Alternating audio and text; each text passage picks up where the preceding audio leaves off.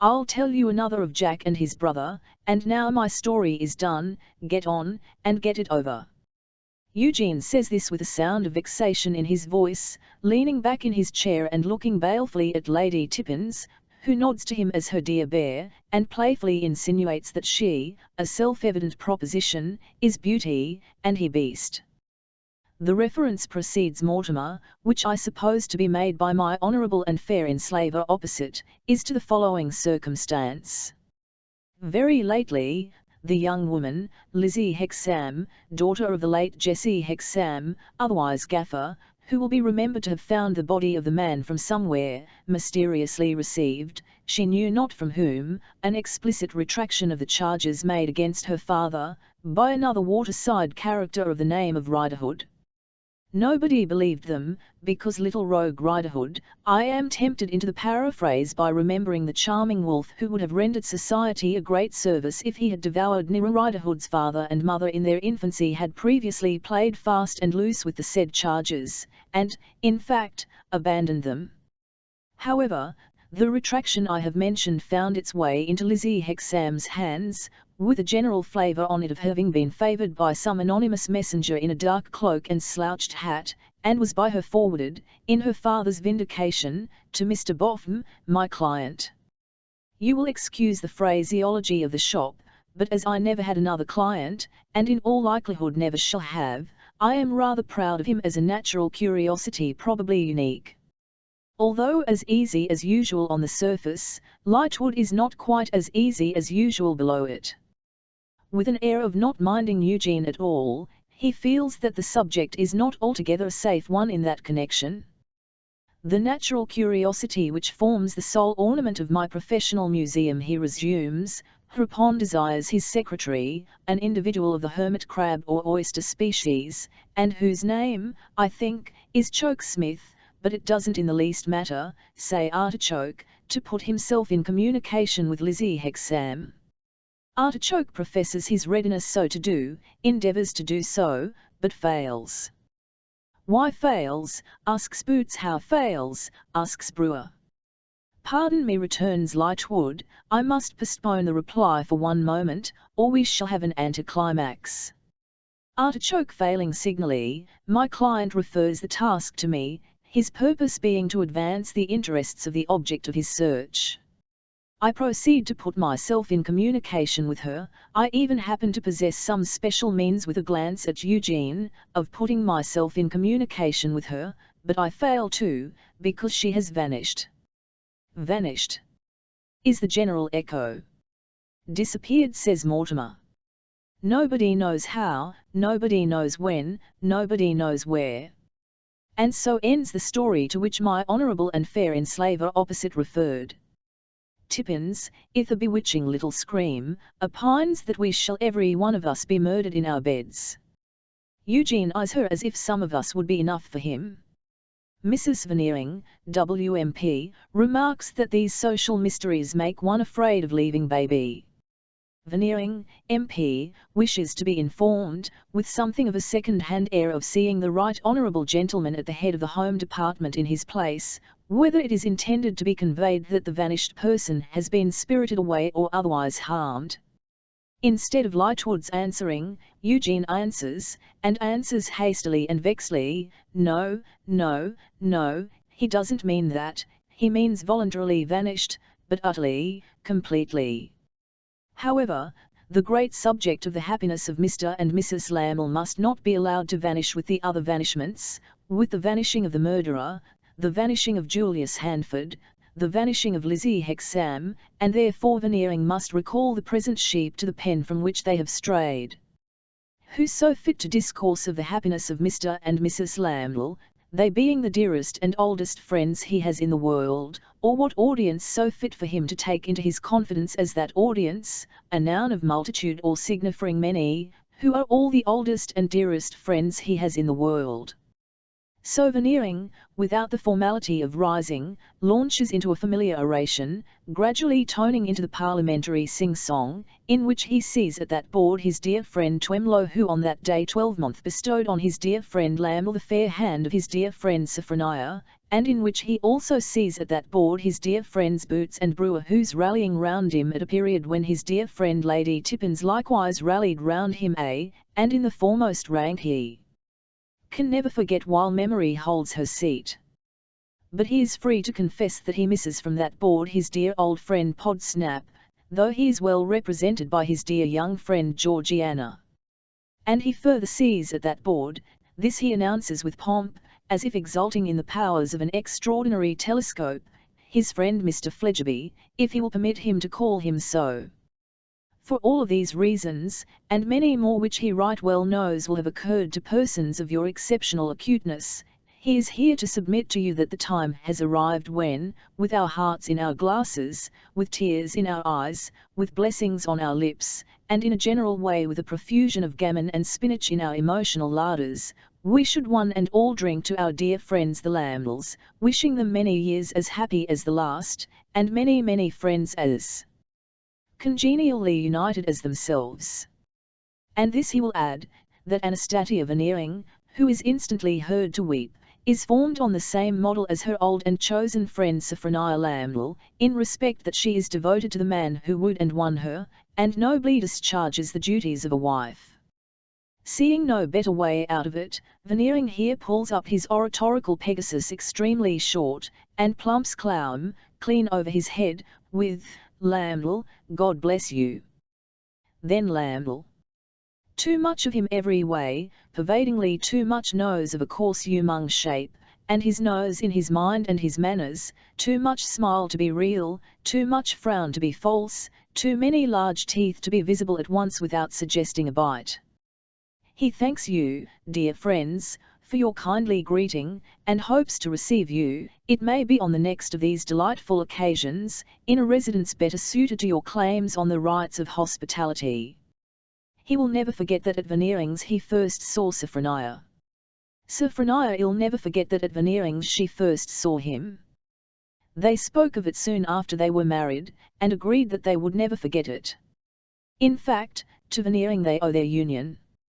They hope to show their sense of this some day, no, from Veneering, oh yes, and let him rely upon it, they will if they can.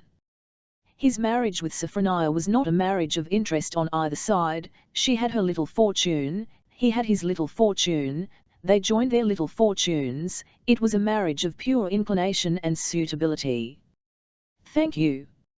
Sophronia and he are fond of the society of young people, but he is not sure that their house would be a good house for young people proposing to remain single, since the contemplation of its domestic bliss might induce them to change their minds.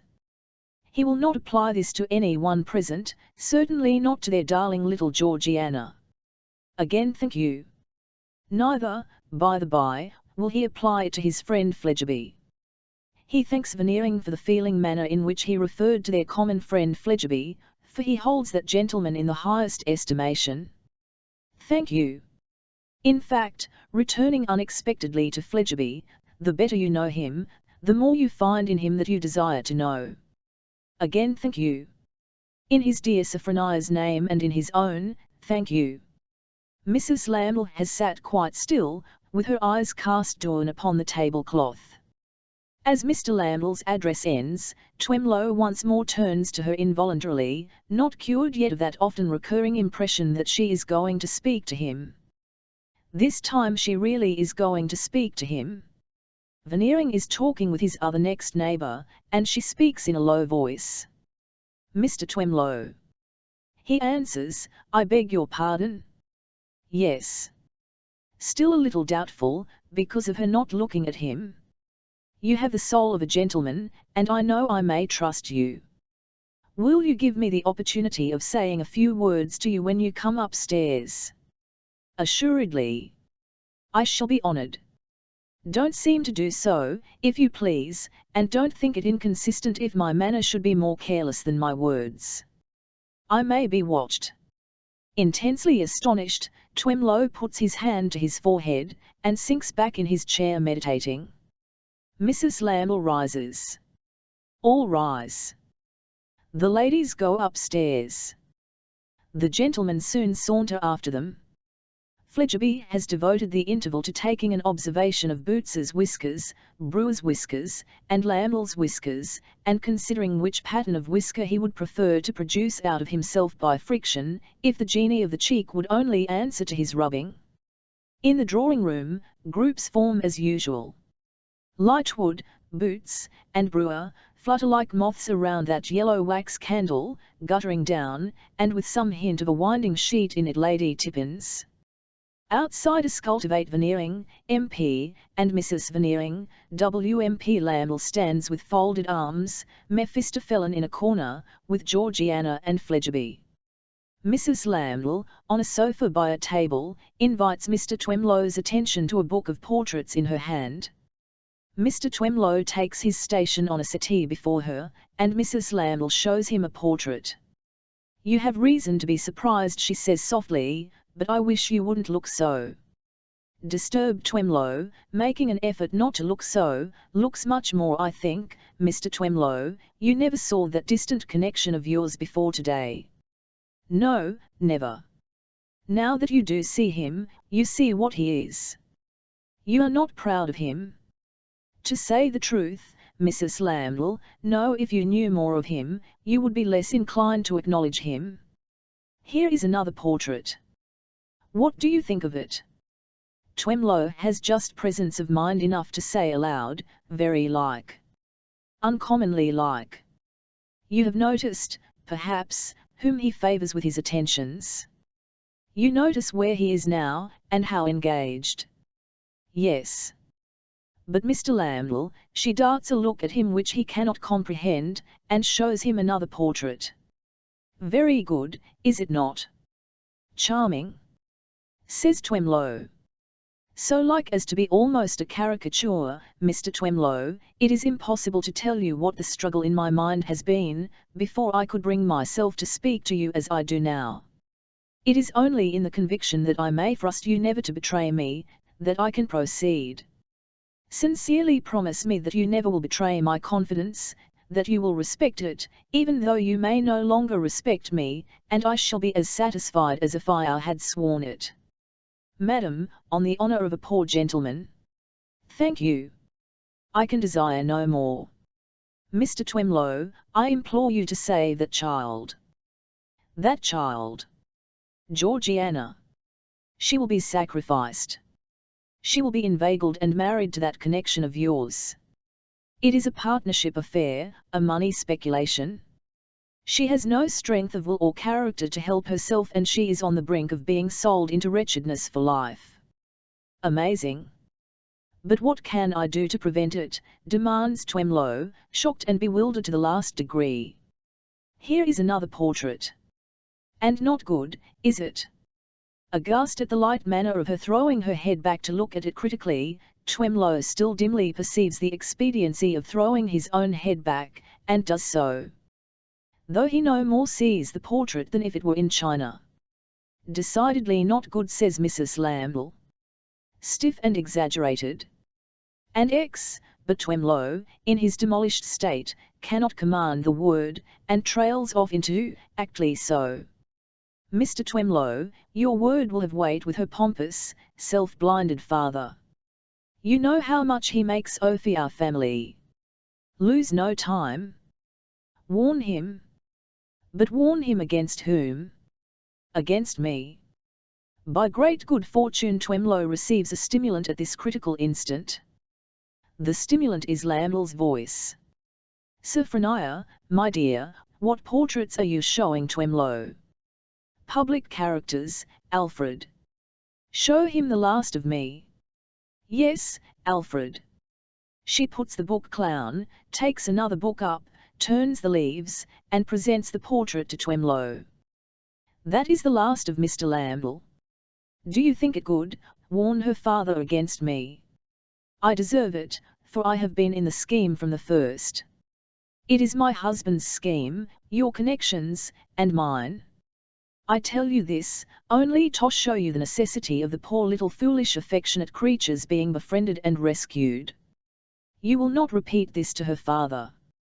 You will spare me so far, and spare my husband. For, though this celebration of today is all a mockery, he is my husband, and we must live. Do you think it like? Twemlow, in a stunned condition, feigns to compare the portrait in his hand with the original looking towards him from his Mephistophelan corner. Very well indeed, are at length the words which Twemlow with great difficulty extracts from himself. I am glad you think so. On the whole, I myself consider it the best. The others are so dark. Now here, for instance, is another of Mr. Lambdell, but I don't understand, I don't see my way. Twemlow stammers, as he falters over the book with his glass at his eye. How warn her father, and not tell him? Tell him how much? Tell him how little? I am getting lost. Tell him I am a matchmaker, tell him I am an artful and designing woman, tell him you are sure his daughter is best out of my house and my company. Tell him any such things of me, they will all be Hugh. You know what a puffed-up man he is, and how easily you can cause his vanity to take the alarm. Tell him as much as will give him the alarm and make him careful of her, and spare me the rest. Mr. Twemlow, I feel my sudden degradation in your eyes. Familiar as I am with my degradation in my own eyes, I keenly feel the change that must have come upon me in yours, in these last few moments. But I trust your good faith with me as implicitly as when I began. If you knew how often I have tried to speak to you today, you would almost pity me. I want no new promise from you on my own account, for I am satisfied, and I always shall be satisfied, with the promise you have given me. I can venture to say no more, for I see that I am watched. If you would set my mind at rest with the assurance that you will interpose with the father and save this harmless girl, close that book before you return it to me, and I shall know what you mean, and deeply thank you in my hem, Alfred. Mr. Twemlow thinks the last one the best, and quite agrees with you and me. Alfred advances. The groups break up. Lady Tippins rises to go, and Nearest Veneering follows her leader. For the moment, Mrs. Lambdell does not turn to them, but remains looking at Twemlow, looking at Alfred's portrait through his eyeglass. The moment past, Twemlow drops his eyeglass at its ribbon's length, rises, and closes the book with an emphasis which makes that fragile nursling of the fairies, Tippins, start. Then goodbye, and charming occasion worthy of the golden age, and more about the flitch of bacon, and the like of that, and Twemlow goes staggerm across Piccadilly with his hand to his forehead, and is nearly run down by a flushed letter cart, and at last drops safe in his easy chair, innocent good gentleman, with his hand to his forehead still, and his head in a whirl. Book.4 along Lane Chapter 1 lodges in Queer Street. It was a foggy day in London, and the fog was heavy and dark. Animate London, with smarting eyes and irritated lungs, was blinking, wheezing, and choking. Inanimate London was a sooty spectre, divided in purpose between being visible and invisible, and so being wholly neither. Gaslights flared in the shops with a haggard and unblessed air, as knowing themselves to be night creatures that had no business abroad under the sun, while the sun itself, when it was for a few moments dimly indicated through circling eddies of fog, showed as if it had gone out and were collapsing flat and cold. Even in the surrounding country it was a foggy day, but there the fog was grey, whereas in London it was, at about the boundary line, dark yellow, and a little within it brown, and then browner, until at the heart of the city, which calls St. Mary Axe, it was rusty black. From any point of the high ridge of land northward, it might have been discerned that the loftiest buildings made an occasional struggle to get their heads above the foggy sea, and especially that the great dome of St. Paul's seemed to die hard, but this was not perceivable in the streets at their feet, where the whole metropolis was a heap of vapour charged with muffled sound of wheels, and enfolding a gigantic catarrh. At 9 o'clock on such a morning, the place of business of Pubsey and Company was not the liveliest object even in St. Mary Axe, which is not a very lively spot, with a sobbing gaslight in the counting-house window, and a burglarious stream of fog creeping in to strangle it through the keyhole of the main door. But the light went out, and the main door opened, and Ria came forth with a bag under his arm. Almost in the act of coming out at the door, Ria went into the fog, and was lost to the eyes of St. Mary Axe. But the eyes of this history can follow him westward, by Cornhill, Cheapside, Fleet Street, and the Strand, to Piccadilly and the Albany. Thither he went at his grave and measured pace, staff in hand, skirt at heel, and more than one head, turning to look back at his venerable figure already lost in the mist, supposed it to be some ordinary figure indistinctly seen, which fancy and the fog had worked into that passing likeness. Arrived at the house in which his master's chambers were on the second floor, Rea proceeded up the stairs, and paused at Fascination Fledgeby's door. Making free with neither bell nor knocker, he struck upon the door with the top of his staff, and, having listened, sat down on the threshold. It was characteristic of his habitual submission, that he sat down on the raw dark staircase, as many of his ancestors had probably sat down in dungeons, taking what befell him as it might befall. After a time, when he had grown so cold as to be fain to blow upon his fingers, he arose and knocked with his staff again, and listened again, and again sat down to wait. Thrice he repeated these actions before his listening ears were greeted by the voice of Fledgeby, calling from his bed, "Hold your row, I'll come and open the door directly." But, in lieu of coming directly, he fell into a sweet sleep for some quarter of an hour more, during which added interval Rea sat upon the stairs and waited with perfect patience. At length the door stood open, and Mr. Fledgeby's retreating drapery plunged into bed again. Following it at a respectful distance, Rea passed into the bedchamber, where a fire had been some time lighted, and was burning briskly. "Why, what time of night do you mean to call it?" inquired Fledgeby, turning away beneath the clothes, and presenting a comfortable rampart of shoulder to the chilled figure of the old man. "Sir, it is full 10:30 in the morning." "The deuce it is! Then it must be precious foggy?" "Very foggy, sir." "And raw, then?" "Chill and bitter," said Rea, drawing out a handkerchief, and wiping the moisture from his beard and long grey hair as he stood on the verge of the rug, with his eyes on the acceptable fire. With a plunge of enjoyment, Fledgeby settled himself afresh. "Any snow, or sleet, or slush, or anything of that sort?" he asked. "No, sir, no. Not quite so bad as that. The streets are pretty clean." "You needn't brag about it," returned Fledgeby, disappointed in his desire to heighten the contrast between his bed and the streets. "But you're always bragging about something. Got the books there?" "They are here, sir." "All right. I'll turn the general subject over in my mind for a minute or two, and while I'm about it you can empty your bag and get ready for me." With another comfortable plunge, Mr. Fledgeby fell asleep again. The old man, having obeyed his directions, sat down on the edge of a chair, and, folding his hands before him, gradually yielded to the influence of the warmth, and dozed. He was roused by Mr. Fledgeby's appearing erect at the foot of the bed, in Turkish slippers, rose-coloured Turkish trousers, got cheap from somebody who had cheated some other somebody out of them, and a goom and cap to correspond. In that costume he would have left nothing to be desired, if he had been further fitted out with a bottomless chair, a lantern, and a bunch of matches.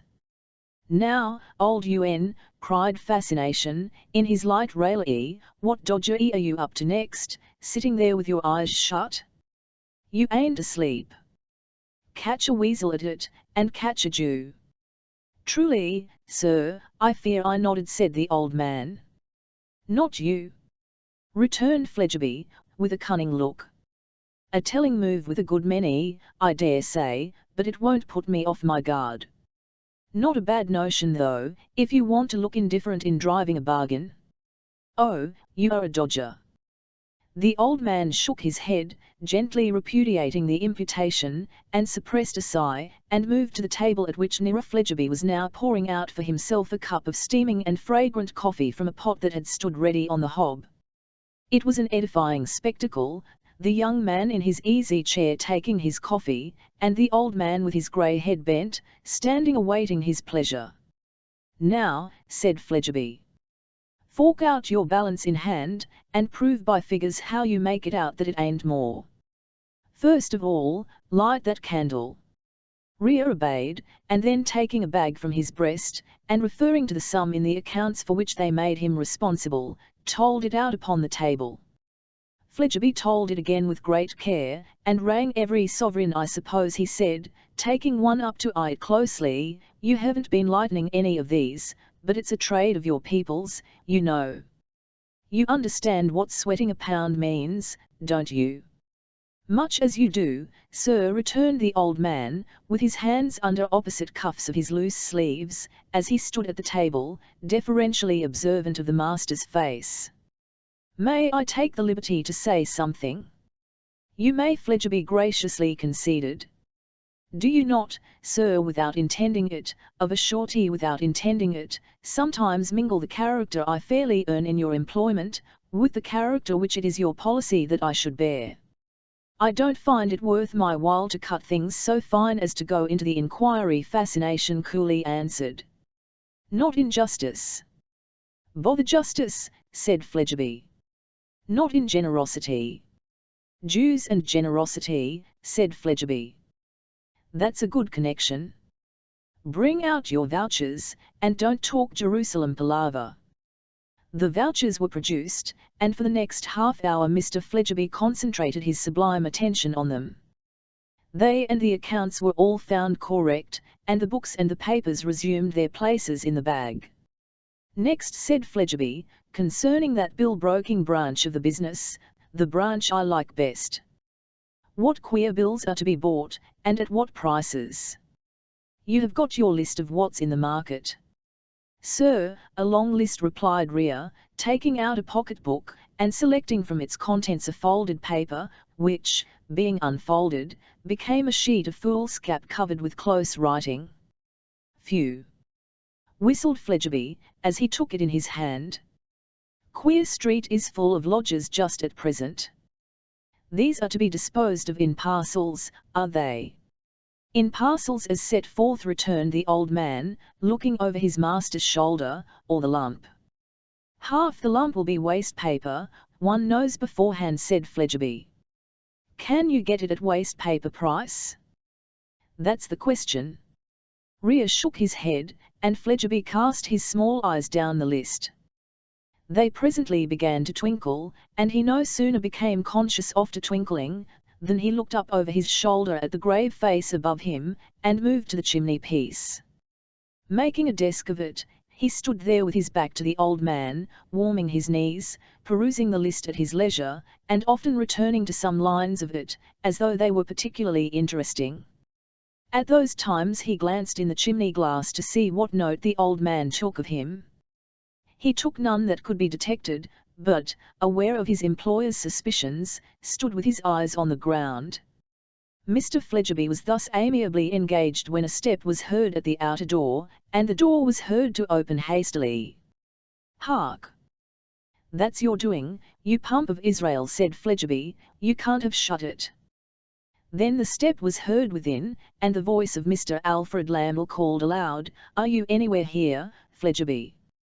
To which Fledgeby, after cautioning Rhea in a low voice to take his cue as it should be given him, replied, Here I am.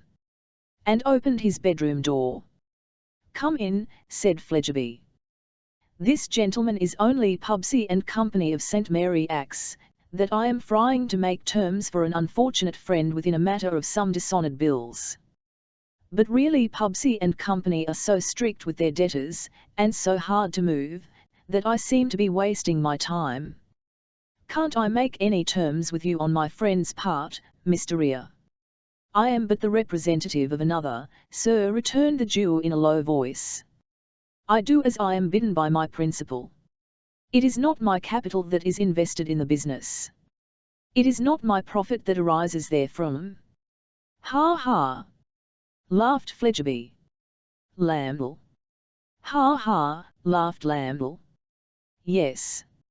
Of course. We know.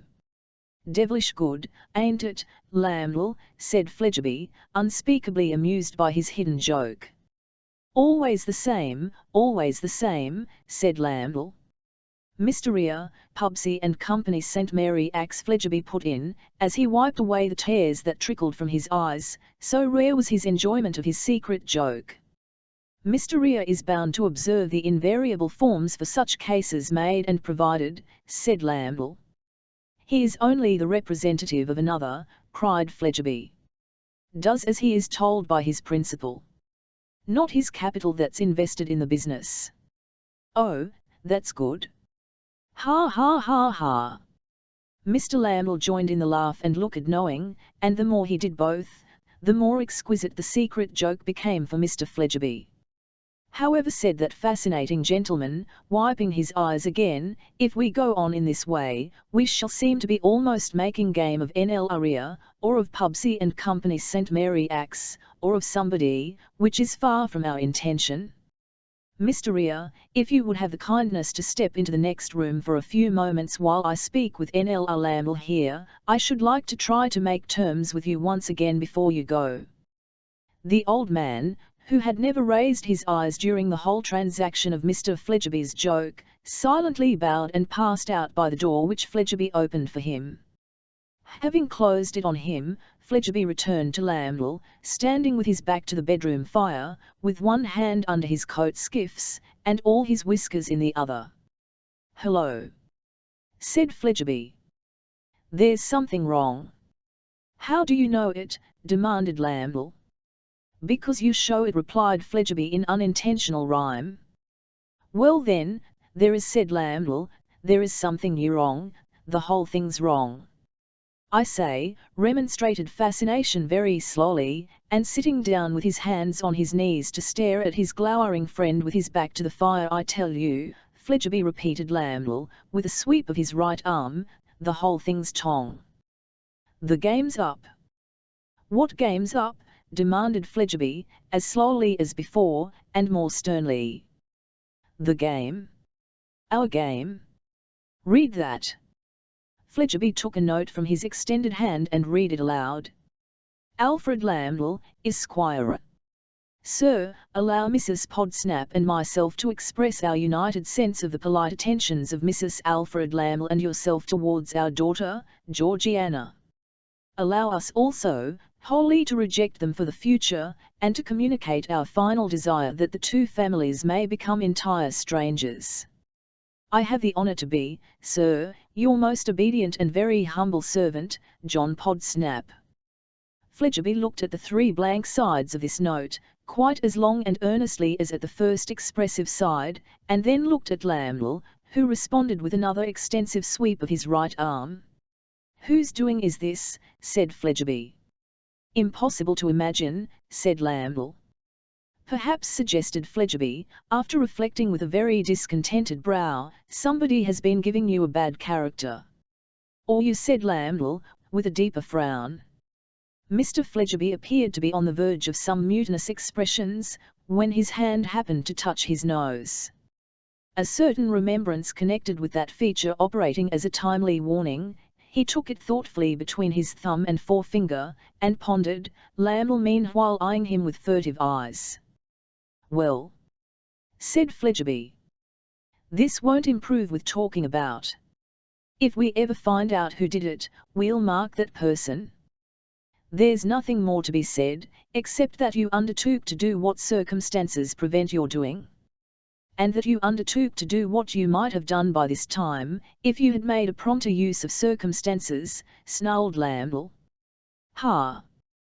That," remarked Fledgeby, with his hands in the Turkish trousers, "is matter of opinion." "Mr. Fledgeby," said Lamble, in a bullying tone, "am I to understand that you in any way reflect upon me, or hint dissatisfaction with me, in this?" "No," said Fledgeby, "provided you have brought my promissory note in your pocket, and now hand it over." Lamble produced it, not without reluctance. Fledgeby looked at it, identified it, twisted it up, and threw it into the fire. They both looked at it as it blazed, went out, and flew in feathery ash up the chimney. "Now, Mr. Fledgeby," said Lamble, as before, "am I to understand that you in any way reflect upon me, or hint dissatisfaction with me, in this?" "No," said Fledgeby. "Finally and unreservedly no." "Yes." Fledgeby, my hand. Mr. Fledgeby took it, saying, and if we ever find out who did this, we'll mark that person.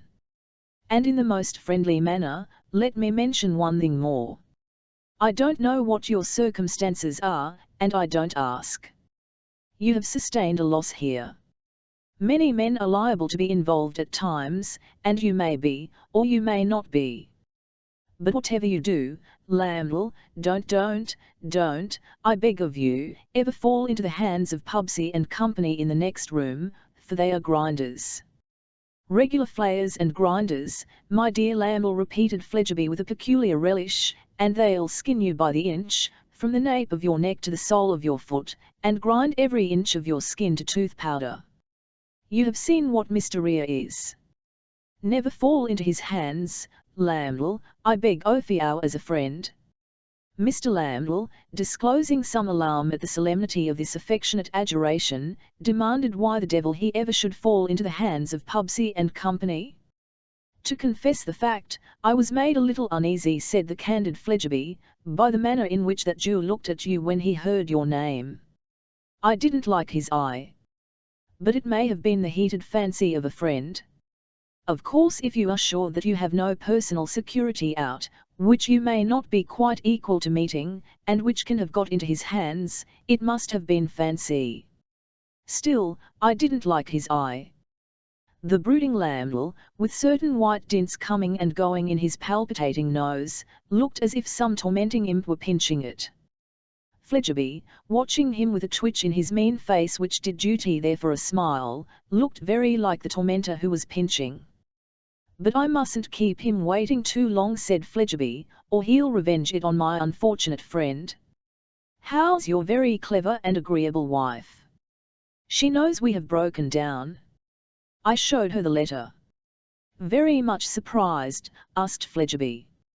I think she would have been more so, answered Lambel, been more go in you. Oh, she lays it upon me, then. Mr. Fledgeby, I will not have my words misconstrued. If there had, don't break out, Lambel urged Fledgeby, in a submissive tone, because there's no occasion. I only asked a question. Then she don't lay it upon me? To ask another question. No, sir, very good, said Fledgeby, plainly seeing that she did. My compliments to her. Goodbye. They shook hands, and Lambel strode out pondering. Fledgeby saw him into the fog, and, returning to the fire and musing with his face to it, stretched the legs of the rose-coloured Turkish trousers wide apart, and meditatively bent his knees, as if he were going down upon them. You have a pair of whiskers, Lambel, which I never liked, murmured Fledgeby, and which money can't produce. You are boastful of your manners and your conversation. You wanted to pull my nose, and you have let me in for a failure, and your wife says I am the cause of it. I'll bowl you down. I will, though I have no whiskers. Here he rubbed the places where they were due, and no manners, and no conversation. Having thus relieved his noble mind, he collected the legs of the Turkish trousers, straightened himself on his knees, and called out to Rea in the next room, "Hello, you sir." At sight of the old man re-entering with a gentleness monstrously in contrast with the character he had given him, Mr. Fledgeby was so tickled again, that he exclaimed, laughing, "Good! Good! Upon my soul it is uncommon good." "Now, old UN," proceeded Fledgeby, when he had had his laugh out, "you'll buy up these lots that I mark with my pencil.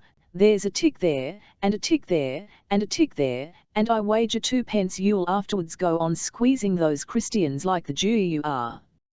Now, next you'll want a cheque, or you'll say you want it, though you've capital enough somewhere, if one only knew where, but you'd be peppered and salted and grilled on a gridiron before you'd own to it, and that cheque I'll write." When he had unlocked a drawer and taken a key from it to open another drawer, in which was another key that opened another drawer, in which was another key that opened another drawer, in which was the cheque book, and when he had written the cheque, and when, reversing the key and drawer process, he had placed his cheque book in safety again, he beckoned the old man, with the folded cheque, to come and take it. "Old UN," said Fledgeby, when the Jew had put it in his pocket-book, and was putting that in the breast of his outer garment, so much at present for my affairs. Now a word about affairs that are not exactly mine.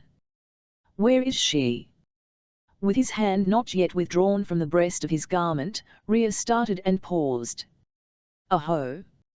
said Fledgeby. "Didn't expect it. Have you hidden her?" Showing that he was taken by surprise, the old man looked at his master with some passing confusion, which the master highly enjoyed. "Is she in the house I pay rent and taxes for in St. Mary Axe?" demanded Fledgeby. "No, sir." "Is she in your garden up atop of that house, gone up to be dead, or whatever the game is?" asked Fledgeby. "No, sir." "Where is she then?"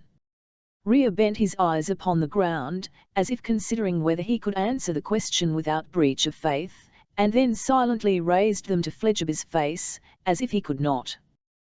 "Come," said Fledgeby. "I won't press that just now. But I want to know this, and I'll know this, mind you. What are you up to?"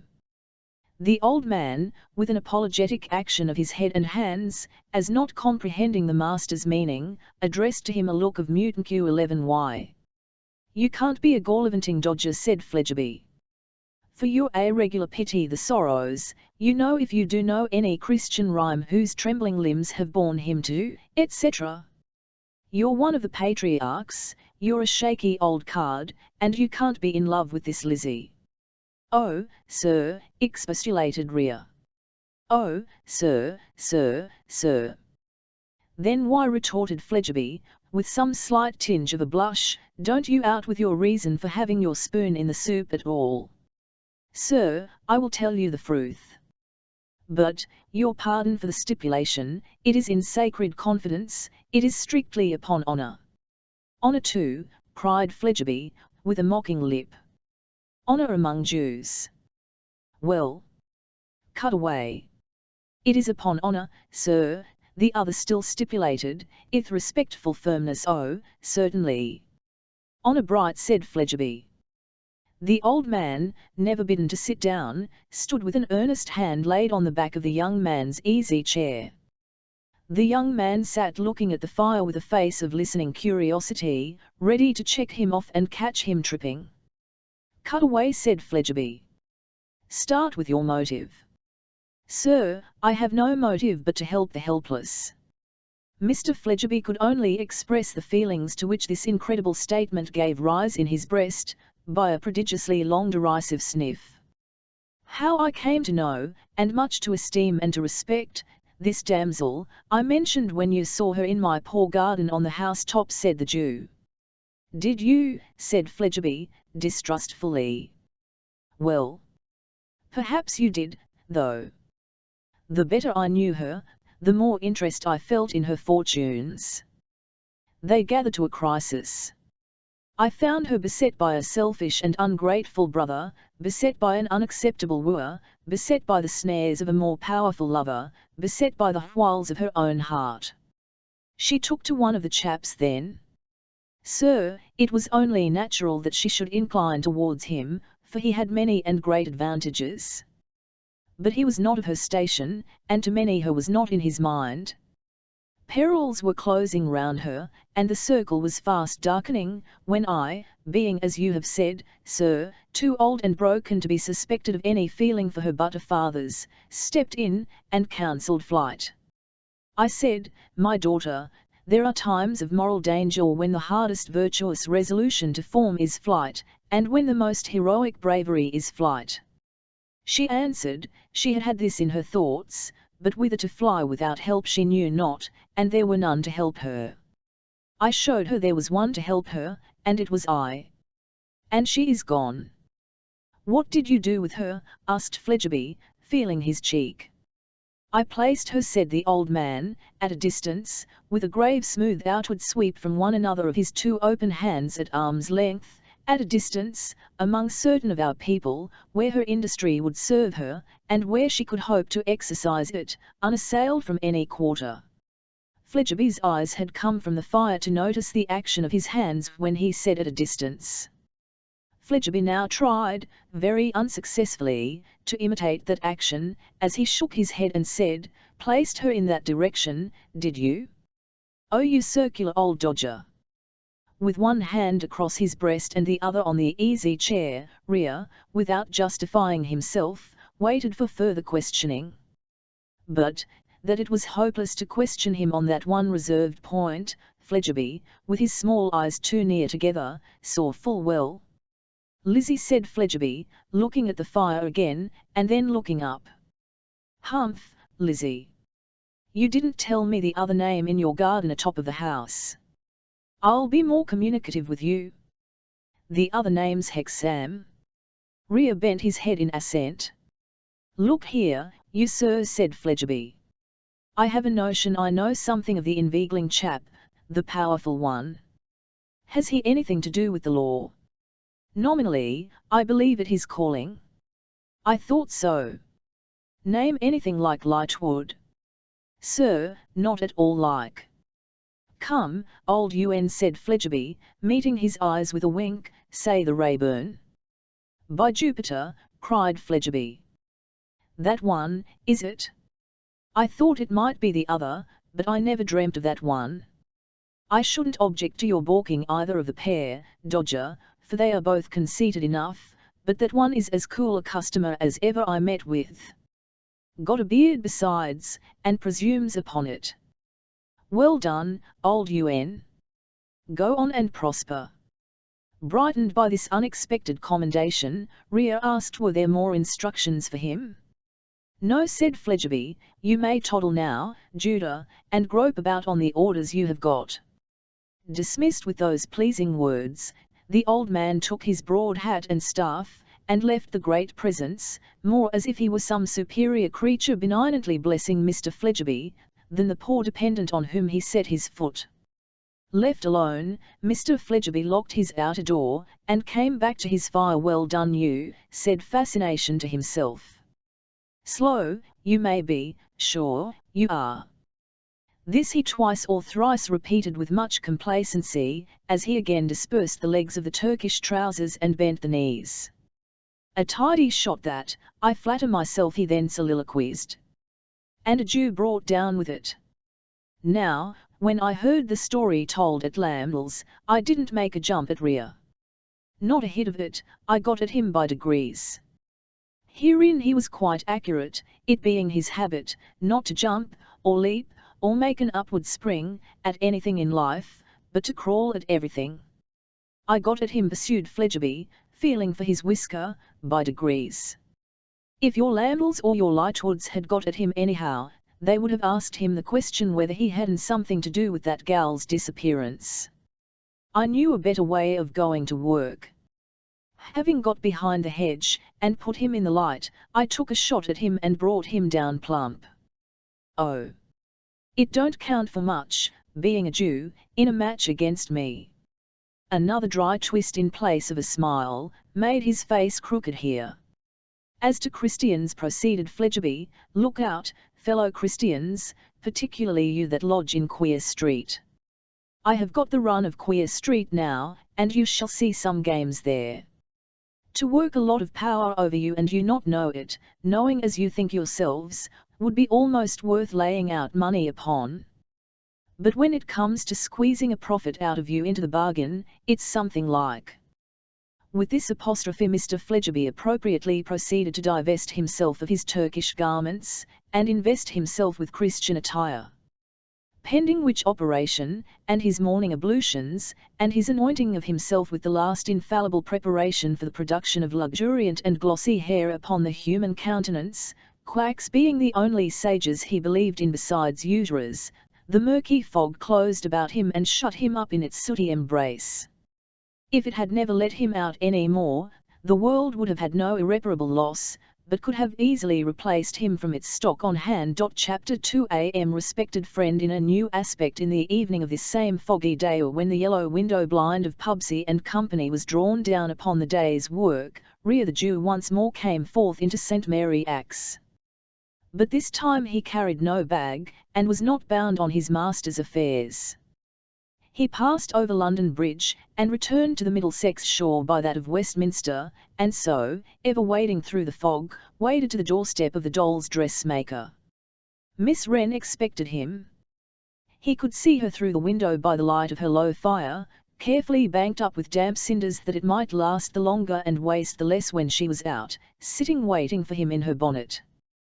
His tap at the glass roused her from the musing solitude in which she sat, and she came to the door to open it, aiding her steps with a little crutch stick. "Good evening, godmother," said Miss Jenny Wren. The old man laughed, and gave her his arm to lean on. "Won't you come in and warm yourself, godmother?" asked Miss Jenny Wren. "Not if you are ready, Cinderella, my dear." "Well," exclaimed Miss Wren, delighted. "Now you are a clever old boy. If we gave prizes at this establishment, but we only keep blanks, you should have the first silver medal, for taking me up so quick." As she spake thus, Miss Wren removed the key of the house door from the keyhole and put it in her pocket, and then bustlingly closed the door, and tried it as they both stood on the step. Satisfied that her dwelling was safe, she drew one hand through the old man's arm and prepared to ply her crutch stick with the other. But the key was an instrument of such gigantic proportions, that before they started Rhea proposed to carry it. "No, no, no. I'll caney it myself," returned Miss Wren. "I'm awfully lopsided, you know, and stowed down in my pocket it'll trim the ship. Tolle you into a secret, godmother, I wear my pocket on my high side, o' purpose." With that they began their plodding through the fog. "Yes, it was truly sharp of you, godmother," resumed Miss Wren with great approbation, "to understand me. But, you see, you are so like the fairy godmother in the bright little books. You look so unlike the rest of people, and so much as if you had changed yourself into that shape, just this moment, with some benevolent object." "Boh!" cried Miss Jenny, putting her face close to the old man's. "I can see your features, godmother, behind the beard. Does the fancy go to my changing other objects too, Jenny?" "Ah, that it does. If you'd only borrow my stick and tap this piece of pavement, this dirty stone that my foot taps, it would start up a coach and six. I say." "Let's believe so." "With all my heart," replied the good old man. "And I'll tell you what I must ask you to do, godmother. I must ask you to be so kind as give my child a tap, and change him altogether. Oh, my child has been such a bad child of late. It worries me nearly out of my wits, not done a stroke of work these 10 days. Has had the horrors, too, and fancied that 4 copper-coloured men in red wanted to throw him into a fiery furnace. But that's dangerous, Jenny." "Dangerous, godmother? My child is always dangerous, more or less. He might," here the little creature glanced back over her shoulder at the sky, "be setting the house on fire at this present moment. I don't know who would have a child, for my part. It's no use shaking him. I have shaken him till I have made myself giddy. Why don't you mind your commandments and honour your parent, you naughty old boy? I said to him all the time. But he only whimpered and stared at me." "What shall be changed, after him?" asked Rhea in a compassionately playful voice. "Upon my word, godmother, I am afraid I must be selfish next, and get you to set me right in the back and the legs. It's a little thing to you with your power, godmother, but it's a great deal to poor weak aching me." There was no querulous complaining in the words, but they were not the less touching for that. "And then?" "Yes, and then, you know, godmother. We'll both jump up into the coach and six and go to Lizzie. This reminds me, godmother, to ask you a serious question. You are as wise can be, having been brought up by the fairies, and you can tell me this: is it better to have had a good thing and lost it, or never to have had it? Explain, goddaughter. I feel so much more solitary and helpless without Lizzie now, than I used to feel before I knew her." Tears were in her eyes as she said so. Some beloved companionship fades out of most lives, my dear, said the Jew.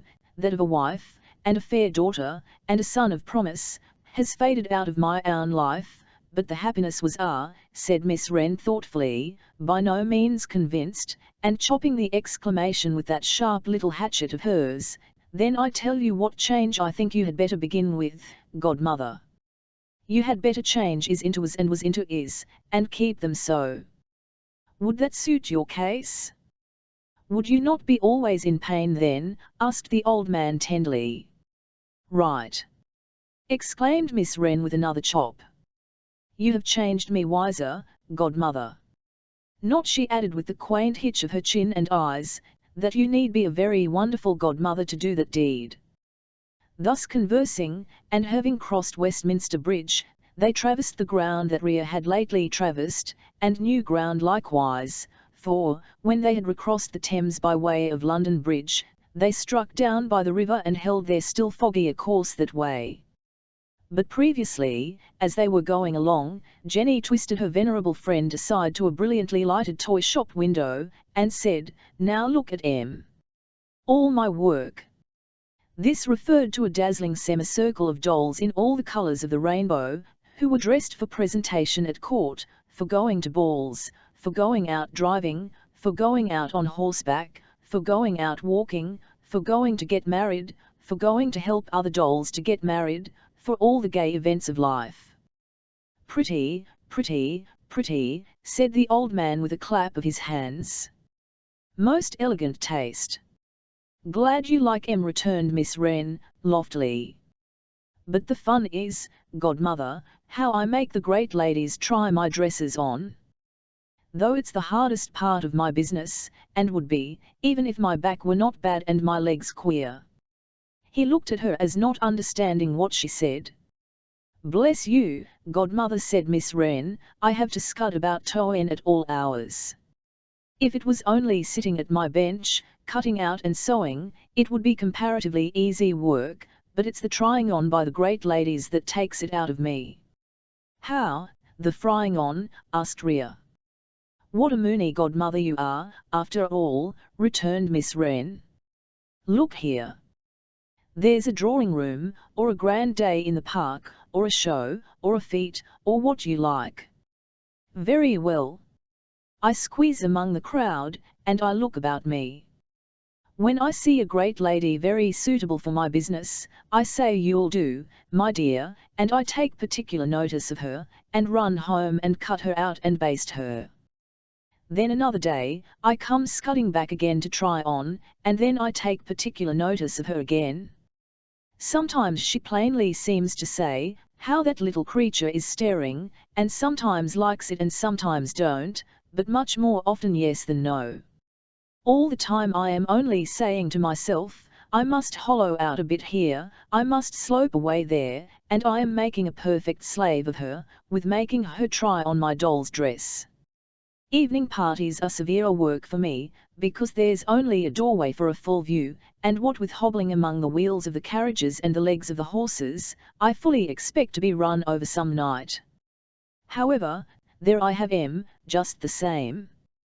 When they go bobbing into the hall from the carriage, and catch a glimpse of my little physiognomy poked out from behind a policeman's cape in the rain, I dare say they think I am wondering and admiring with all my eyes and heart, but they little think they are only working for my dolls. There was Lady Belinda Whitrose. I made her do double duty in one night. I said when she came out of the carriage, you 11 do, my dear, and I ran straight home and cut her out and basted her. Back I came again, and waited behind the men that called the carriages. Very bad night too. At last, Lady Belinda Whitrose's carriage. Lady Belinda Whitrose coming down.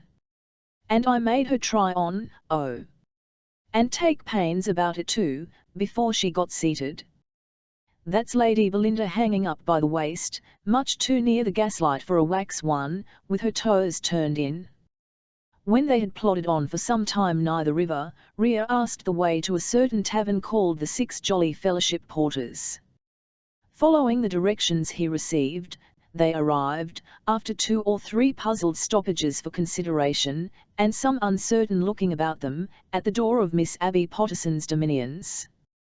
A peep through the glass portion of the door revealed to them the glories of the bar, and Miss Abby herself seated in state on her snug throne, reading the newspaper. To whom, with deference, they presented themselves. Taking her eyes off her newspaper, and pausing with a suspended expression of countenance, as if she must finish the paragraph in hand before undertaking any other business whatever, Miss Abby demanded, with some slight asperity, "Now then, what's for you?" "Could we see Miss Potterson?" asked the old man, uncovering his head. "You not only could, but you can and you do," replied the hostess. "Might we speak with you, madam?" By this time Miss Abby's eyes had possessed themselves of the small figure of Miss Jenny Wren. For the closer observation of which, Miss Abby laid aside her newspaper, rose, and looked over the half-door of the bar. The crutch stick seemed to entreat for its owner leave to come in and rest by the fire, so Miss Abby opened the half-door, and said, as though replying to the crutch stick, "Yes, come in and rest by the fire." "My name is Rhea," said the old man, with courteous action, "and my avocation is in London City." "This, my young companion—" "Stop a bit," interposed Miss Wren. "I'll give the lady my card." She produced it from her pocket with an air, after struggling with the gigantic door key which had got upon the top of it and kept it down. Miss Abby, with manifest tokens of astonishment, took the diminutive document, and found it to run concisely thus: "Lud!" exclaimed Miss Potterson, staring, and dropped the card. "We take the liberty of coming, my young companion and I, madam," said Rhea, "on behalf of Lizzie Hexam." Miss Potterson was stooping to loosen the bonnet strings of the doll's dressmaker. She looked round rather angrily, and said, "Lizzie Hexam is a very proud young woman." "She would be so proud," returned Rhea, dexterously, "to stand well in your good opinion, that before she quitted London for where, in the name of the Cape of Good Hope?"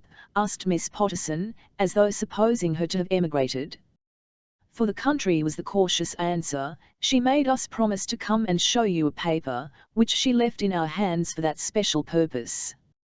I am an unserviceable friend of hers, who began to know her after her departure from this neighbourhood. She has been for some time living with my young companion, and has been a helpful and a comfortable friend to her. Much needed, madam," he added, in a lower voice. "Believe me, if you knew all, much needed."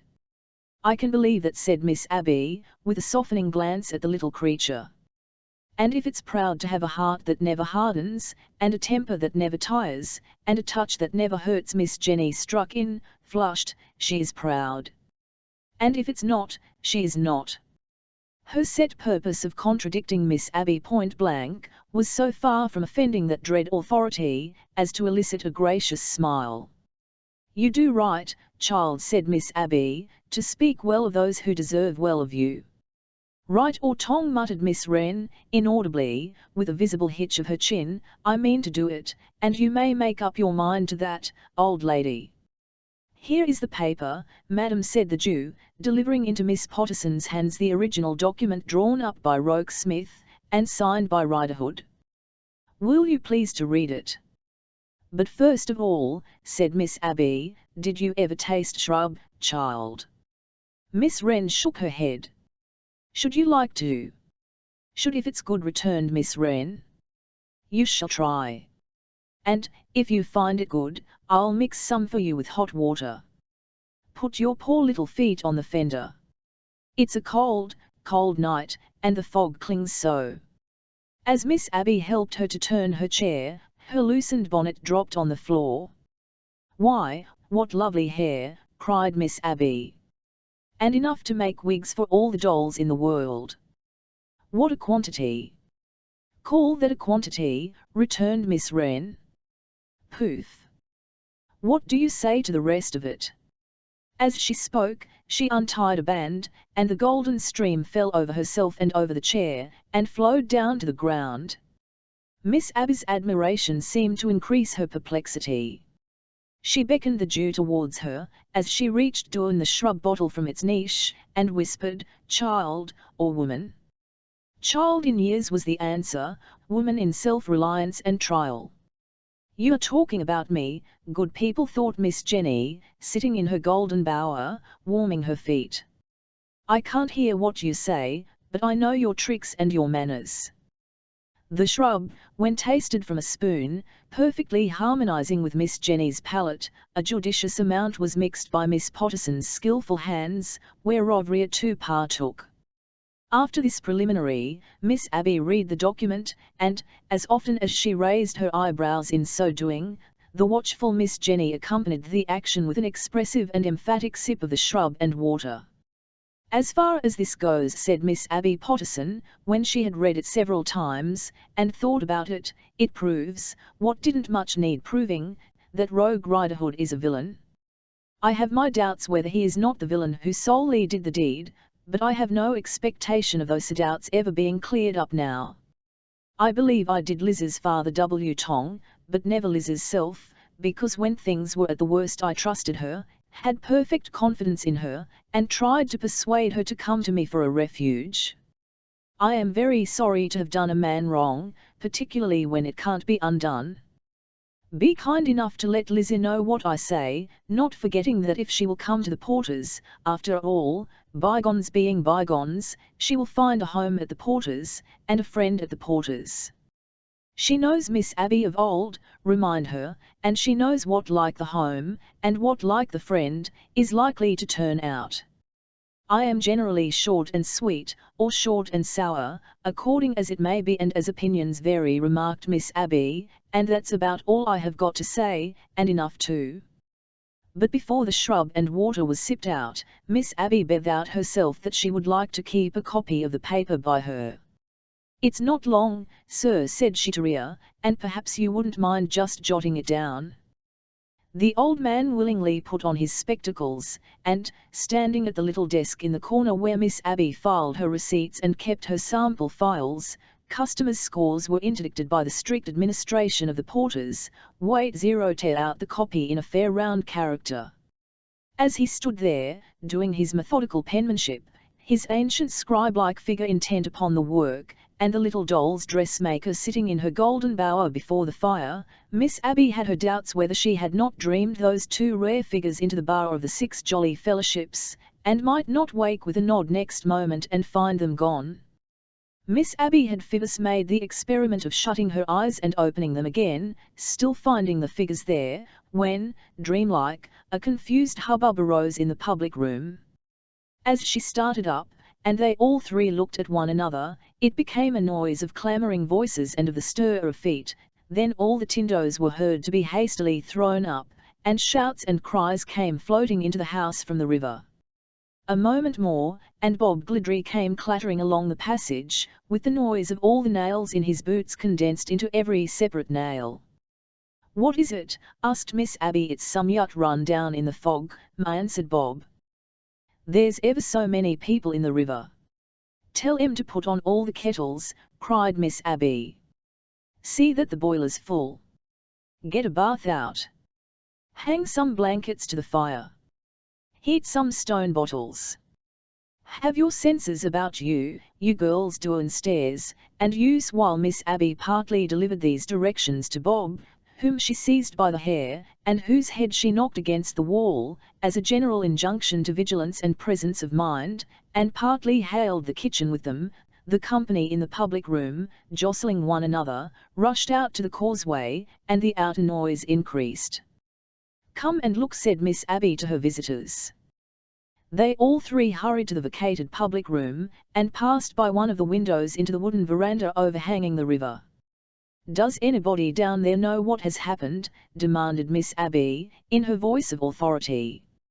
"It's a steamer," Miss Abby cried one blurred figure in the fog. "It always is a steamer," Miss Abby cried another. "Them's her lights, Miss Abby, what you see a blinking yonder," cried another. "She's a blowing off her steam, Miss Abby, and that's what makes the fog and the noise worse, don't you see," explained another. Boats were putting off, torches were lighting up, people were rushing tumultuously to the water's edge. Some man fell in with a splash, and was pulled out again with a roar of laughter. The drags were called for. A cry for the lifebuoy passed from mouth to mouth. It was impossible to make out what was going on upon the river, for every boat that put off sculled into the fog and was lost to view at a boat's length. Nothing was clear but that the unpopular steamer was assailed with reproaches on all sides. She was the murderer, bound for Gallows Bay; she was the manslaughterer, bound for penal settlement; her captain ought to be tried for his life; her crew ran down men in rowboats with a relish; she mashed up Thames lightermen with her paddles; she fired property with her funnels; she always was, and she always would be, wreaking destruction upon somebody or something, after the manner of all her kind. The whole bulk of the fog teemed with such taunts, uttered in tones of universal hoarseness.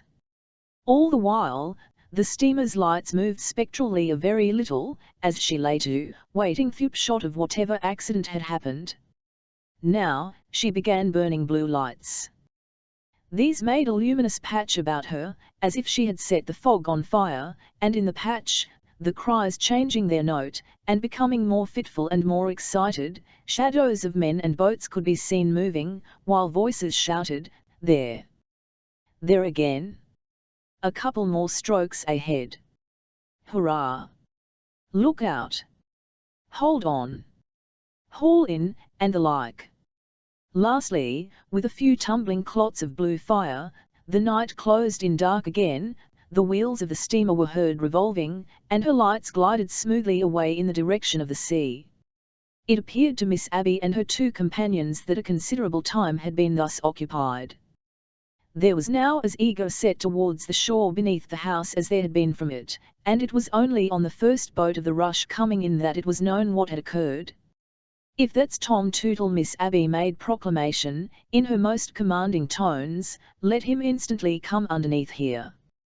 The submissive Tom complied, attended by a crowd. "What is it, Tootle?" demanded Miss Abby. "It's a foreign steamer, miss, run down a wherry." "How many in the wherry?" "One man, Miss Abby." "Found?" "Yes." "He's been under water a long time, miss, but they've grappled up the body." "Let him bring it here." "You, Bob Glidry, shut the house door and stand by it on the inside, and don't you open till I tell you." "Any police down there?" "Here," Miss Abby was official rejoinder. "After they have brought the body in, keep the crowd out, will you? And help Bob Glidry to shut 'em out." "All right, Miss Abby." The autocratic landlady withdrew into the house with Rhea and Miss Jenny, and disposed those forces, one on either side of her, within the half-door of the bar. "As behind a breastwork you two stand close here," said Miss Abby, "and you'll come to no hurt, and see it brought in. Bob, you stand by the door." That sentinel, smartly giving his rolled shirt sleeves an extra and a final tuck on his shoulders, obeyed. Sound of advancing voices, sound of advancing steps. Shuffle and talk without. Momentary pause. Two peculiarly blunt knocks or pokes at the door, as if the dead man arriving on his back were striking at it with the soles of his motionless feet. "That's the stretcher, or the shutter, whichever of the two they are carrying," said Miss Abby, with experienced ear. "Open, you Bob." Door opened. Heavy tread of laden men. A halt. A rush. Stoppage of rush. Door shut.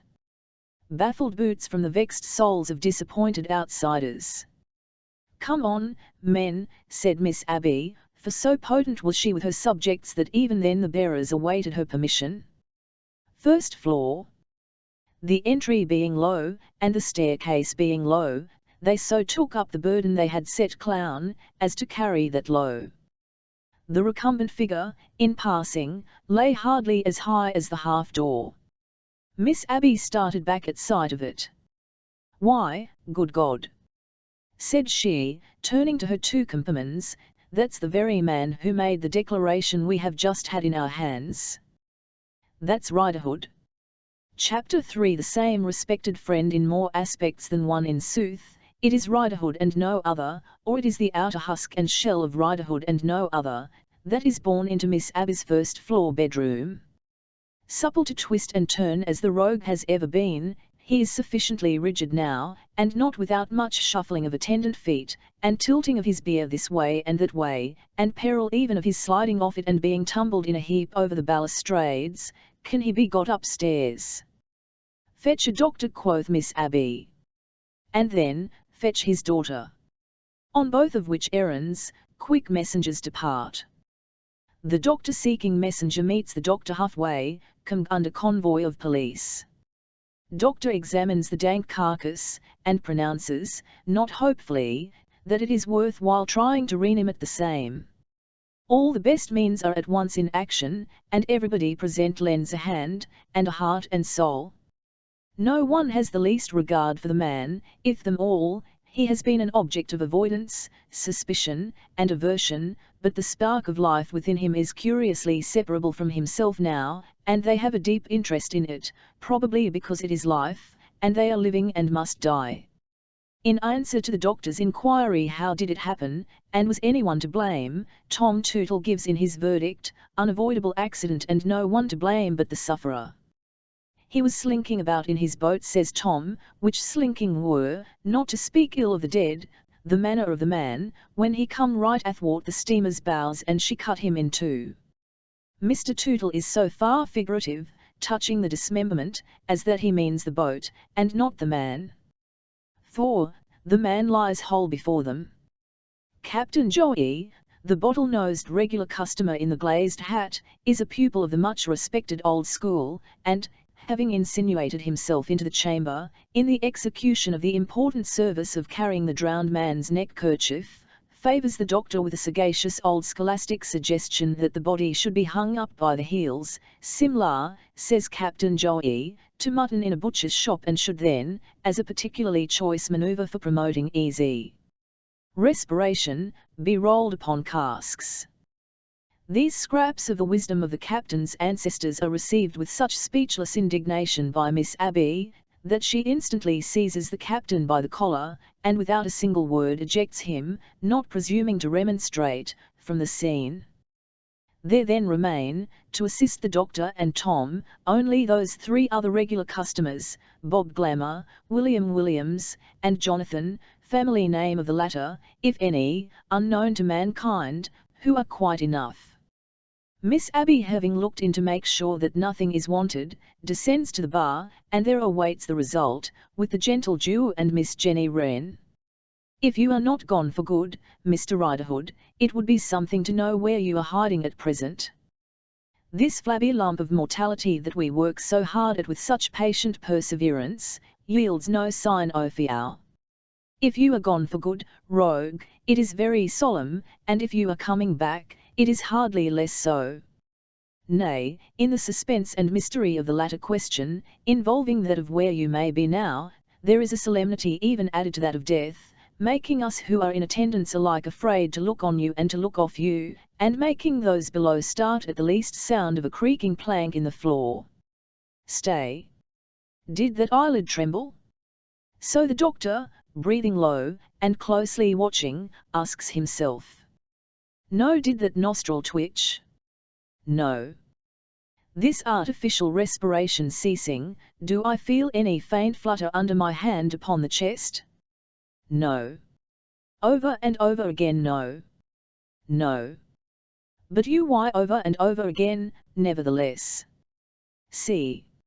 A token of life. An indubitable token of life. The spark may smoulder and go out, or it may glow and expand, but see. The four rough fellows, seeing, shed tears. Neither riderhood in this world, nor riderhood in the other, could draw tears from them, but a striving human soul between the two can do it easily. He is struggling to come back. Now, he is almost here, now he is far away again.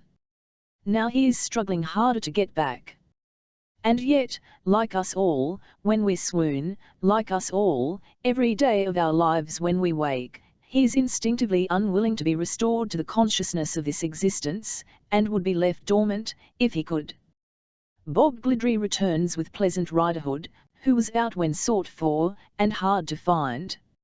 She has a shawl over her head, and her first action, when she takes it off weeping, and curtsies to Miss Abby, is to wind her hair up. "Thank you, Miss Abby, for having father here. I am bound to say, girl, I didn't know who it was," returns Miss Abby, "but I hope it would have been pretty much the same if I had known." Poor Pleasant, fortified with a sip of brandy, is ushered into the first-floor chamber. She could not express much sentiment about her father if she were called upon to pronounce his funeral oration, but she has a greater tenderness for him than he ever had for her, and crying bitterly when she sees him stretched unconscious, asks the doctor, with clasped hands, "Is there no hope, sir? Oh, poor father! Is poor father dead?" To which the doctor, on one knee beside the body, busy and watchful, only rejoins without looking round, "Now, my girl, unless you have the self-command to be perfectly quiet, I cannot allow you to remain in the room." Pleasant, consequently, wipes her eyes with her back hair, which is in fresh need of being wound up, and having got it out of the way, watches with terrified interest all that goes on. Her natural woman's aptitude soon renders her able to give a little help. Anticipating the doctor's want of this or that, she quietly has it ready for him, and so by degrees is entrusted with the charge of supporting her father's head upon her arm. It is something so new to Pleasant to see her father an object of sympathy and interest, to find anyone very willing to tolerate his society in this world, not to say pressingly and soothingly entreating him to belong to it, that it gives her a sensation she never experienced before. Some hazy idea that if affairs could remain thus for a long time it would be a respectable change, floats in her mind. Also some vague idea that the old evil eye droned out of him, and that if he should happily come back to resume his occupation of the empty form that lies upon the bed, his spirit will be altered. In which state of mind she kisses the stony lips, and quite believes that the impassive hand she chafes will revive a tender hand, if it revive sweet delusion for Pleasant Riderhood. But they minister to him with such extraordinary interest, their anxiety is so keen, their vigilance is so great, their excited joy grows so intense as the signs of life strengthen, that how can she resist it, poor thing? And now he begins to breathe naturally, and he stirs, and the doctor declares him to have come back from that inexplicable journey where he stopped on the dark road, and to be here. Tom Tootle, who is nearest to the doctor when he says this, grasps the doctor fervently by the hand.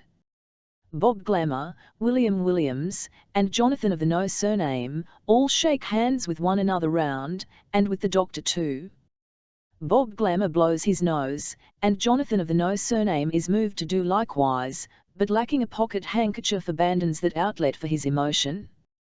Pleasant sheds tears deserving her own name, and her sweet delusion is at its height. There is intelligence in his eyes. He wants to ask a question. He wonders where he is. Tell him. Father, you were run down on the river, and are at Miss Abby Potterson's. He stares at his daughter, stares all around him, closes his eyes, and lies slumbering on her arm. The short-lived delusion begins to fade. The low, bad, unimpressible face is coming up from the depths of the river, or what other depths, to the surface again. As he grows warm, the doctor and the four men cool. As his lineaments soften with life, their faces and their hearts harden to him. He will do now, says the doctor, washing his hands, and looking at the patient with growing disfavor. Many a better man, moralizes Tom Tootle with a gloomy shake of the head, ain't had his luck. It's to be hoped he'll make a better use of his life, says Bob Glamour, than I expect he will. Or than he done afore, adds William Williams. But no, not he, says Jonathan of no surname, clinching the quartet.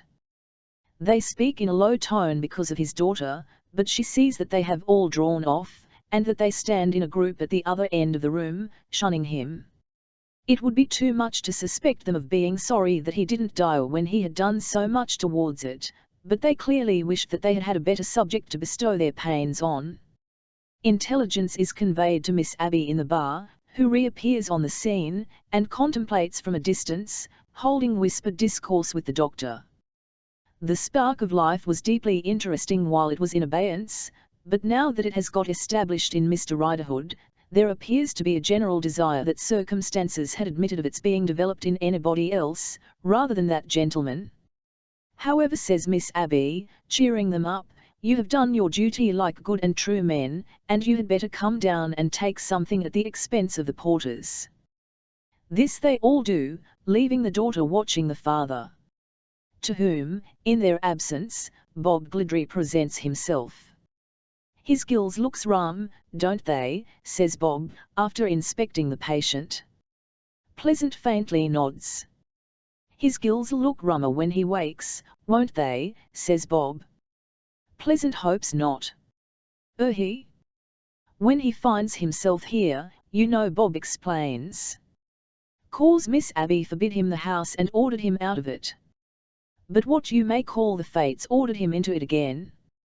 Which is rumness, ain't it?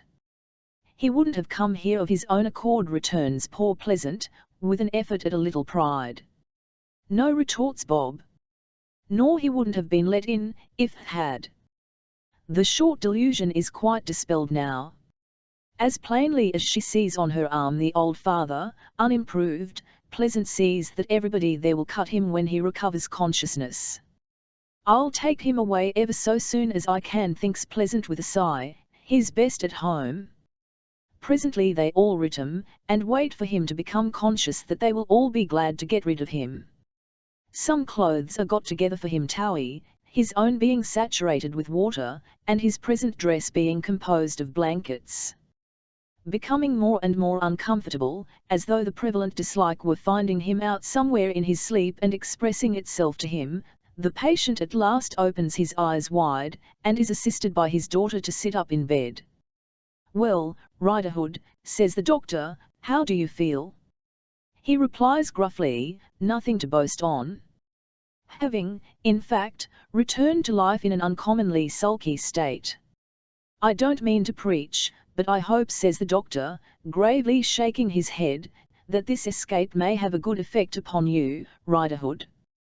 The patient's discontented growl of a reply is not intelligible. His daughter, however, could interpret, if she would, that what he says is, he don't want no poll parroting. Mr. Riderhood next demands his shirt, and draws it on over his head, with his daughter's help, exactly as if he had just had a fight. Warn't he it a steamer? He pauses to ask her. Yes, father. I'll have the law on her, bust her. And make her pay for it. He then buttons his linen very moodily, twice or thrice stopping to examine his arms and hands, as if to see what punishment he has received in the fight. He then doggedly demands his other garments, and slowly gets them on, with an appearance of great malevolence towards his late opponent and all the spectators. He has an impression that his nose is bleeding, and several times draws the back of his hand across it, and looks for the result, in a pugilistic manner, greatly strengthening that incongruous resemblance.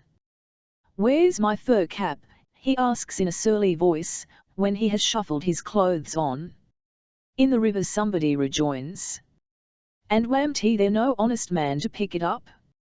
O' course there was though, and to cut off with it arterwards. You are a rare lot, all on you. Thus, Mr. Riderhood, taking from the hands of his daughter, with special ill will, a lent cap, and grumbling as he pulls it down over his ears. Then getting on his unsteady legs, leaning heavily upon her, and growling, hold still, can't you? What? You must be a staggering next, must you? He takes his departure out of the ring in which he has had that little turn up with death.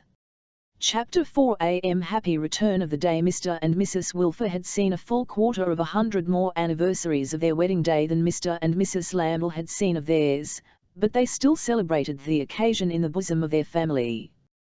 Not that these celebrations ever resulted in anything particularly agreeable, or that the family was ever disappointed by that circumstance on account of having looked forward to the return of the auspicious day with sanguine anticipations of enjoyment.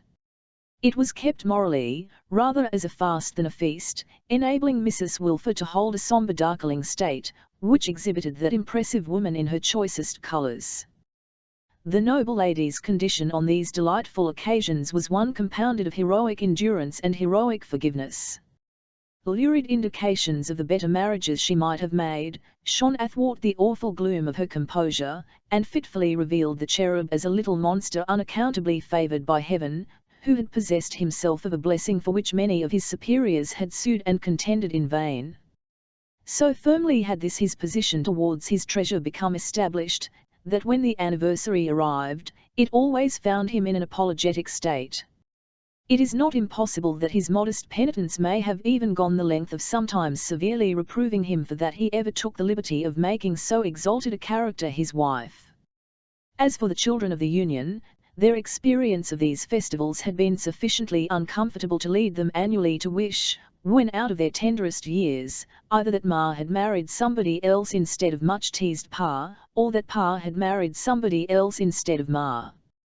When there came to be but two sisters left at home, the daring mind of Bella on the next of these occasions scaled the height of wondering with droll vexation what on earth Pa ever could have seen in Ma, to induce him to make such a little fool of himself as to ask her to have him.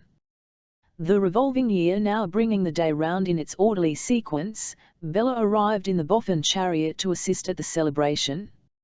It was the family custom when the day recurred, to sacrifice a pair of fowls on the altar of Hymen, and Bella had sent a note beforehand, to intimate that she would bring the votive offering with her. So, Bella and the fowls, by the united energies of 2 horses, 2 men, 4 wheels, and a plum-pudding carriage dog with as uncomfortable a collar on as if he had been George IV, were deposited at the door of the parental dwelling. They were there received by Mrs. Wilfer in person, whose dignity on this, as on most special occasions, was heightened by a mysterious toothache. "I shall not require the carriage at night," said Bella. "I shall walk back." The male domestic of Mrs. Boffin touched his hat, and in the act of departure had an awful glare bestowed upon him by Mrs. Wilfer, intended to carry deep into his audacious soul the assurance that, whatever his private suspicions might be, male domestics in livery were no rarity there. "Well, dear Ma," said Bella, "and how do you do?" "I am as well," Bella replied Mrs. Wilfer, "as can be expected." "Dear me, Ma," said Bella, "you talk as if one was just born." "That's exactly what Ma has been doing," interposed Lavie, over the maternal shoulder, "ever since we got up this morning." "It's all very well to laugh, Bella, but anything more exasperating it is impossible to conceive." Mrs. Wilfer, with a look too full of majesty to be accompanied by any words, attended both her daughters to the kitchen, where the sacrifice was to be prepared. "Mr. Rokesmith," said she, resignedly, "has been so polite as to place his sitting-room at our disposal today. You will therefore, Bella, be entertained in the humble abode of your parents, so far in accordance with your present style of living, that there will be a drawing-room for your reception as well as a dining-room. Your papa invited Mr. Rokesmith to partake of our lowly fare. In excusing himself on account of a particular engagement, he offered the use of his apartment." Bella happened to know that he had no engagement out of his own room at Mr. Boffin's, but she approved of his staying away. "We should only have put one another out of countenance," she thought, "and we do that quite often enough as it is." Yet she had sufficient curiosity about his room, to run up to it with the least possible delay, and make a close inspection of its contents. It was tastefully though economically furnished, and very neatly arranged. There were shelves and stands of books, English, French, and Italian, and in a portfolio on the writing table there were sheets upon sheets of memoranda and calculations in figures, evidently referring to the Boffin property. On that table also, carefully backed with canvas, varnished, mounted, and rolled like a map, was the placard descriptive of the murdered man who had come from afar to be her husband. She shrank from this ghostly surprise, and felt quite frightened as she rolled and tied it up again.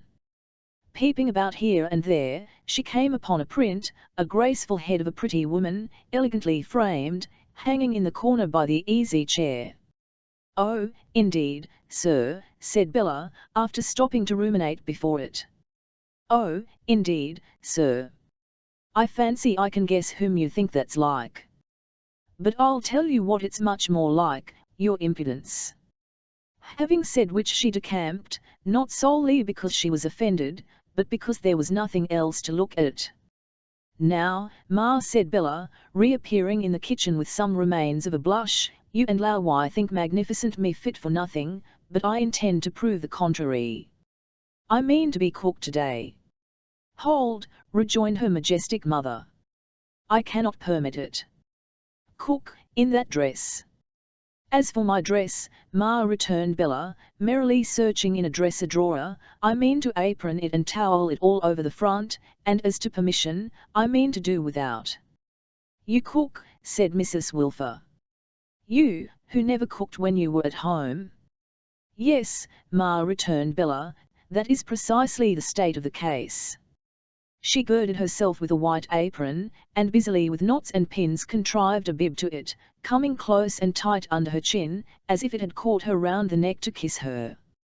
Over this bib her dimples looked delightful, and under it her pretty figure not less so. "Now, Ma," said Bella, pushing back her hair from her temples with both hands, "what's first?" "First," returned Mrs. Wilfer solemnly, "if you persist in what I cannot but regard as conduct utterly incompatible with the equipage in which you arrived, which one do, Ma?" "First, then, you put the fowls down to the fire to be sure," cried Bella, "and flour them, and fivurl them round, and there they go, sending them spinning at a great rate." "What's next, Ma?" "Next," said Mrs. Wilfer with a wave of her gloves, expressive of abdication under protest from the culinary throne, "I would recommend examination of the bacon in the saucepan on the fire, and also of the potatoes by the application of a fork. Preparation of the greens will further become necessary if you persist in this unseemly demeanour." "As of course I do, Ma." Persisting, Bella gave her attention to one thing and forgot the other, and gave her attention to the other and forgot the third, and remembering the third was distracted by the fourth, and made amends whenever she went wrong by giving the unfortunate fowls an extra spin, which made their chance of ever getting cooked exceedingly doubtful. But it was pleasant cookery too. Meantime Miss Lavinia, oscillating between the kitchen and the opposite room, prepared the dining table in the latter chamber. This office she, always doing her household spiriting with unwillingness, performed in a startling series of whisks and bumps, laying the tablecloth as if she were raising the wind, putting down the glasses and salt cellars as if she were knocking at the door, and clashing the knives and forks in a skirmishing manner suggestive of hand-to-hand conflict. "Look at Ma," whispered Lavinia to Bella when this was done, and they stood over the roasting fowls. "If one was the most dutiful child in existence, of course on the whole one hopes one is, isn't she enough to make one want to poke her with something wooden, sitting there bolt upright in a corner?" "Only suppose," returned Bella, "that poor Pa was to sit bolt upright in another corner." "My dear, he couldn't do it," said Lavi. "Pa would loll directly. But indeed I do not believe there ever was any human creature who could keep so bolt upright as Ma, or put such an amount of aggravation into one back. What's the matter, Ma? Ain't you well, Ma?" "Doubtless I am very well," returned Mrs. Wilfer, turning her eyes upon her youngest born, with scornful fortitude. "What should be the matter with you? Don't seem very brisk, Ma," retorted Lavi. "The bold brisk," repeated her parent, "brisk. Whence the low expression, Lavinia? If I am uncomplaining, if I am silently contented with my lot, let that suffice for my family." "Well, Ma," returned Lavi, "since you will force it out of me, I must respectfully take leave to say that your family are no doubt under the greatest obligations to you for having an annual toothache on your wedding day, and that it's very disinterested in you, and an immense blessing to them. Still, on the whole, it is possible to be too boastful even of that boon. You incarnation of sauciness, said Mrs. Wilfer, do you speak like that to me? On this day, of all days in the year?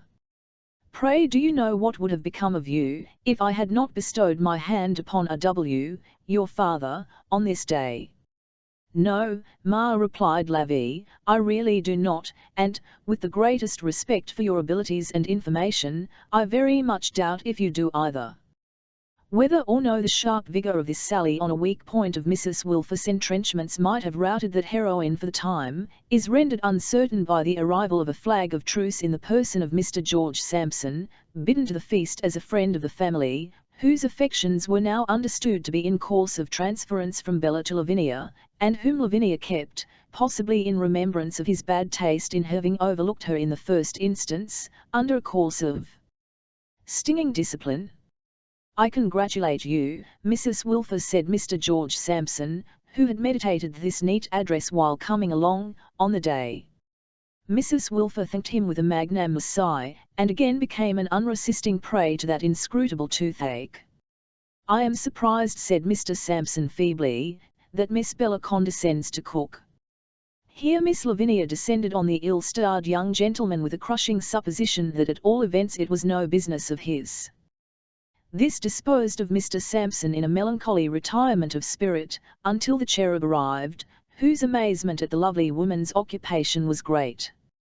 However, she persisted in dishing the dinner as well as cooking it, and then sat down, bibless and apronless, to partake of it as an illustrious guest. Mrs. Wilfer, first responding to her husband's cheerful "for what we are about to receive," with a sepulchral amen, calculated to cast a damp upon the stoutest appetite. But what said Bella, as she watched the carving of the fowls, makes them pink inside, I wonder, Pa? Is it the breed? No, I don't think it's the breed, my dear, returned Pa. I rather think it is because they are not done. They ought to be, said Bella. Yes, I am aware they ought to be, my dear, rejoined her father, but they ain't so. The gridiron was put in requisition, and the good-tempered cherub, who was often as cherubically employed in his own family as if he had been in the employment of some of the old masters, undertook to grill the fowls. Indeed, except in respect of staring about him, a branch of public service to which the pictorial cherub is much addicted, this domestic cherub discharged as many odd functions as his prototype, with the difference, say, that he performed with a blacking brush on the family's boots, instead of performing on enormous wind instruments and double basses, and that he conducted himself with cheerful alacrity to much useful purpose, instead of foreshortening himself in the air with the vaguest intentions. Bella helped him with his supplemental cookery, and made him very happy, but put him in mortal terror too by asking him when they sat down at table again, how he supposed they cooked fowls at the Greenwich dinners, and whether he believed they really were such pleasant dinners as people said. His secret winks and nods of remonstrance, in reply, made the mischievous Bella laugh until she choked, and then Lavinia was obliged to slap her on the back, and then she laughed the more. But her mother was a fine corrective at the other end of the table, to whom her father, in the innocence of his good fellowship, at intervals appealed with, "My dear, I am afraid you are not enjoying yourself." "Why so, R.W.?" she would sonorously reply. "Because, my dear, you seem a little out of sorts." "Not at all," would be the rejoinder, in exactly the same tone. "Would you take a merry thought, my dear?" "Thank you. I will take whatever you please, R.W. Well, but my dear, do you like it?"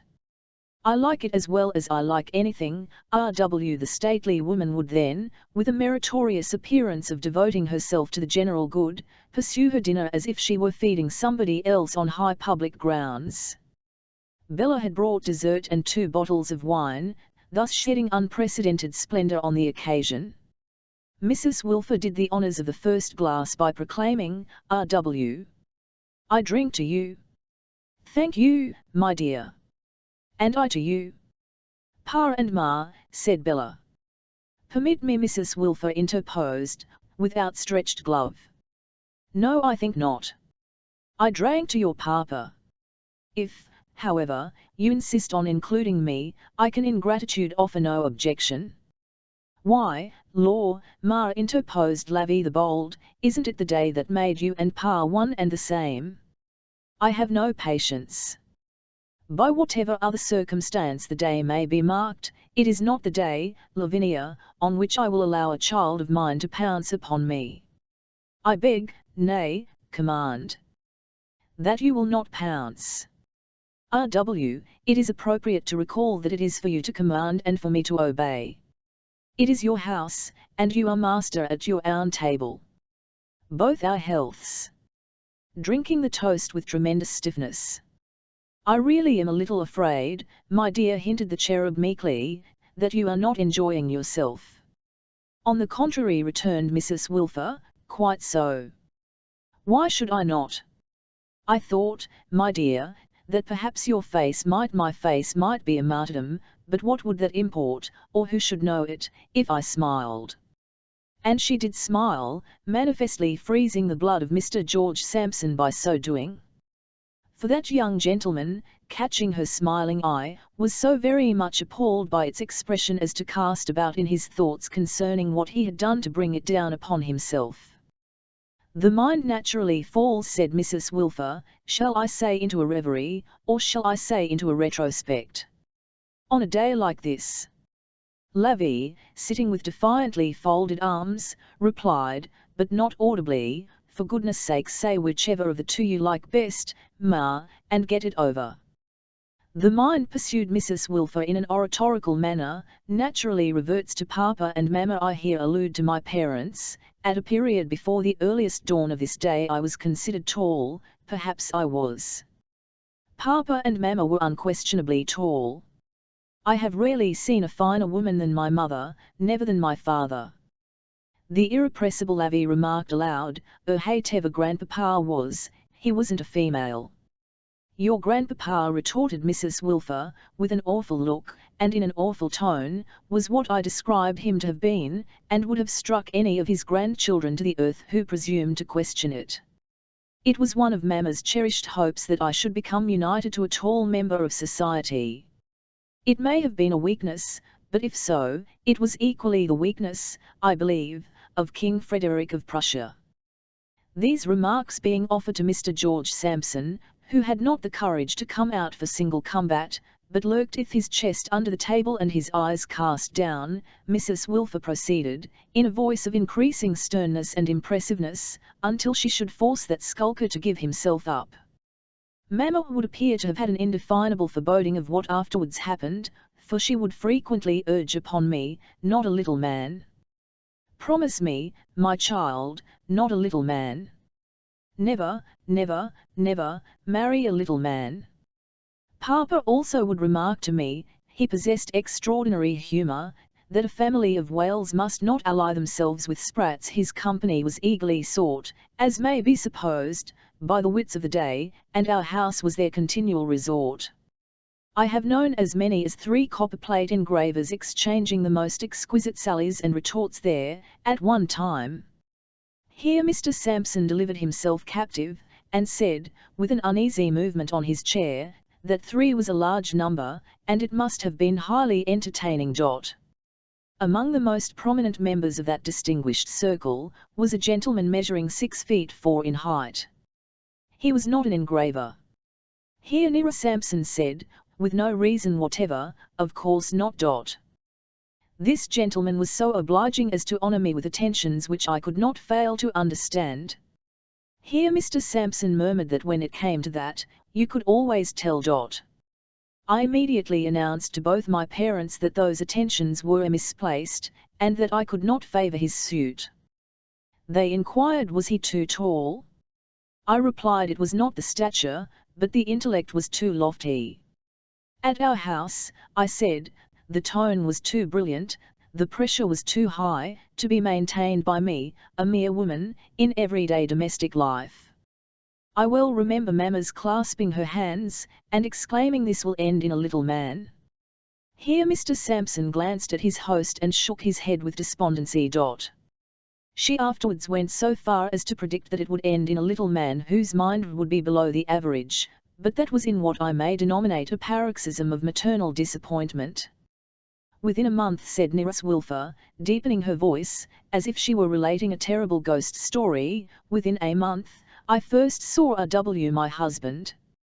Within a year, I married him. It is natural for the mind to recall these dark coincidences on the present day. Mr. Sampson, at length released from the custody of Mrs. Wilfer's eye, now drew a long breath, and made the original and striking remark that there was no accounting for these sort of presentiments.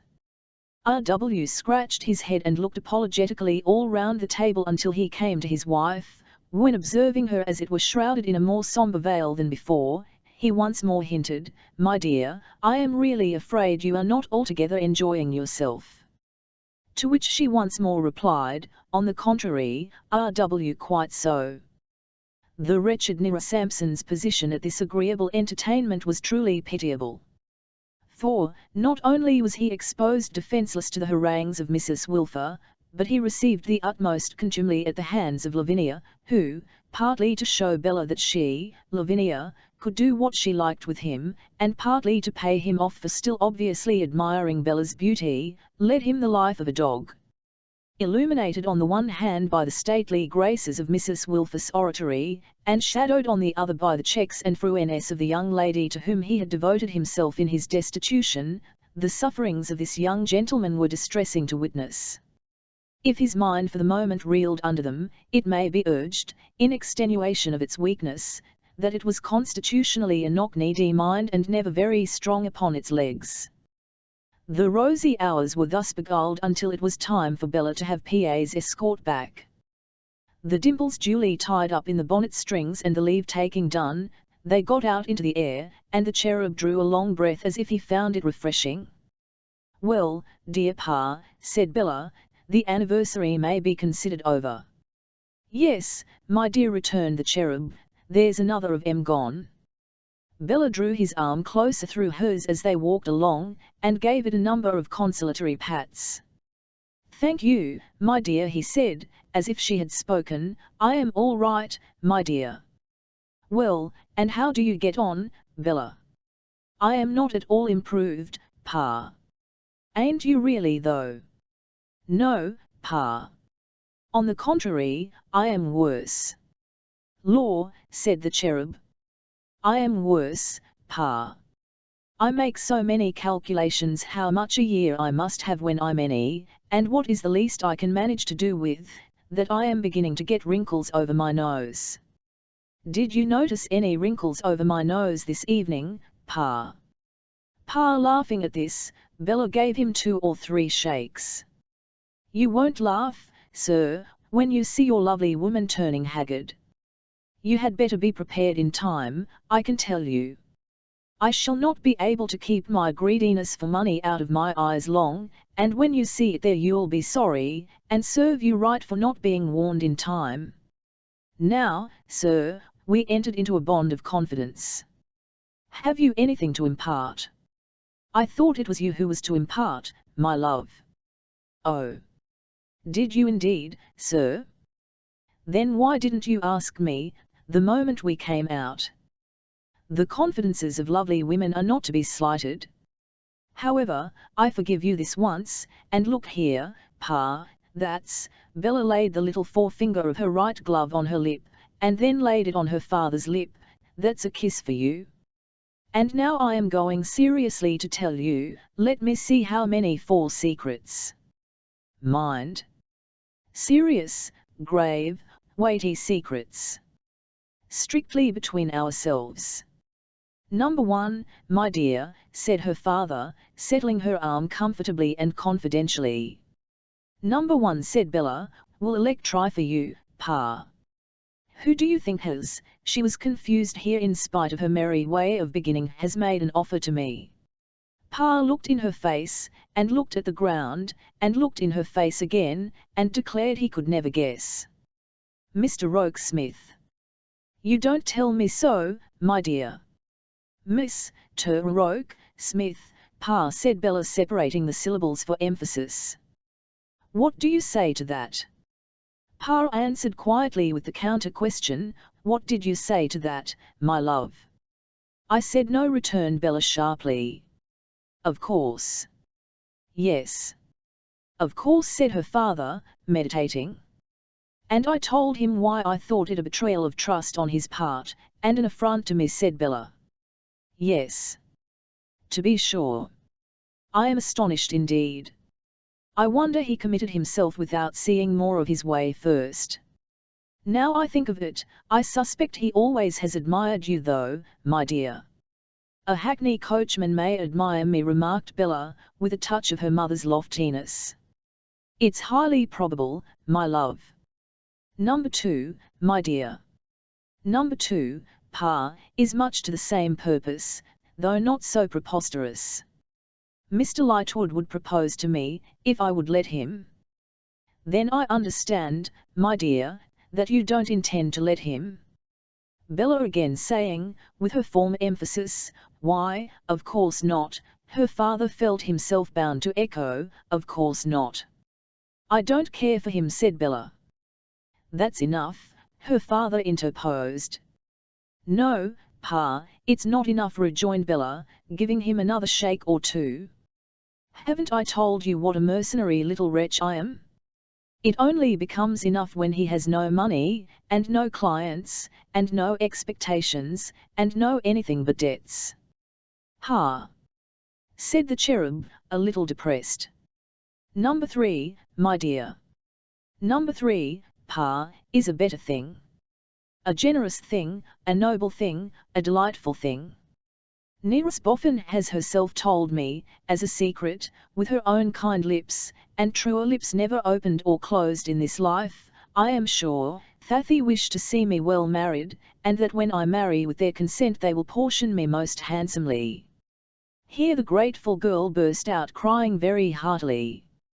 Don't cry, my darling, said her father, with his hand to his eyes. It's excusable in me to be a little overcome when I find that my dear favourite child is, after all disappointments, to be so provided for and so raised in the world, but don't you cry, don't you cry. I am very thankful. I congratulate you with all my heart, my dear.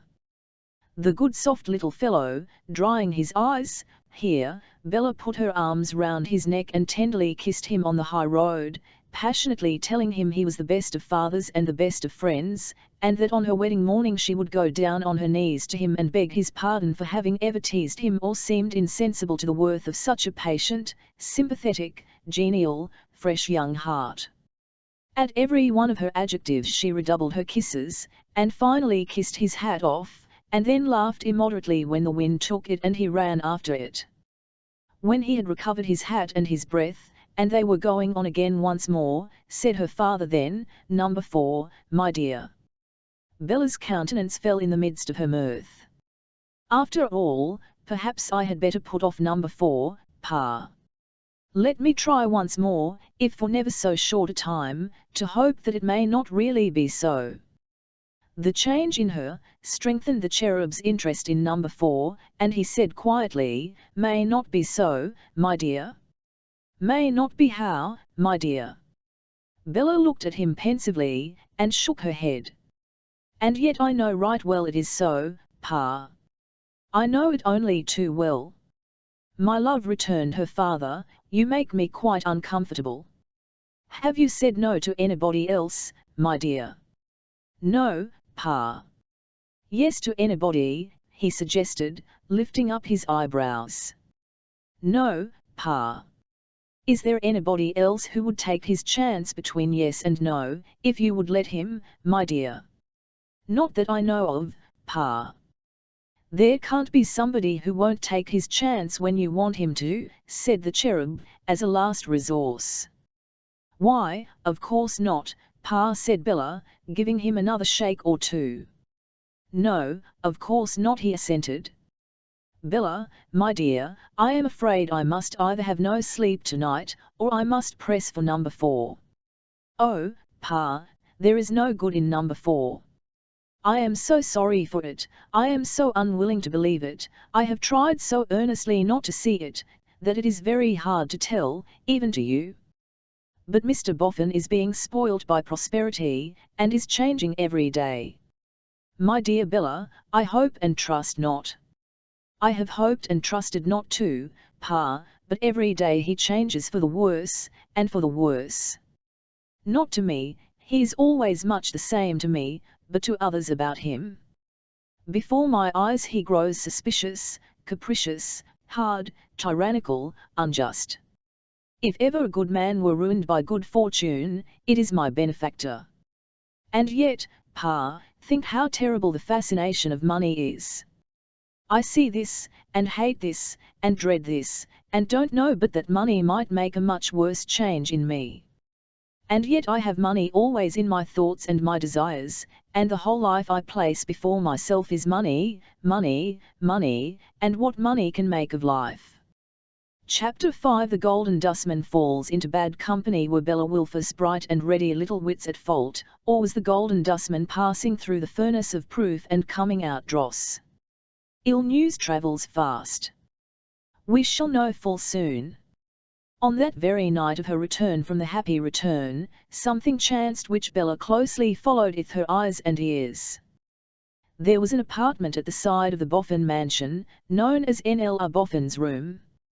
Far less grand than the rest of the house, it was far more comfortable, being pervaded by a certain air of homely snugness, which upholstering despotism had banished to that spot when it inexorably set its face against Mr. Boffin's appeals for mercy in behalf of any other chamber.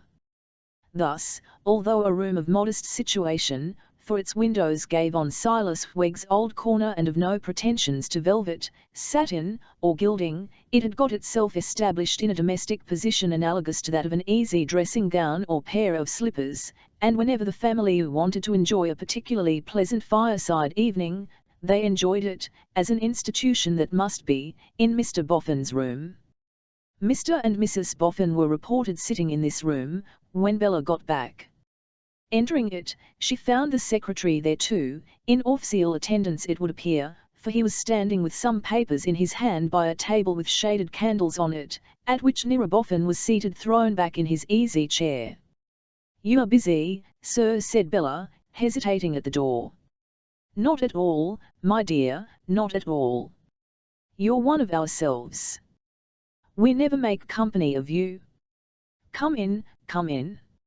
Here's the old lady in her usual place." Mrs. Boffin adding her nod and smile of welcome to Mr. Boffin's words, Bella took her book to a chair in the fireside corner, by Mrs. Boffin's work table. Mr. Boffin's station was on the opposite side. "Now, Rokesmith," said the Golden Dustman, so sharply rapping the table to bespeak his attention as Bella turned the leaves of her book, that she started, "Where were we?" "You were saying, sir," returned the secretary, with an air of some reluctance and a glance towards those others who were present, "that you considered the time had come for fixing my salary." "Don't be above calling it wages, man," said Mr. Boffin, testily. "The deuce! I never talked of any salary when I was in service." "My wages," said the secretary, correcting himself. "Rokesmith, you are not proud, I hope," observed Mr. Boffin, eyeing him askance. "I hope not, sir." "Because I never was, when I was poor," said Mr. Boffin. "Poverty and pride don't go at all well together. Mind that." "How can they go well together?" "Why, it stands to reason. A man, being poor, has nothing to be proud of.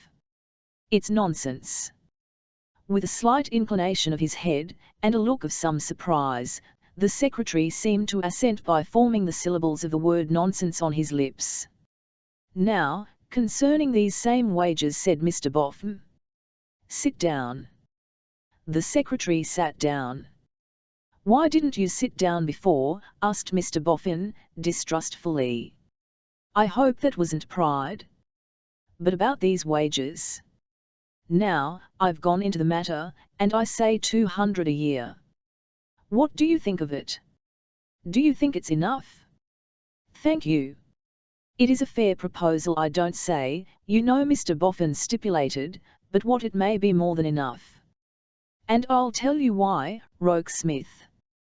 A man of property, like me, is bound to consider the market price.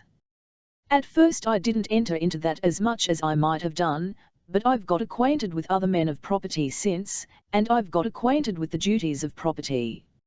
I mustn't go putting the market price up, because money may happen not to be an object with me. A sheep is worth so much in the market, and I ought to give it and no more.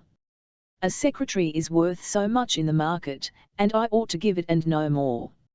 However, I don't mind stretching a point with you. Mr. Boffin, you are very good, replied the secretary, with an effort.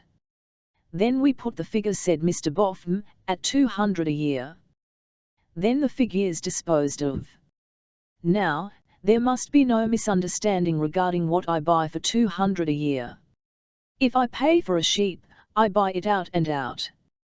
Similarly, if I pay for a secretary, I buy him out and out. In other words, you purchase my whole time. Certainly I do. Look here, said Mr. Boffin, it ain't that I want to occupy your whole time. You can take up a book for a minute or two when you've nothing better to do, though I think you'll almost always find something useful to do. But I want to keep you in attendance. It's convenient to have you at all times ready on the premises. Therefore, betwixt your breakfast and your supper, on the premises I expect to find you. The secretary bowed. In bygone days, when I was in service myself, said Mr. Boffin, I couldn't go cutting about at my will and pleasure, and you won't expect to go cutting about at your will and pleasure. You've rather got into a habit of that, lately, but perhaps it was for want of a right specification betwixt us. Now, let there be a right specification betwixt us, and let it be this: if you want leave, ask for it. Again the secretary bowed.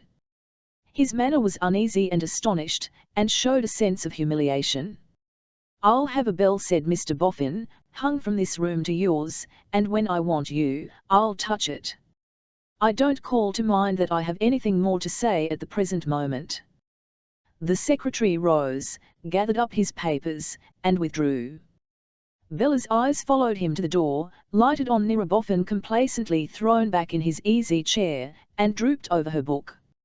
I have let that chap, that young man of mine, said N.L.R. Boffin, taking a trot up and down the room, get above his work.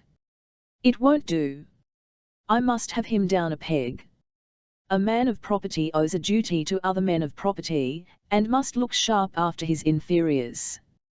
Bella felt that Mrs. Boffin was not comfortable, and that the eyes of that good creature sought to discover from her face what attention she had given to this discourse, and what impression it had made upon her.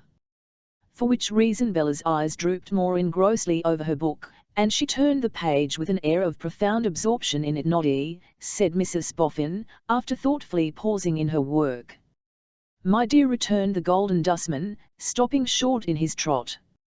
Excuse my putting it to you, Noddy, but now really. Haven't you been a little strict with Mr. Rokesmith tonight? Haven't you been a little, just a little, not quite like your old self? Why, old woman, I hope so, returned Mr. Boffin, cheerfully, if not boastfully. Hope so, dearie. Our old selves wouldn't do here, old lady. Haven't you found that out yet? Our old selves would be fit for nothing here but to be robbed and imposed upon. Our old selves weren't people of fortune, our new selves are. It's a great difference. Ah, said Mrs. Boffin, pausing in her work again, softly to draw a long breath and to look at the fire. A great difference. And we must be up to the difference, pursued her husband, we must be equal to the change, that's what we must be. We've got to hold our own now, against everybody, for everybody's hand is stretched out to be dipped into our pockets, and we have got to recollect that money makes money, as well as makes everything else. Mentioning recollecting, said Mrs. Boffin, with her work abandoned, her eyes upon the fire, and her chin upon her hand, do you recollect, Noddy, how you said to Mr. Rokesmith when he first came to see us at the Bower, and you engaged him, how you said to him that if it had pleased heaven to send John Harmon to his fortune safe, we could have been content with the one mound which was our legacy, and should never have wanted the rest. I remember, old lady. But we hadn't tried what it was to have the rest then. Our new shoes had come home, but we hadn't put 'em on. We're wearing 'em now, we're wearing 'em, and must step out accordingly. Mrs. Boffin took up her work again, and plied her needle in silence. As to Rokesmith, that young man of mine, said Mr. Boffin, dropping his voice and glancing towards the door with an apprehension of being overheard by some eavesdropper there, it's the same with him as with the footman. I have found out that you must either scrunch them, or let them scrunch you. If you ain't imperious with 'em, they won't believe in your being any better than themselves, if as good, after the stories, lies mostly, that they have heard of your beginnings. There's nothing betwixt stiffening yourself up, and throwing yourself away, take my word for that. Old Lady Bella ventured for a moment to look stealthily towards him under her eyelashes, and she saw a dark cloud of suspicion, covetousness, and conceit, overshadowing the once open face. Hows'ever, said he, this isn't entertaining to Miss Bella. Is it, Bella? A deceiving Bella she was, to look at him with that pensively abstracted air, as if her mind were full of her book, and she had not heard a single word. Ha! Better employed than to attend to it, said Mr. Boffin. That's right, that's right. Especially as you have no call to be told how to value yourself, my dear. Colouring a little under this compliment, Bella returned, I hope, sir, you don't think me vain? Not a bit, my dear, said Mr. Boffin. But I think it's very creditable in you, at your age, to be so well up with the pace of the world, and to know what to go in for. You are right. Go in for money, my love. Money's the article. You'll make money of your good looks, and of the money Mrs. Boffin and me will have the pleasure of settling upon you, and you'll live and die rich. That's the state to live and die in, said Mr. Boffin, in an unctuous manner. Rich. There was an expression of distress in Mrs. Boffin's face, as, after watching her husband's, she turned to their adopted girl, and said, Don't mind him, Bella, my dear. Cried Mr. Boffin. What? Not mind him? I don't mean that, said Mrs. Boffin, with a worried look, but I mean, don't believe him to be anything but good and generous, Bella, because he is the best of men. No, I must say that much, Noddy. You are always the best of men. She made the declaration as if he were objecting to it, which assuredly he was not in any way. And as to you, my dear Bella, said Mrs. Boffin, still with that distressed expression, he is so much attached to you, whatever he says, that your own father has not a furrow interest in you and can hardly like you better than he does. Says too, cried Mrs. Boffin. Whatever he says. Why, I say so, openly. Give me a kiss, my dear child, in saying good night, and let me confirm what my old lady tells you. I am very fond of you, my dear, and I am entirely of your mind, and you and I will take care that you shall be rich. These good looks of yours, which you have some right to be vain of, my dear, though you are not, you know, are worth money, and you shall make money of 'em. The money you will have, will be worth money, and you shall make money of that too. There's a golden ball at your feet. Good night, my dear. Somehow, Bella was not so well pleased with this assurance and this prospect as she might have been. Somehow, when she put her arms round Mrs. Boffin's neck and said good night, she derived a sense of unworthiness from the still anxious face of that good woman and her obvious wish to excuse her husband. What need to excuse him, thought Bella, sitting down in her own room. Hat he said was very sensible, I am sure, and very true, I am sure. It is only what I often say to myself. Don't I like it then? No, I don't like it, and, though he is my liberal benefactor, I disparage him for it. Then pray, said Bella, sternly putting the question to herself in the looking-glass as usual, what do you mean by this, you inconsistent little beast? The looking-glass preserving a discreet ministerial silence when thus called upon for explanation, Bella went to bed with a weariness upon her spirit which was more than the weariness of want of sleep. And again in the morning, she looked for the cloud, and for the deepening of the cloud, upon the golden dustman's face. She had begun by this time to be his frequent companion in his morning strolls about the streets, and it was at this time that he made her party to his in a curious pursuit. Having been hard at work in one dull enclosure all his life, he had a child's delight in looking at shops. It had been one of the first novelties and pleasures of his freedom, and was equally the delight of his wife. For many years their only walks in London had been taken on Sundays when the shops were shut, and when every day in the week became their holiday, they derived an enjoyment from the variety and fancy and beauty of the display in the windows, which seemed incapable of exhaustion. As if the principal streets were a great theatre and the play were childishly new to them, Mr. and Mrs. Boffin, from the beginning of Bella's intimacy in their house, had been constantly in the front row, charmed with all they saw and applauding vigorously. But now, Mr. Boffin's interest began to centre in bookshops, and more than that, for that of itself would not have been much, in one exceptional kind of book. "Look in here, my dear," Mr. Boffin would say, checking Bella's arm at a bookseller's window, "you can read at sight, and your eyes are as sharp as they are bright. Now, look well about you, my dear, and tell me if you see any book about a miser." If Bella saw such a book, Mr. Boffin would instantly dart in and buy it. And still, as if they had not found it, they would seek out another bookshop, and Mr. Boffin would say, "Now, look well all round, my dear, for a Life of a Miser, or any book of that sort, any lives of odd characters who may have been misers." Bella, thus directed, would examine the window with the greatest attention, while Mr. Boffin would examine her face.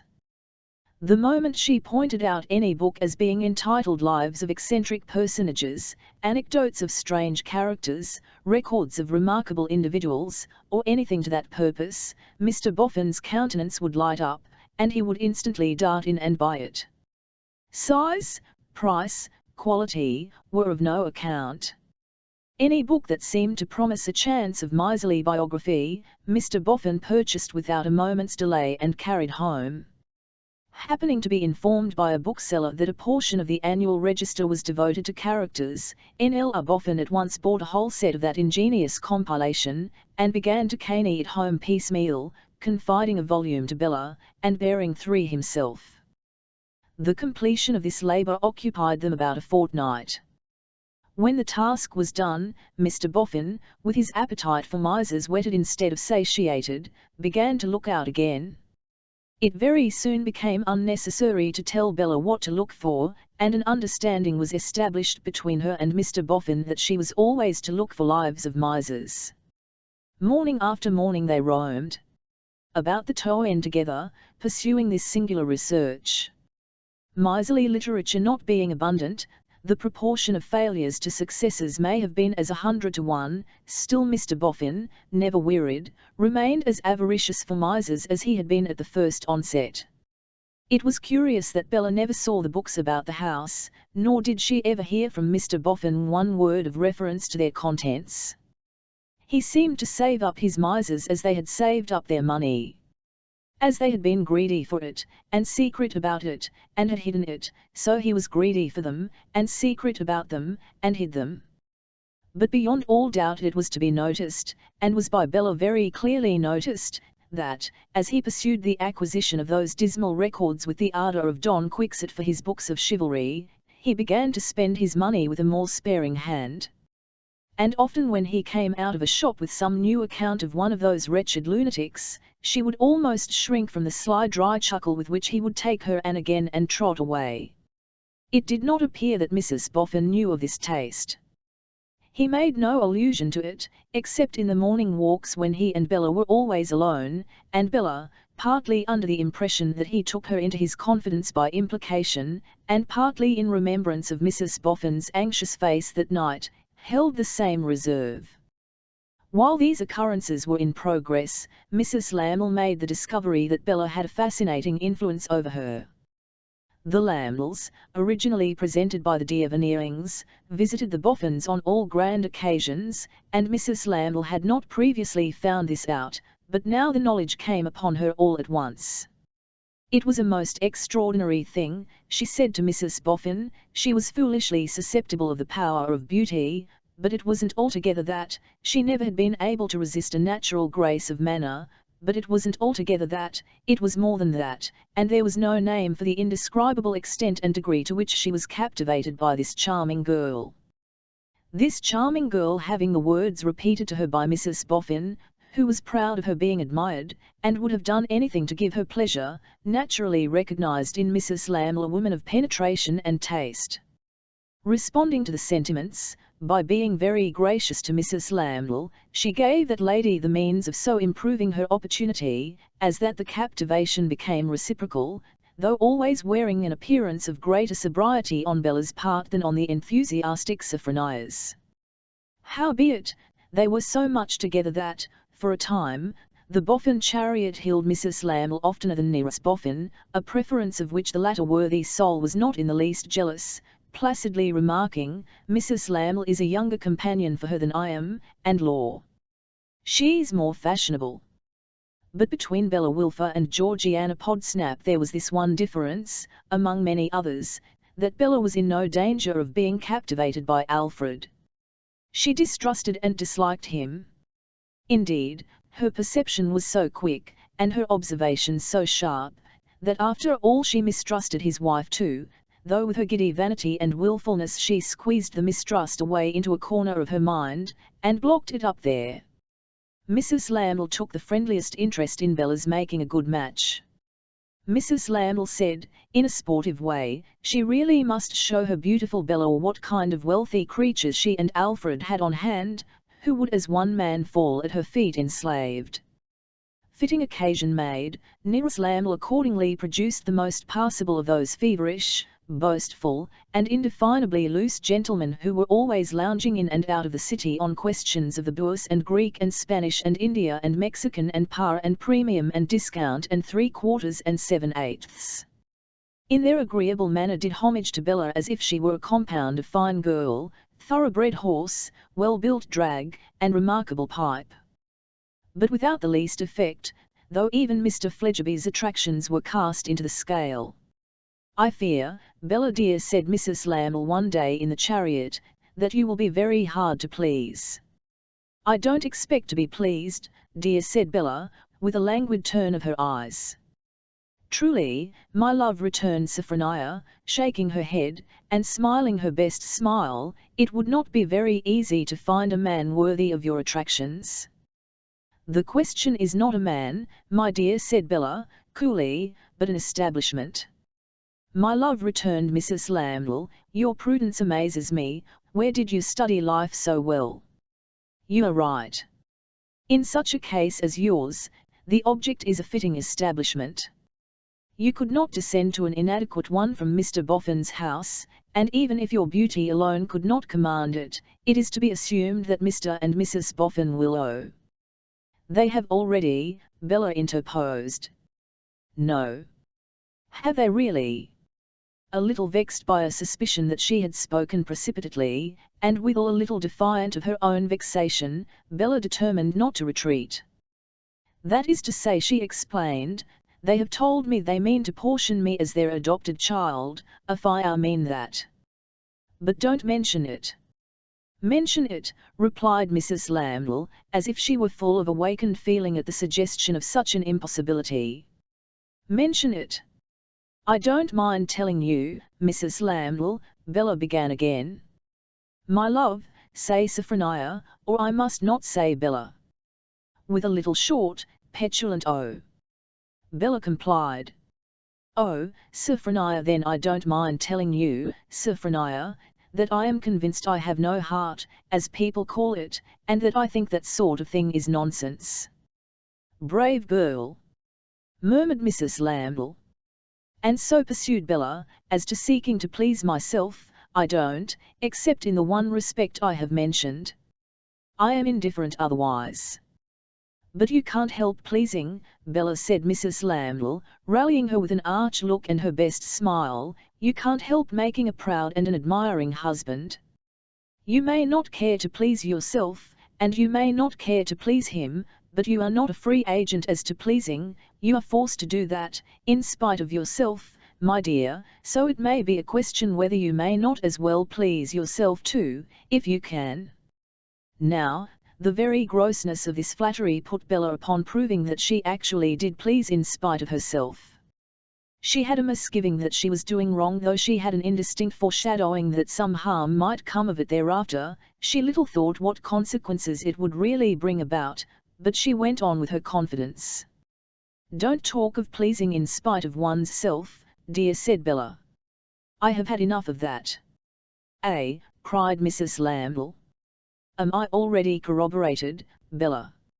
"Never mind, Sophronia, we will not speak of it any more.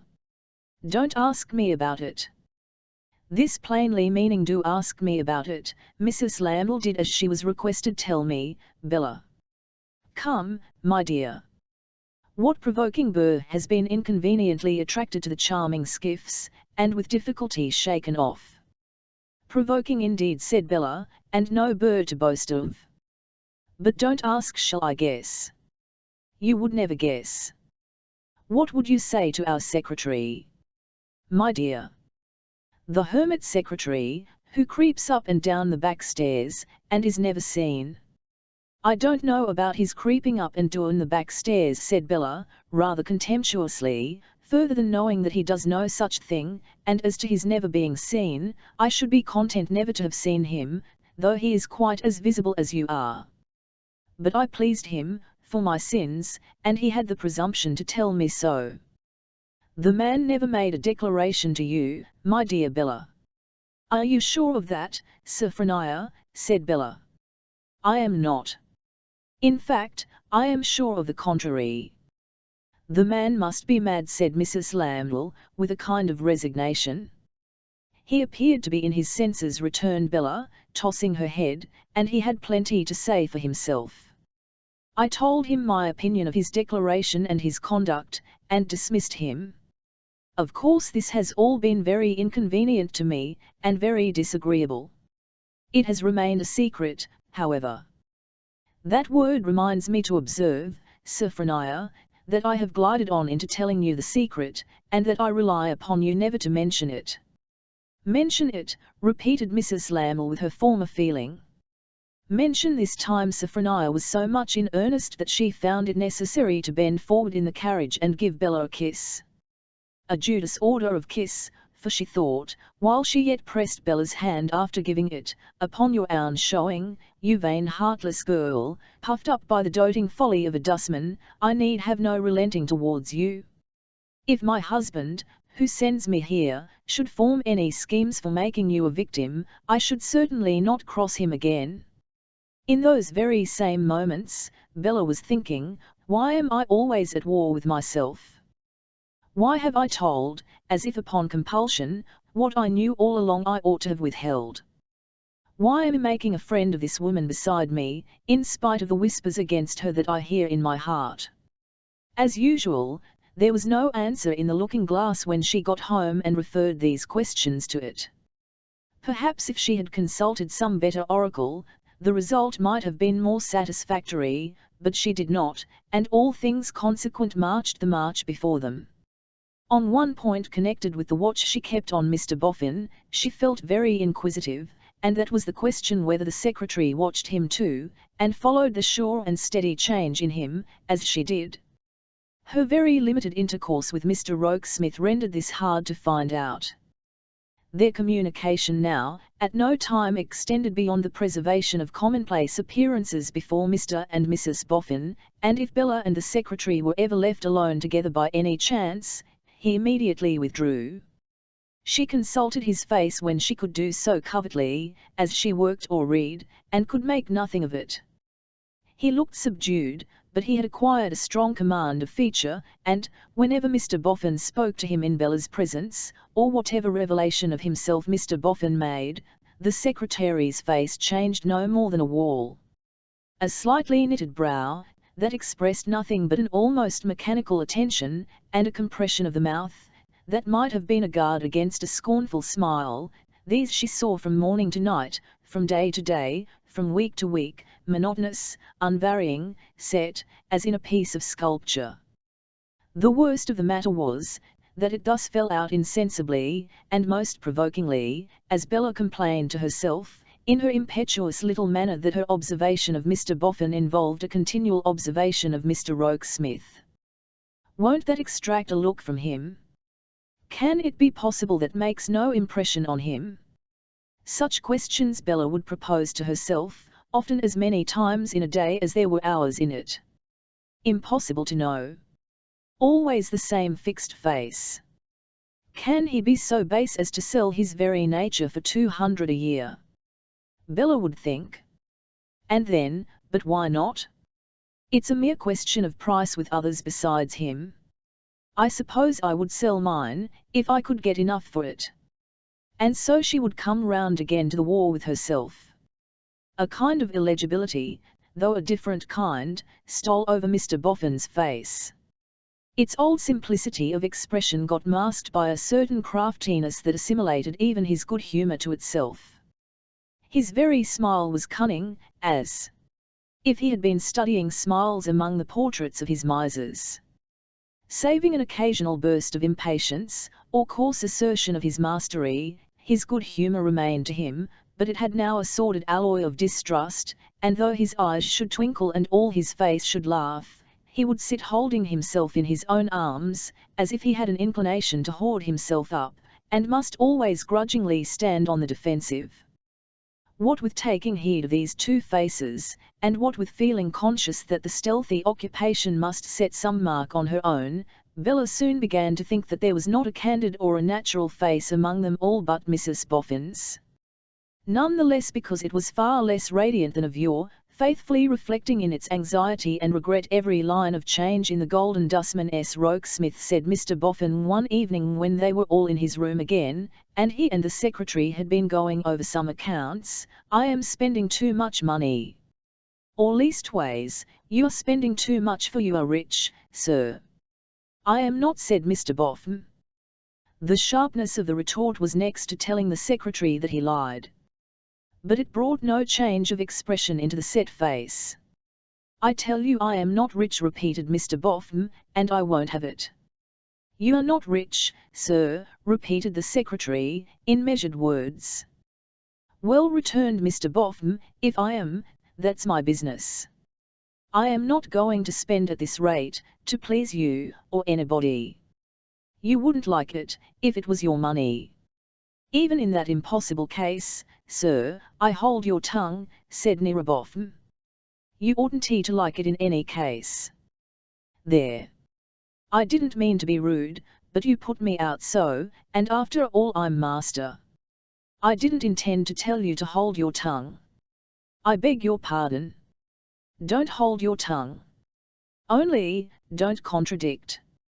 Did you ever come across the life of Mr. Elwes," referring to his favourite subject at last. "The miser."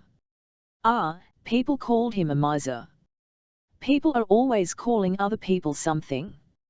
Did you ever read about him?" "I think so.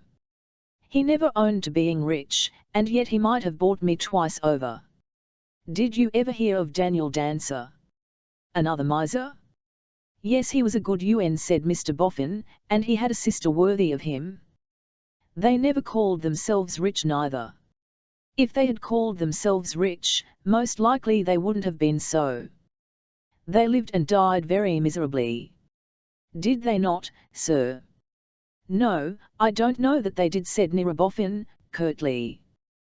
"Then they are not the misers I mean." "Those abject wretches, don't call names, Rokesmith," said Mr. Boffin. "That exemplary brother and sister, lived and died in the foulest and filthiest degradation." "They pleased themselves," said Mr. Boffin, "and I suppose they could have done no more if they had spent their money. But however, I ain't going to fling mine away. Keep the expenses down. The fact is, you ain't enough here, Rokesmith. It wants constant attention in the littlest things. Some of us will be dying in a workhouse next." "As the persons you have cited quietly remarked," the secretary, "thought they would, if I remember, sir." And very creditable in M too, said Mr. Boffin. Very independent in M. But never mind them just now. Have you given notice to quit your lodgings? Under your direction, I have, sir. Then I tell you what, said Mr. Boffin, pay the quarter's rent, it'll be the cheapest thing in the end, and come here at once, so that you may be always on the spot, day and night, and keep the expenses down. You'll charge the quarter's rent to me, and we must try and save it somewhere. You've got some lovely furniture, haven't you? The furniture in my rooms is my own. Then we shan't have to buy any for you. In case you was to think it, said Nira Boffin, with a look of peculiar shrewdness, so honourably independent in you as to make it a relief to your mind, to make that furniture over to me in the light of a set-off against the quarter's rent, woe, ease your mind, ease your mind. I don't ask it, but I won't stand in your way if you should consider it due to yourself. As to your room, choose any empty room at the top of the house. Any empty room will do for me, said the secretary. You can take your pick, said Mr. Boffin, and it'll be as good as 8 or 10 shillings a week added to your income. I won't deduct for it, I look to you to make it up handsomely by keeping the expenses down. Now, if you'll show a light, I'll come to your office room and dispose of a letter or two. On that clear, generous face of Mrs. Boffin's, Bella had seen such traces of a pang at the heart while this dialogue was being held, that she had not the courage to turn her eyes to it when they were left alone. Feigning to be intent on her embroidery, she sat plying her needle until her busy hand was stopped by Mrs. Boffin's hand being lightly laid upon it. Yielding to the touch, she felt her hand carried to the good soul's lips, and felt a tear fall on it. "Oh, my loved husband," said Mrs. Boffin. "This is hard to see and hear. But my dear Bella, believe me that in spite of all the change in him, he is the best of men." He came back, at the moment when Bella had taken the hand comfortingly between her own. "Eh," said he, mistrustfully looking in at the door. "She telling you?" "She's only praising you, sir," said Bella. "Praising me? You are sure? Not blaming me for standing on my own defence against a crew of plunderers, who could suck me dry by driblets? Not blaming me for getting a little hoard together?" He came up to them, and his wife folded her hands upon his shoulder, and shook her head as she laid it on her hands. There, urged Mr. Boffin, not unkindly. "Don't take on, old lady. But I can't bear to see you so, my dear." "Nonsense. Recollect we are not our old selves. Recollect, we must scrunch or be scrunched. Recollect, we must hold our own. Recollect money makes money. Don't you be uneasy, Bella, my child, don't you be doubtful. The more I save, the more you shall have." Bella thought it was well for his wife that she was musing with her affectionate face on his shoulder, for there was a cunning light in his eyes as he said all this, which seemed to cast a disagreeable illumination on the change in him, and make it morally uglier. Chapter 6 The Golden Dustman falls into worse company. It had come to pass that Mr. Silas Wegg now rarely attended the Minion of Fortune and the Worm of the Hour, at his, the Worm's and Minion's, own house, but lay under general instructions to await him within a certain margin of hours at the Bower. Mr. Wegg took this arrangement in great dudgeon, because the appointed hours were evening hours, and those he considered precious to the progress of the friendly move. But it was quite in character, he bitterly remarked to Niravenus, that the upstart who had trampled on those eminent creatures, Miss Elizabeth, Master George, Aunt Jane, and Uncle Parker, should oppress his literary man.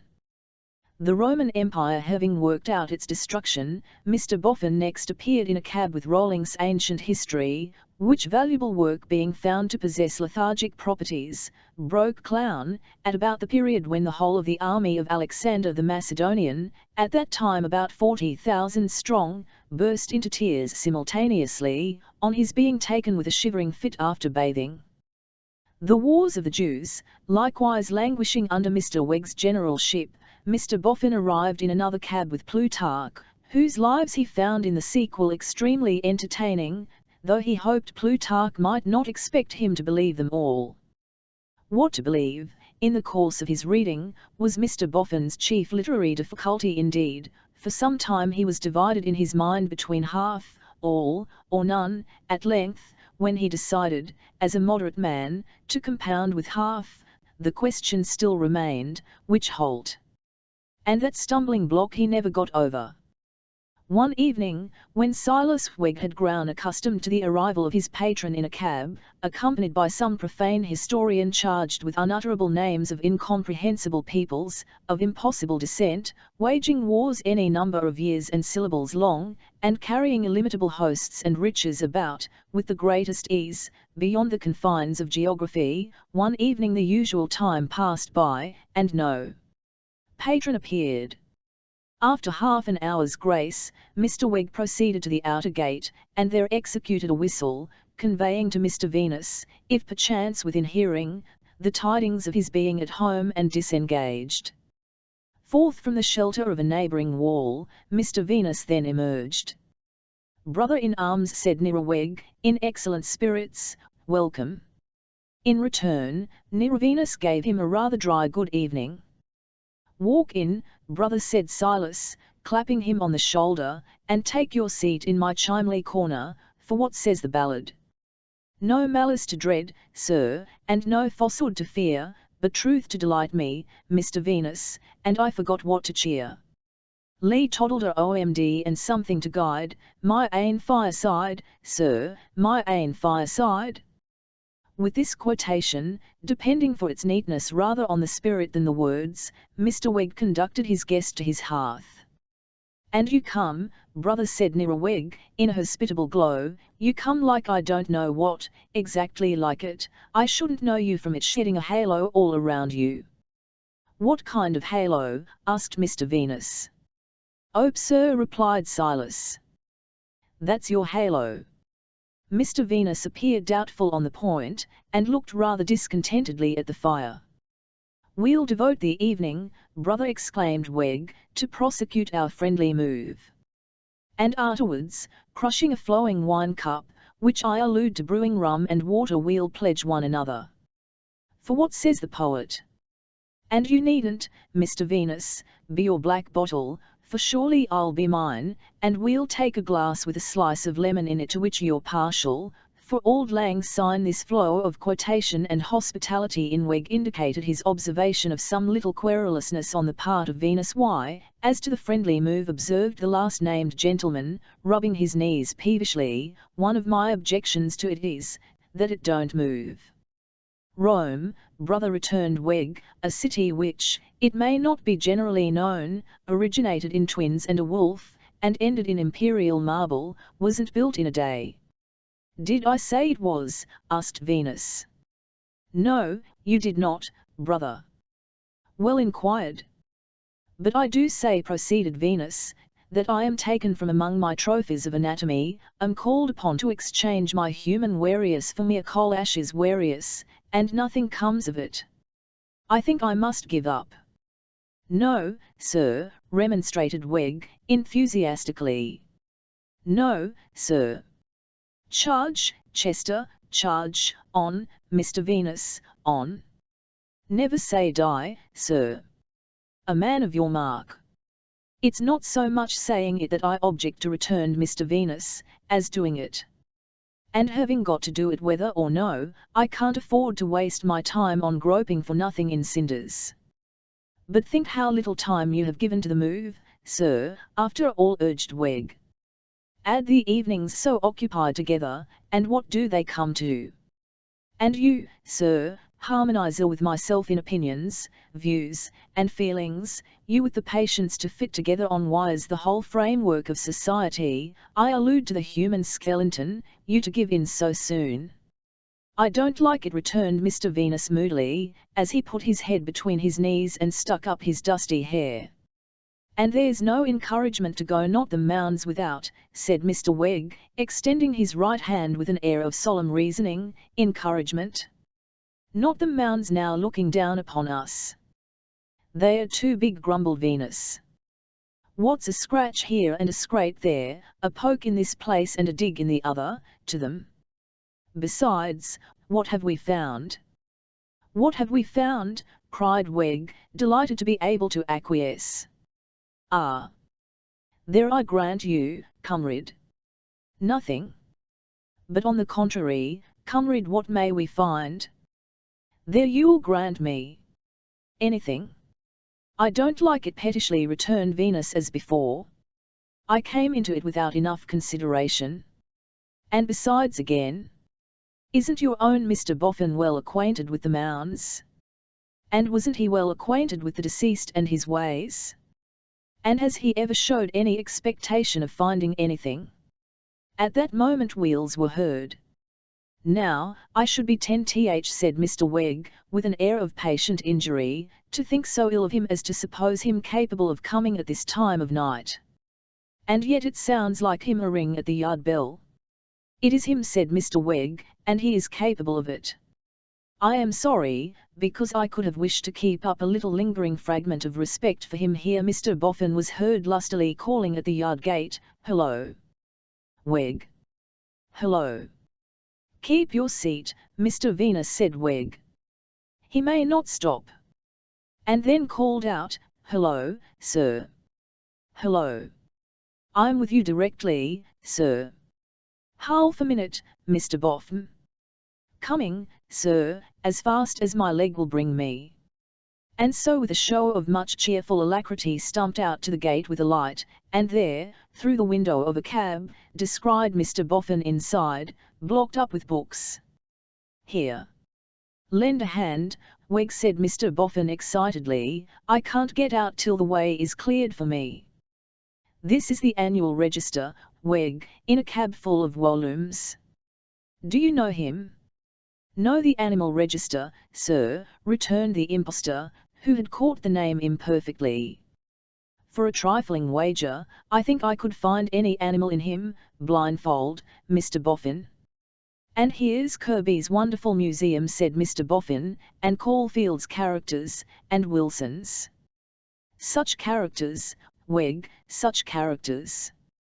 I must have one or two of the best of 'em tonight.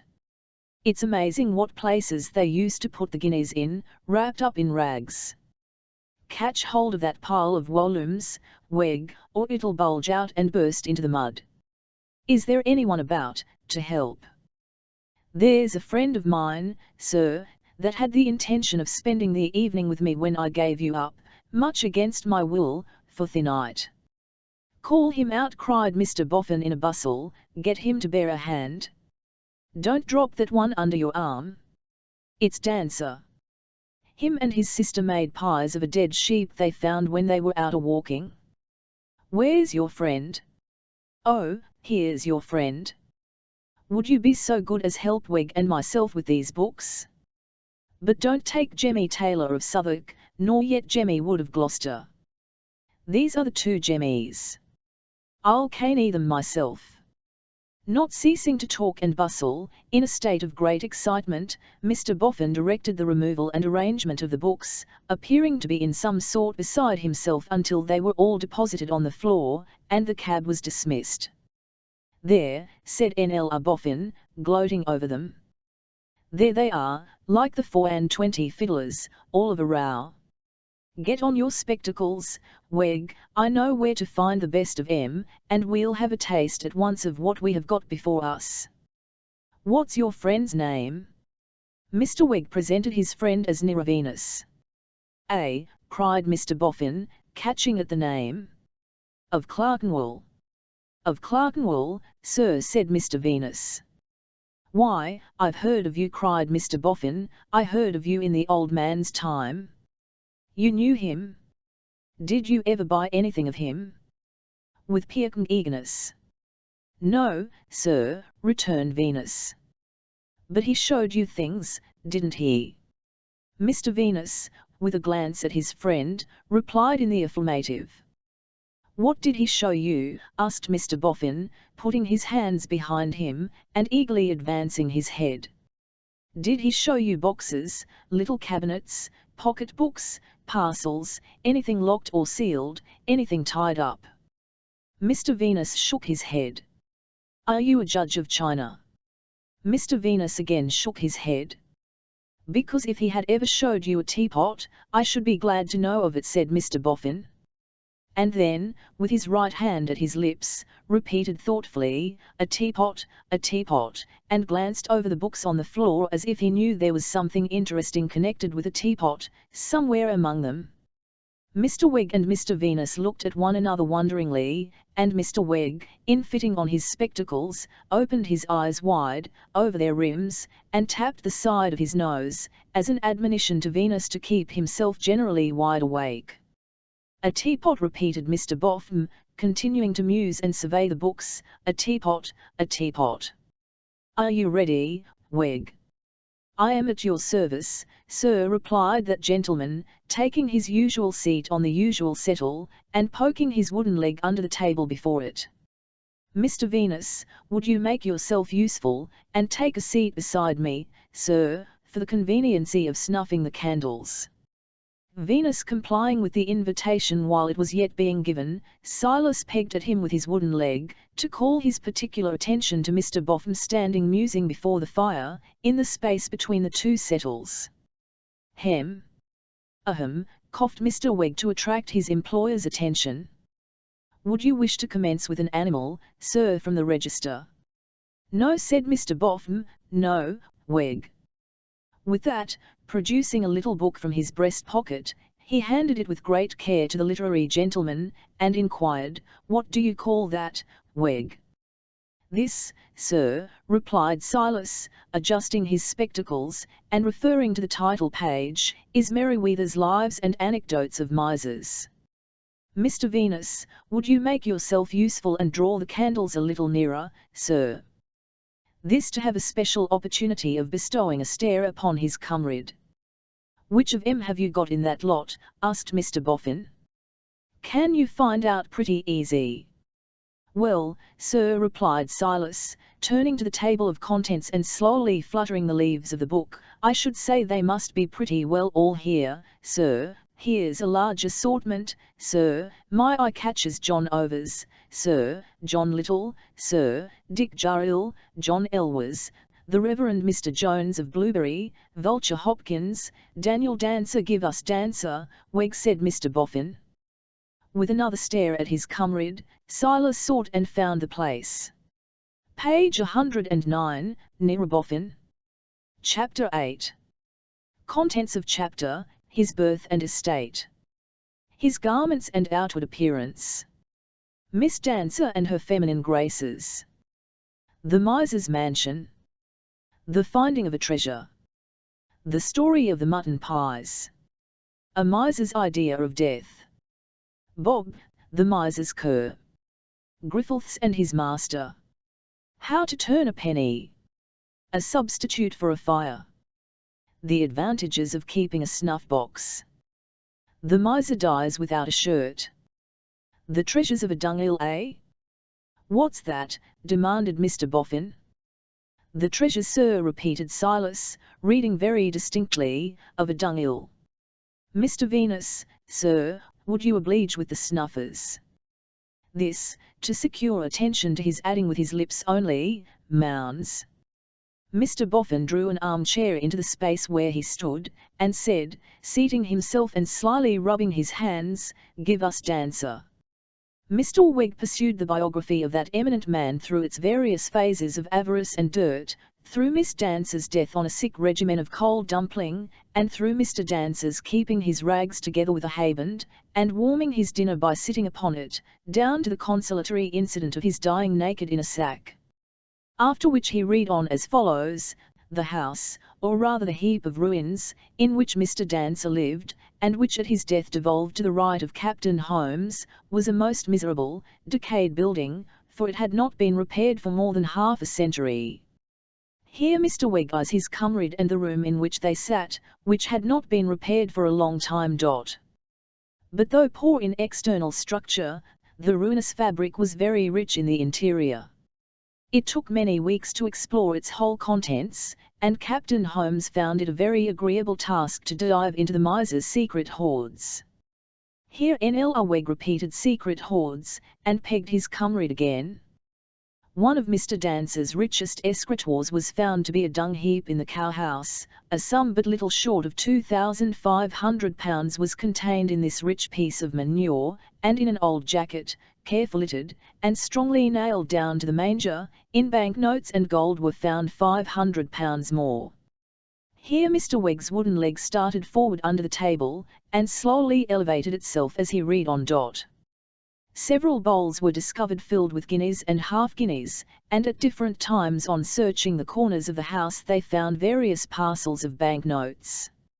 Some were crammed into the crevices of the wall. Here Nl Venus looked at the wall. Bundles were hid under the cushions and covers of the chairs. Here Nl Venus looked under himself on the settle. Some were reposing snugly at the back of the drawers, and notes amounting to £600 were found neatly doubled up in the inside of an old teapot. In the stable the captain found jugs full of old dollars and shillings. The chimney was not left unsearched, and paid very well for the trouble, for in 19 different holes, all filled with soot, were found various sums of money, amounting together to more than £200. On the way to this crisis Nlaweg's wooden leg had gradually elevated itself more and more, and he had nudged Mr. Venus with his opposite elbow deeper and deeper, until at length the preservation of his balance became incompatible with the two actions, and he now dropped over sideways upon that gentleman, squeezing him against the settle's edge. Nor did either of the two, for some few seconds, make any effort to recover himself, both remaining in a kind of pecuniary swoon. But the sight of Mr. Boffin sitting in the armchair hugging himself, with his eyes upon the fire, acted as a restorative. Counterfeiting a sneeze to cover their movements, Mr. Wegg, with a spasmodic tish-ho, pulled himself and Mr. Venus up in a masterly manner. "Let's have some more," said Mr. Boffin, hungrily. "John Elwes is the next, sir." "Is it your pleasure to take John Elwes?" "Ah," said Mr. Boffin. "Let's hear what John did." "He did not appear to have hidden anything, so went off rather flatly. But an exemplary lady named Wilcox, who had stowed away gold and silver in a pickle pot in a clock case, a canister full of treasure in a hole under her stairs, and a quantity of money in an old rat trap, revived the interest. To her succeeded another lady, claiming to be a pauper, whose wealth was found wrapped up in little scraps of paper and old rag. To her, another lady, applewoman by trade, who had saved a fortune of £10,000 and hidden it here and there, in cracks and corners, behind bricks and under the flooring. To her, a French gentleman, who had crammed up his chimney, rather to the detriment of its drawing powers, a leather valise, containing 20,000 francs, gold coins, and a large quantity of precious stones as discovered by a chimney sweep after his death. By these steps Mr. Wegg arrived at a concluding instance of the human magpie. Many years ago, there lived at Cambridge a miserly old couple of the name of Jardine. They had 2 sons. The father was a perfect miser, and at his death 1,000 guineas were discovered secreted in his bed. The 2 sons grew up as parsimonious as their sire.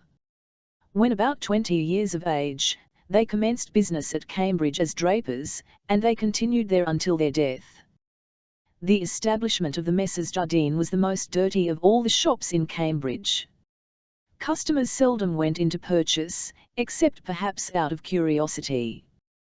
The brothers were most disreputable-looking beings, for, although surrounded with gay apparel as their staple in trade, they wore the most filthy rags themselves. It is said that they had no bed, and, to save the expense of one, always slept on a bundle of packing cloths under the counter. In their housekeeping they were penurious in the extreme. A joint of meat did not grace their board for 20 years. Yet when the first of the brothers died, the other, much to his surprise, found large sums of money which had been secreted even from there, cried Mr. Boffin. "Even from him, you see. There was only 2 of 'em, and yet one of 'em hid from the other." Mr. Venus, who since his introduction to the French gentleman, had been stooping to peer up the chimney, had his attention recalled by the last sentence, and took the liberty of repeating it. "Do you like it?" asked Mr. Boffin, turning suddenly. "I beg your pardon, sir. Do you like what Weg's been reading?"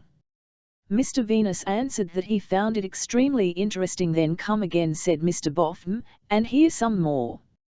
Come when you like, come the day after tomorrow, half an hour sooner.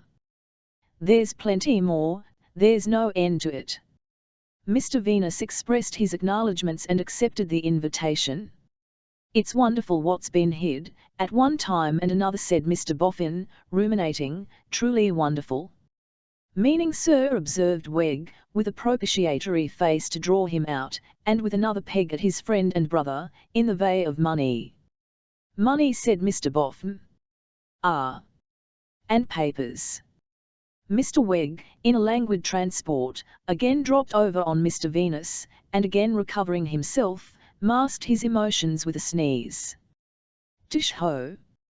Did you say papers too, sir?" "Been hidden, sir." "Hidden and forgot," said N.L.R. Boffin. "Why, the bookseller that sold me the wonderful museum." "Where's the wonderful museum?" He was on his knees on the floor in a moment, groping eagerly among the books. "Can I assist you, sir?" asked Weg. "No, I have got it, here it is," said Mr. Boffin, dusting it with the sleeve of his coat. "Volume 4. I know it was the 4th volume, that the bookseller read it to me out of. Look for it, Weg." Silas took the book and turned the leaves. "Remarkable petrifaction, sir." "No, that's not it," said Boffin. "It can't have been a petrifaction. Memoirs of General John Reed, commonly called the Walking Rushlight, sir." "With portrait?" "No, nor yet him," said Mr. Boffin. "Remarkable case of a person who swallowed a crown piece, sir." "To hide it?" asked Boffin. "Why, no, sir," replied Weg, consulting the text, "it appears to have been done by accident." "Oh. This next must be it. Singular discovery of a will, lost 21 years. "That's it," cried Boffin. "Read that." "A most extraordinary case," read Silas Weg aloud, "was tried at the last Maryborough Assizes in Ireland. It was briefly this.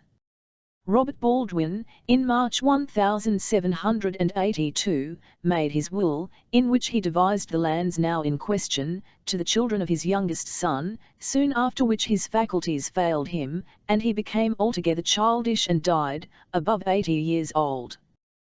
The defendant, the eldest son, immediately afterwards gave out that his father had destroyed the will, and no will being found, he entered into possession of the lands in question, and so matters remained for 21 years, the whole family during all that time believing that the father had died without a will. But after 21 years the defendant's wife died, and he very soon afterwards, at the age of 78, married a very young woman, which caused some anxiety to his two sons, whose poignant expressions of this feeling so exasperated their father, that he in his resentment executed a will to disinherit his eldest son, and in his fit of anger showed it to his second son, who instantly determined to get at it, and destroy it, in order to preserve the property to his brother. With this view, he broke open his father's desk, where he found, not his father's will which he sought after, but the will of his grandfather, which was then altogether forgotten in the family. "There," said Boffin. "See what men put away and forget, or mean to destroy, and don't." He then added in a slow tone, as, tarnishing. And as he rolled his eyes all round the room, Weg and Venus likewise rolled their eyes all round the room. And then Weg, singly, fixed his eyes on Boffin, looking at the fire again, as if he had a mind to spring upon him and demand his thoughts or his life. "However, time's up for tonight," said Mr. Boffin, waving his hand after a silence. "More, the day after tomorrow. Range the books upon the shelves, Weg. I dare say Mr. Venus will be so kind as help you." While speaking, he thrust his hand into the breast of his outer coat, and struggled with some object there that was too large to be got out easily. What was the stupefaction of the friendly movers when this object at last emerging, proved to be a much dilapidated dark lantern. Without at all noticing the effect produced by this little instrument, Mr. Boffin stood it on his knee, and, producing a box of matches, deliberately lighted the candle in the lantern, blew out the kindled match, and cast the end into the fire. "I'm going, Weg," he then announced, "to take a turn about the place and round the yard. I don't want you. Me and this same lantern have taken hundreds, thousands, of such turns in our time together. But I couldn't think, sir, not on any account, I couldn't," Weg was politely beginning, when Mr. Boffin, who had risen and was going towards the door, stopped. "I have told you that I don't want you, Weg." Weg looked intelligently thoughtful, as if that had not occurred to his mind until he now brought it to bear on the circumstance. He had nothing for it but to let Mr. Boffin go out and shut the door behind him. But, the instant he was on the other side of it, Weg clutched Venus with both hands, and said in a choking whisper, as if he were being strangled, "Mr. Venus, he must be followed, he must be watched, he mustn't be lost sight of for a moment." "Why mustn't he?" asked Venus, also strangling. "Comrade, you might have noticed I was a little elevated in spirits when you come in tonight. I've found something." "What have you found?" asked Venus, clutching him with both hands, so that they stood interlocked like a couple of preposterous gladiators. "There's no time to tell you now. I think he must have gone to look for it. We must have an eye upon him instantly." Releasing each other, they crept to the door, opened it softly, and peeped out. It was a cloudy night, and the black shadow of the mounds made the dark yard darker. "If not a double swindler," whispered Weg, "why a dark lantern? We could have seen what he was about, if he had carried a light one." "Softly, this way." Cautiously along the path that was bordered by fragments of crockery set in ashes, the two stole after him. They could hear him at his peculiar trot, crushing the loose cinders as he went. "He knows the place by heart," muttered Silas, "and don't need to turn his lantern on, confound him." But he did turn it on, almost in that same instant, and flashed its light upon the first of the mounds. "Is that the spot?" asked Venus in a whisper. "His warm," said Silas in the same tone. "His precious warm. His close. I think he must be going to look for it. Hats that he's got in his shan't." "A shovel," answered Venus. "And he knows how to use it, remember, 50 times as well as either of us." "If he looks for it and misses it," partner, suggested Weg, "what shall we first of all, wait till he does?" said Venus. Discreet advice too, for he darkened his lantern again, and the mound turned black. After a few seconds, he turned the light on once more, and was seen standing at the foot of the second mound, slowly raising the lantern little by little until he held it up at arm's length, as if he were examining the condition of the whole surface. "That can't be the spot too," said Venus. "No," said Weg, "he's getting cold." "It strikes me," whispered Venus, "that he wants to find out whether anyone has been groping about there." "Hush," returned Weg, "he's getting colder and colder. Now he's freezing." This exclamation was elicited by his having turned the lantern off again, and on again, and being visible at the foot of the third mound. "Why, he's going up it," said Venus. "Shovel and all," said Weg. At a nimbler trot, as if the shovel over his shoulder stimulated him by reviving old associations, Mr. Boffin ascended the serpentining walk, up the mound which he had described to Silas Weg on the occasion of their beginning to decline and fall. On striking into it he turned his lantern off. The two followed him, stooping low, so that their figures might make no mark in relief against the sky when he should turn his lantern on again. Mr. Venus took the lead, towing Mr. Weg, in order that his refractory leg might be promptly extricated from any pitfalls it should dig for itself. They could just make out that the golden eye, Usman, stopped to breathe. Of course they stopped too, instantly. "This is his own mound," whispered Weg, as he recovered his wind, "this one." "Why, all three are his own," returned Venus. "So he thinks, but he's used to call this his own, because it's the one first left to him, the one that was his legacy when it was all he took under the will. When he shows his light, said Venus, keeping watch upon his dusky figure all the time, drop lower and keep closer. He went on again, and they followed again. Gaining the top of the mound, he turned on his light, but only partially, and stood it on the ground. A bare lopsided weather-beaten pole was planted in the ashes there, and had been there many a year. Hard by this pole, his lantern stood, lighting a few feet of the lower part of it and a little of the ashy surface around, and then casting off a purposeless little clear trail of light into the "He can never be going to dig up the pole," whispered Venus as they dropped low and kept close. "Perhaps it's hollow and full of something," whispered Weg. "He was going to dig, with whatsoever object, for he tucked up his cuffs and spat on his hands, and then went at it like an old digger as he was. He had no design upon the pole, except that he measured a shovel's length from it before beginning, nor was it his purpose to dig deep. Some dozen or so of expert strokes sufficed. Then he stopped, looked down into the cavity, bent over it, and took out what appeared to be an ordinary case bottle, one of those squat, high-shouldered, short-necked glass bottles which the Dutchman is said to keep his courage in. As soon as he had done this, he turned off his lantern, and they could hear that he was filling up the hole in the dark. The ashes being easily moved by a skilful hand, the spies took this as a hint to make off in good time. Accordingly, Mr. Venus slipped past Mr. Weg and towed him down.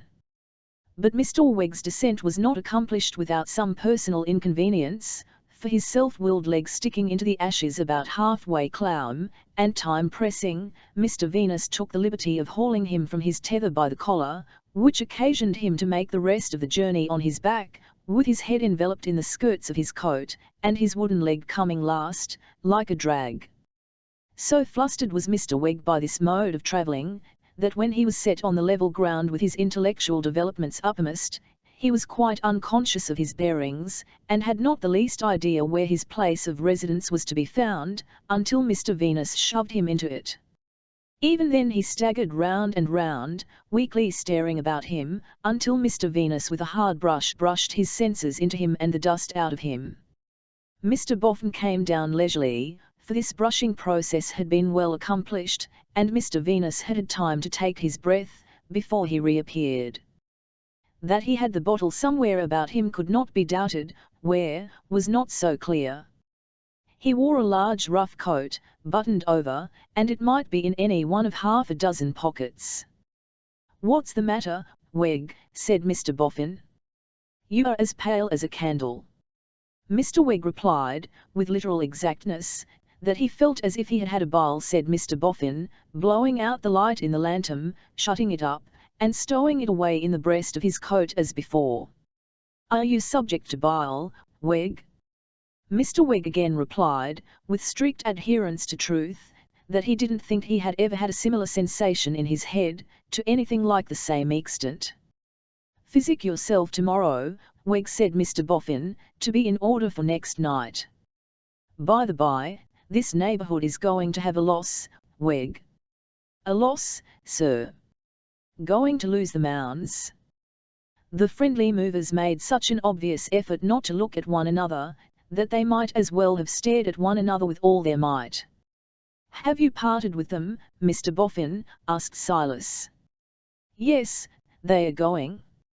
"Mine's as good as gone already." "You mean the little one of the three, with the pole atop, sir?" "Yes," said Mr. Boffin, rubbing his ear in his old way, with that new touch of craftiness added to it. "It has fetched a penny. It'll begin to be caned off tomorrow."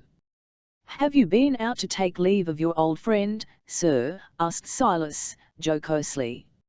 "No," said Mr. Boffin. "The devil put that in your head." He was so sudden and rough, that Weg, who had been hovering closer and closer to his skiffs, dispatching the back of his hand on exploring expeditions in search of the bottle's surface, retired 2 or 3 paces. "No offence, sir," said Weg, humbly. "No offence. Mr. Boffin eyed him as a dog might eye another dog who wanted his bone, and actually retorted with a low growl, as the dog might have retorted. "Good night," he said, after having sunk into a moody silence, with his hands clasped behind him, and his eyes suspiciously wandering about Weg. "No. Stop there. I know the way out, and I want no light." Avarice, and the evening's legends of avarice, and the inflammatory effect of what he had seen, and perhaps the rush of his ill-conditioned blood to his brain in his descent, wrought Silas Wegg to such a pitch of insatiable appetite, that when the door closed he made a swoop at it and drew Venus along with him. "He mustn't go," he cried. "We mustn't let him go. He has got that bottle about him. We must have that bottle." "Why, you wouldn't take it by force," said Venus, restraining him. "Wouldn't I? Yes, I would. I'd take it by any force, I'd have it at any price." "Are you so afraid of one old man as to let him go, you coward?" "I am so afraid of you, as not to let you go," muttered Venus, sturdily, clasping him in his arms. "Did you hear him?" retorted Weg. "Did you hear him say that he was resolved to disappoint us? Did you hear him say, you cur, that he was going to have the mounds cleared off, when no doubt the whole place'll be rummaged? If you haven't the spirit of a mouse to defend your rights, I have. Let me go after him." As in his wildness he was making a strong struggle for it, Mr. Venus deemed it expedient to lift him, throw him, and fall with him, well knowing that, once down, he would not be up again easily with his wooden leg. So they both rolled on the floor, and, as they did so, Mr. Boffin shut the gate. Chapter 7 The friendly move takes up a strong position. The friendly movers sat upright on the floor, panting and eyeing one another, after Mr. Boffin had slammed the gate and gone away. In the weak eyes of Venus, and in every reddish dust-coloured hair in his shock of hair, there was a marked distrust of Weg and an alertness to fly at him on perceiving the smallest occasion. In the hard-grained face of Weg, and in his stiff knotty figure, he looked like a German wooden toy, there was expressed a politic conciliation, which had no spontaneity in it. Both were flushed, flustered, and rumpled, by the late scuffle, and Weg, in coming to the ground, had received a humming knock on the back of his devoted head, which caused him still to rub it with an air of having been highly but disagreeably astonished. Each was silent for some time, leaving it to the other to begin. "Brother," said Weg, at length breaking the silence, "you were right, and I was you wrong. I forgot myself." Mr. Venus knowingly cocked his shock of hair, as rather thinking Mr. Weg had remembered himself, in respect of a PM without any disguise. "But comrade," pursued Weg, "it was never your lot to know Miss Elizabeth, Master George, Aunt Jane, nor Uncle Parker." Mr. Venus admitted that he had never known those distinguished persons, and added, in effect, that he had never so much as desired the honour of their acquaintance. "Don't say that, comrade," retorted Weg, "no, don't say that. Because, without having known them, you never can fully know what it is to be stimulated to frenzy by the sight of the usurper."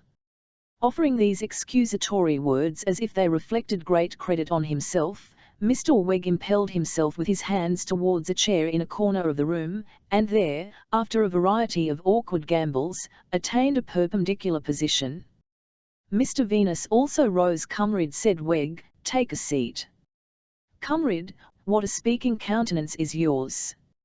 Mr. Venus involuntarily smoothed his countenance, and looked at his hand, as if to see whether any of its speaking properties came off. "For clearly do I know, mark you," pursued Weg, pointing his words with his forefinger, "clearly do I know what question your expressive features puts to me." "What question?" said Venus. "The question," returned Weg, with a sort of joyful affability, "why I didn't mention sooner, that I had found something. Says your speaking countenance to me, why didn't you communicate that, when I first come in this evening? Why did you keep it back till you thought Mr. Boffin had come to look for the article? Your speaking countenance," said Weg, "puts it plainer than language. Now, you can't read in my face what answer I give. No, I can't, said Venus. I knew it. And why not, returned Weg, with the same joyful candour. Because I lay no claims to a speaking countenance. Because I am well aware of my deficiencies. All men are not gifted alike. But I can answer in words. And in what words? These. I wanted to give you a delightful sap, pure, tze. Having thus elongated and emphasized the word surprise, Nirweg shook his friend and brother by both hands, and then clapped him on both knees, like an affectionate patron who entreated him not to mention so small a service as that which it had been his happy privilege to render. Your speaking countenance, said Weg, being answer to its satisfaction, only asks then, what have you found? Why, I hear it say the words. Well, retorted Venus snappishly, after waiting in vain. If you hear it say the words, why don't you answer it? Hear me out, said Weg. I'm going to. Hear me out. Man and brother, partner in feelings equally with undertakings and actions, I have found a cash box. Where? Hear me out, said Weg.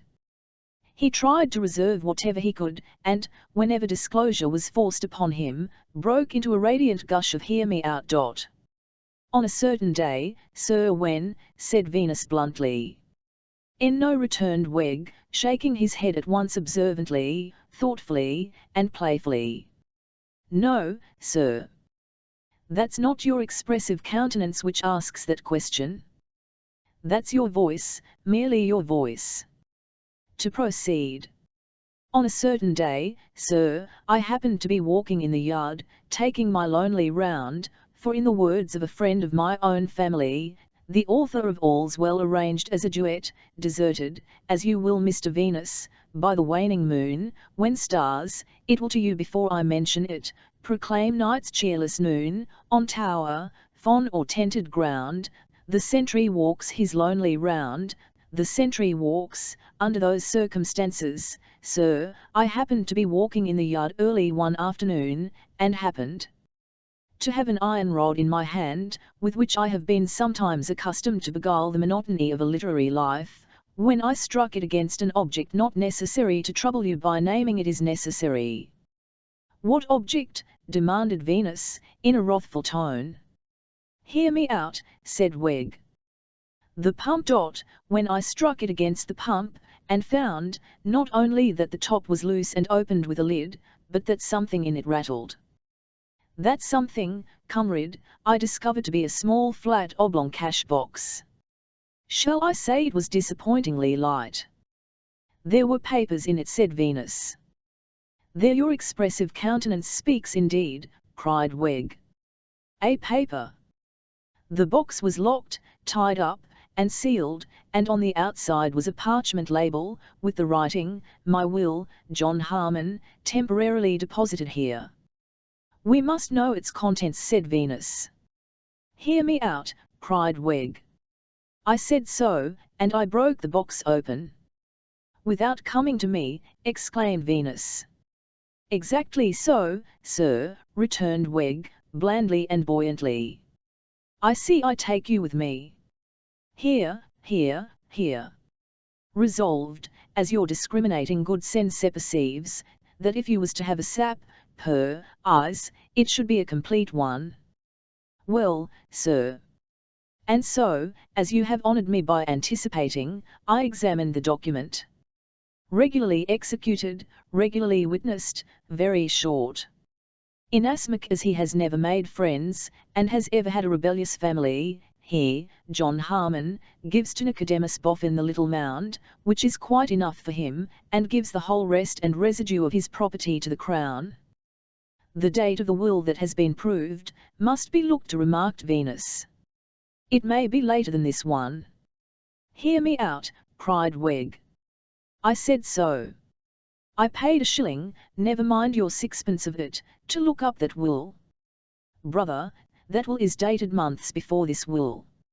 And now, as a fellow man, and as a partner in a friendly move, added Weg, benignantly taking him by both hands again, and clapping him on both knees again, say, have I completed my labour of love to your perfect satisfaction, and are you pleased?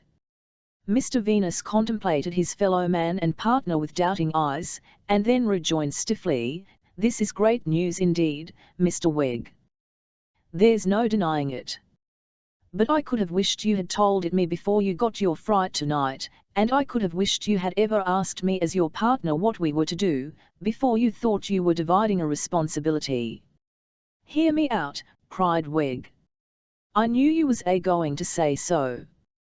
But alone I bore the anxiety, and alone I'll bear the blame. This with an air of great magnanimity. No, said Venus. Let's see this will and this box. Do I understand, brother, returned Weg with considerable reluctance, that it is your wish to see this will and this? Mr. Venus smote the table with his hand. Hear me out, said Weg. Hear me out. I'll go and fetch him. After being some time absent, as if in his covetousness he could hardly make up his mind to produce the treasure to his partner, he returned with an old leathern hat box, into which he had put the other box, for the better preservation of commonplace appearances, and for the disarming of suspicion. But I don't half like opening it here, said Silas in a low voice. Looking around, he might come back, he may not be gone, we don't know what he may be up to, after what we've seen. There's something in that, assented Venus. Come to my place. Jealous of the custody of the box, and yet fearful of opening it under the existing circumstances, Weg hesitated. Come, I tell you, repeated Venus, chafing, to my place. Not very well seeing his way to a refusal, Weg then rejoined in a gush, hear me out, certainly. So he locked up the bower and they set forth, Mr. Venus taking his arm, and keeping it with remarkable tenacity. They found the usual dim light burning in the window of Mr. Venus's establishment, imperfectly disclosing to the public the usual pair of preserved frogs, sword in hand, with their point of honour still unsettled. Mr. Venus had closed his shop door on coming out, and now opened it with the key and shut it again as soon as they were within, but not before he had put up and barred the shutters of the shop window. No one can get in without being let in, said he then, and we couldn't be more snug than here. So he raked together the yet warm cinders in the rusty grate, and made a fire, and trimmed the candle on the little counter. As the fire cast its flickering gleams here and there upon the dark greasy walls, the Hindu baby, the African baby, the articulated English baby, the assortment of skulls, and the rest of the collection, came starting to their various stations as if they had all been out, like their master, and were punctual in a general rendezvous to assist at the secret. The French gentleman had grown considerably since Mr. Weg last saw him, being now accommodated with a pair of legs and a head, though his arms were yet in abeyance. To whomsoever the head had originally belonged, Silas Weg would have regarded it as a personal favour if he had not cut quite so many teeth. Silas took his seat in silence on the wooden box before the fire, and Venus, dropping into his low chair, produced from among his skeleton hands his tea tray and teacups, and put the kettle on. Silas inwardly approved of these preparations, trusting they might end in Mr. Venus's diluting his intellect. Now, sir, said Venus, all is safe and quiet. Let us see this discovery.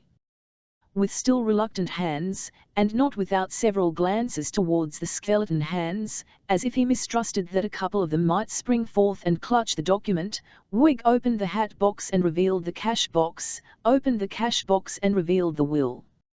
He held a corner of it tight, while Venus, taking hold of another corner, searchingly and attentively read it. Was I correct in my account of it, partner? Said Mr. Weg at length. Partner, you were, said Mr. Venus. Mr. Weg thereupon made an easy, graceful movement, as though he would fold it up, but Venus held on by his corner. No, sir, said Mr. Venus, winking his weak eyes and shaking his head. No, partner. The question is now brought up, Who is going to take care of this? Do you know who is going to take care of us, partner? I am, said Weg. Oh dear no, partner, retorted Venus. That's a mistake. I am. Now look here, Mr. Weg. I don't want to have any words with you, and still less do I want to have any anatomical pursuits with you. What do you mean? Said Weg, quickly. I mean, partner, replied Venus, slowly, that it's hardly possible for a man to feel in a more amiable state towards another man than I do towards you at this present moment. But I am on my own ground, I am surrounded by the trophies of me art, and my tools is very handy. What do you mean, Mr. Venus? Asked Weg again. I am surrounded, as I have observed, said Mr. Venus, placidly, by the trophies of my art. They are numerous, my stock of human wares is large, the shop is pretty well crammed, and I don't just now want any more trophies of my art. But I like my art, and I know how to exercise my art. No man better, assented Mr. Weg, with a somewhat staggered air. There's the miscellanies of several human specimens, said Venus, though you mightn't think it, in the box on which you're sitting. There's the miscellanies of several human specimens, in the lovely compo one behind the door, with a nod towards the French gentleman. It still wants a pair of arms. I don't say that I'm in any hurry for 'em. You must be wandering in your mind, partner, Silas remonstrated. You'll excuse me if I wander, returned Venus, I am sometimes rather subject to it. I like my art, and I know how to exercise my art, and I mean to have the keeping of this document. But what has that got to do with your art, partner? Asked Weg, in an insinuating tone. Mr. Venus winked his chronically fatigued eyes both at once, and adjusting the kettle on the fire, remarked to himself, in a hollow voice, she'll boil in a couple of minutes. Silas Weg glanced at the kettle, glanced at the shelves, glanced at the French gentleman behind the door, and shrank a little as he glanced at Mr. Venus, winking his red eyes, and feeling in his waistcoat pocket, as for a lancet, say with his unoccupied hand.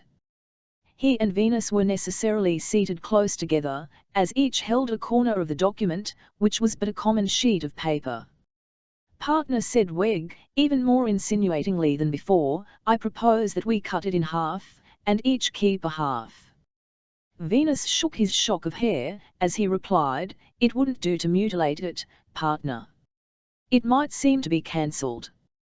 Partner, said Weg, after a silence, during which they had contemplated one another, don't your speaking countenance say that you're going to suggest a middle course? Venus shook his shock of hair as he replied, partner, you have kept this paper from me once. You shall never keep it from me again. I offer you the box and the label to take care of, but I'll take care of the paper. Silas hesitated a little longer, and then suddenly releasing his cummer, and resuming his buoyant and benignant tone, exclaimed, what's life without trustfulness? What's a fellow man without honour? You're welcome to it, partner, in a spirit of trust and confidence. Continuing to wink his red eyes both together but in a self-communing way, and without any show of triumph, Mr. Venus folded the paper now left in his hand, and locked it in a drawer behind him, and pocketed the key. He then proposed a cup of tea, partner. To which Nl Weg returned, thank ye, partner, and the tea was made and poured out. Next, said Venus, blowing at his tea in his saucer, and looking over it at his confidential friend, comes the question, what's the course to be pursued? On this head, Silas Weg had much to say. Silas had to say that, he would beg to remind his comrade, brother, and partner, of the impressive passages they had read that evening, of the evident parallel in Mr. Boffin's mind between them and the late owner of the bower, and the present circumstances of the bower, of the bottle, and of the box. That, the fortunes of his brother and comrade, and of himself were evidently made, inasmuch as they had but to put their price upon this document, and get that price from the minion of fortune and the worm of the hour, who now appeared to be less of a minion and more of a worm than had been previously supposed. That, he considered it plain that such price was stateable in a single expressive word, and that the word was halves. That the question then arose when halves should be called. That here he had a plan of action to recommend, if the conditional clause. That the plan of action was that they should lie by with patience, that they should allow the mounds to be gradually levelled and cleared away, while retaining to themselves their present opportunity of watching the process, which would be, he conceived, to put the trouble and cost of daily digging and delving upon somebody else, while they might nightly turn such complete disturbance of the dust to the account of their own private investigations, and that, when the mounds were gone, and they had worked those chances for their own joint benefit solely, they should then, and not before, explode on the minion and worm. But here came the conditional clause, and to this he entreated the special attention of his comrade, brother, and partner.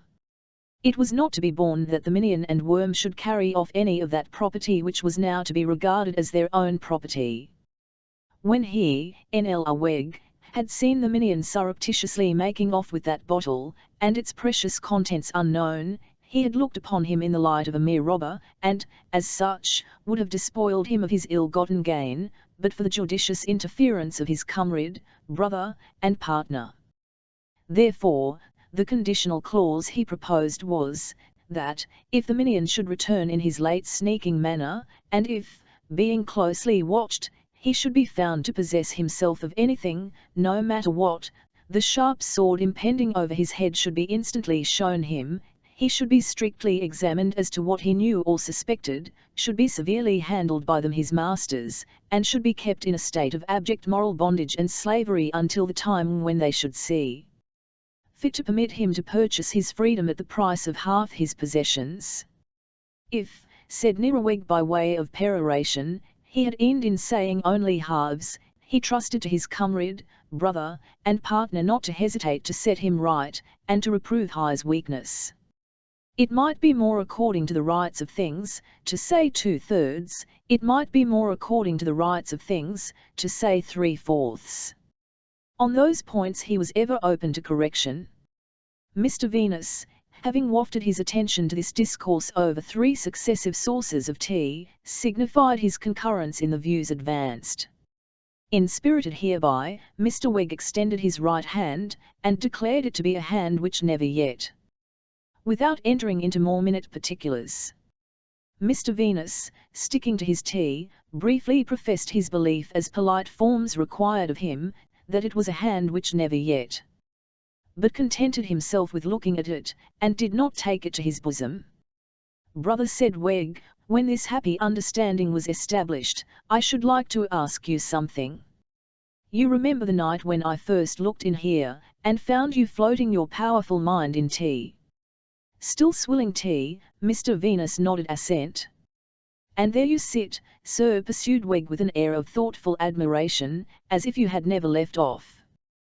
There you sit, sir, as if you had an unlimited capacity of assimilating the flagrant article. There you sit, sir, in the midst of your works, looking as if you'd been called upon for home, sweet home, and was obliging the company.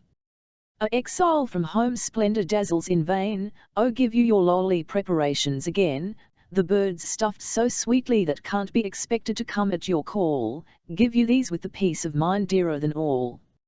Home, home, home, sweet home. Be it ever, added Mr. Weg in prose as he glanced about the shop, ever so ghastly, all things considered there's no place like it. You said you'd like to ask something, but you haven't asked it, remarked Venus, very unsympathetic in manner. Your peace of mind, said Weg, offering condolence, your peace of mind was in a poor way that night. How's it going on? Is it looking up at all? She does not wish, replied Mr. Venus with a comical mixture of indignant obstinacy and tender melancholy, to regard herself, nor yet to be regarded, in that particular light. There's no more to be said. Ah, dear me, exclaimed Weg with a sigh, but eyeing him while pretending to keep him company in eyeing the fire, such is woman. And I remember you said that night, sitting there as I sat here, said that night when your peace of mind was first laid low, that you had taken an interest in these very affairs. Such is coincidence. Her father, rejoined Venus, and then stopped to swallow more tea. Her father was mixed up in them. You didn't mention her name, sir, I think, observed Wegg, pensively. No, you didn't mention her name that night. Pleasant Riderhood? Indeed, cried Wegg. Pleasant Riderhood? There's something moving in the name. Pleasant. Dear me. Seems to express what she might have been, if she hadn't made that unpleasant remark, and what she ain't, in consequence of having made it. Would it at all pour balm into your wounds, Mr. Venus, to inquire how you came acquainted with her? I was down at the waterside, said Venus, taking another gulp of tea and mournfully winking at the fire, looking for parrots, taking another gulp and stopping. Mr. Wegg hinted, to jog his attention, you could hardly have been out parrot shooting, in the British climate, sir. No, no, no, said Venus fretfully. I was down at the waterside, looking for parrots brought home by sailors, to buy for stuffing. Sir. And looking for a nice pair of rattlesnakes, to articulate for a museum when I was doomed to fall in with her and deal with her. It was just at the time of that discovery in the river. Her father had seen the discovery being towed in the river. I made the popularity of the subject a reason for going back to improve the acquaintance, and I have never since been the man I was. My very bones is rendered flabby by brooding over it. If they could be brought to me loose, to sort, I should hardly have the face to claim 'em as mine. To such an extent have I fallen off under it. Mr. Wegg, less interested than he had been, glanced at one particular shelf in the dark. Why, I remember, Mr. Venus, he said in a tone of friendly commiseration, for I remember every word that falls from you, sir. I remember that you said that night, you had got up there, and then your words was, never mind. The parrot that I bought of her, said Venus, with a despondent rise and fall of his eyes. Yes, there it lies on its side, dried up, except for its plumage, very like myself.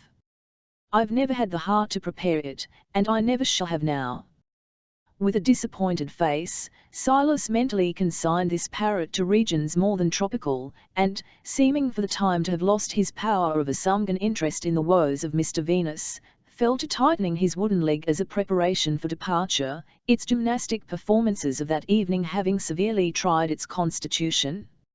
After Silas had left the shop, hat-box in hand, and had left Mr. Venus to lower himself to oblivion point with the requisite weight of tea, it greatly preyed on his ingenuous mind that he had taken this artist into partnership at all.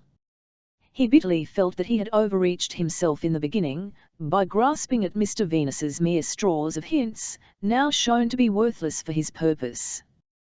Casting about for ways and means of dissolving the connection without loss of money, reproaching himself for having been betrayed into an avowal of his secret, and complimenting himself beyond measure on his purely accidental good luck, he beguiled the distance between Clerkenwell and the mansion of the Golden Eye, Usman.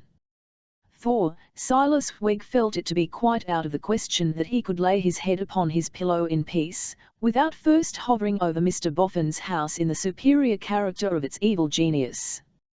Power, unless it be the power of intellect or virtue, has ever the greatest attraction for the lowest natures, and the mere defiance of the unconscious house front, with his power to strip the roof off the inhabiting family like the roof of a house of cards, was a treat which had a charm for Silas Wegg.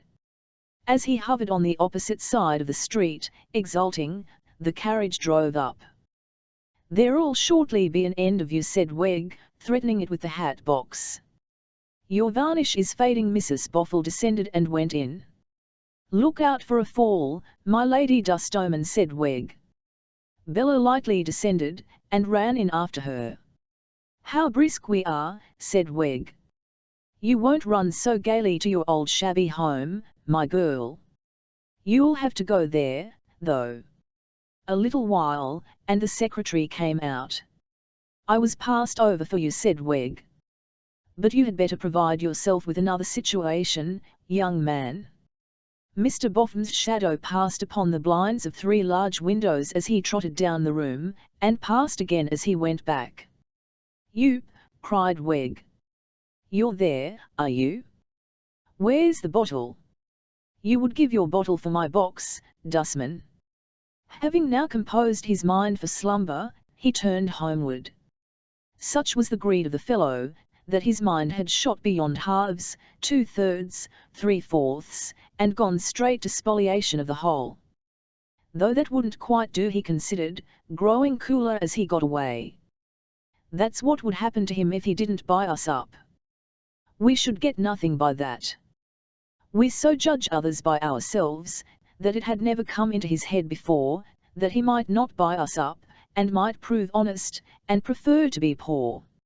It caused him a slight tremor as it passed, but a very slight one, for the idle thought was gone directly.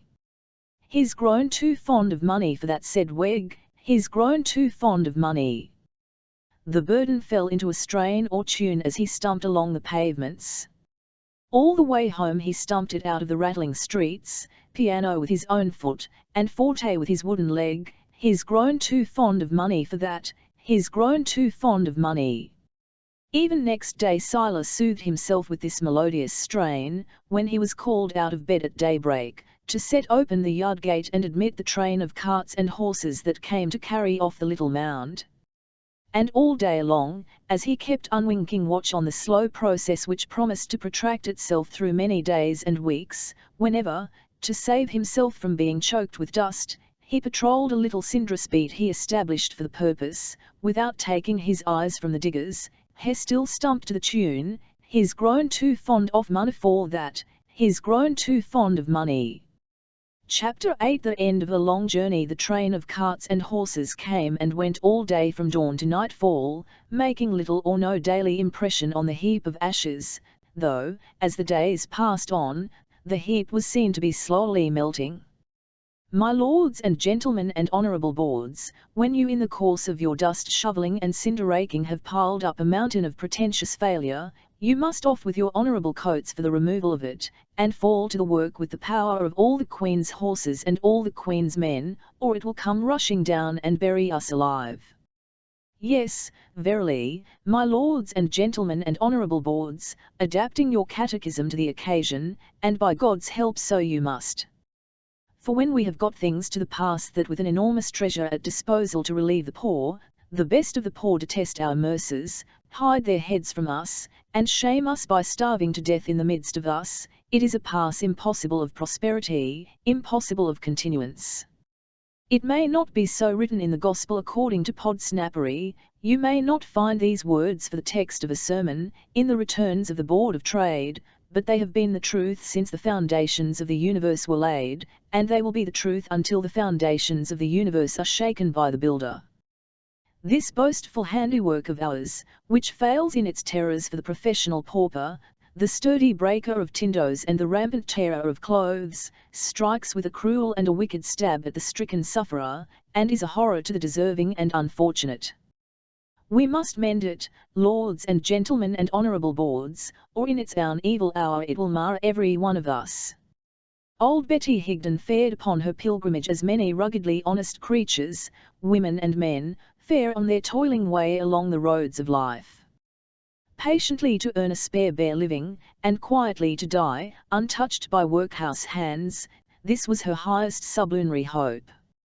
Nothing had been heard of her at Mr. Boffin's house since she trudged off. The weather had been hard and the roads had been bad, and her spirit was up. A less stanch spirit might have been subdued by such adverse influences, but the loan for her little outfit was in no part repaid, and it had gone worse with her than she had foreseen, and she was put upon proving her case and maintaining her independence. Faithful soul! When she had spoken to the secretary of that deadness that steals over me at times, her fortitude had made too little of it. Oftener and ever oftener, it came stealing over her, darker and ever darker, like the shadow of advancing death. That the shadow should be deep as it came on, like the shadow of an actual presence, was in accordance with the laws of the physical world, for all the light that shone on Betty Higden lay beyond death. The poor old creature had taken the upward course of the River Thames as her general track. It was the track in which her last home lay, and of which she had last had local love and knowledge. She had hovered for a little while in the near neighbourhood of her abandoned dwelling, and had sold, and knitted and sold, and gone on. In the pleasant towns of Chertsey, Walton, Kingston, and Staines, her figure came to be quite well known for some short weeks, and then again passed on. She would take her stand in market-places, where there were such things, on market days, at other times, in the busiest, that was seldom very busy, portion of the little quiet High Street. At still other times she would explore the outlying roads for great houses, and would ask leave at the lodge to pass in with her basket, and would not often get it. But ladies in carriages would frequently make purchases from her trifling stock, and were usually pleased with her bright eyes and her hopeful speech. In these and her clean dress originated a fable that she was well-to-do in the world, one might say, for her station, rich. As making a comfortable provision for its subject which costs nobody anything, this class of fable has long been popular. In those pleasant little towns on Thames, you may hear the fall of the water over the weirs, or even, in still weather, the rustle of the rushes, and from the bridge you may see the young river, dimpled like a young child, playfully gliding away among the trees, unpolluted by the defilements that lie in wait for it on its course, and as yet out of hearing of the deep summons of the sea. It were too much to pretend that Betty Higden made out such thoughts, no, but she heard the tender river whispering to many like herself, "Come to me, come to me." When the cruel shame and terror I have so long fled from, most beset you, come to me. I am the relieving officer appointed by eternal ordinance to do my work, I am not held in estimation according as I shirk it. My breast is softer than the pauper nurse's, death in my arms is peacefuller than among the pauper wards. Come to me. There was abundant place for gentler fancies too, in her untutored mind.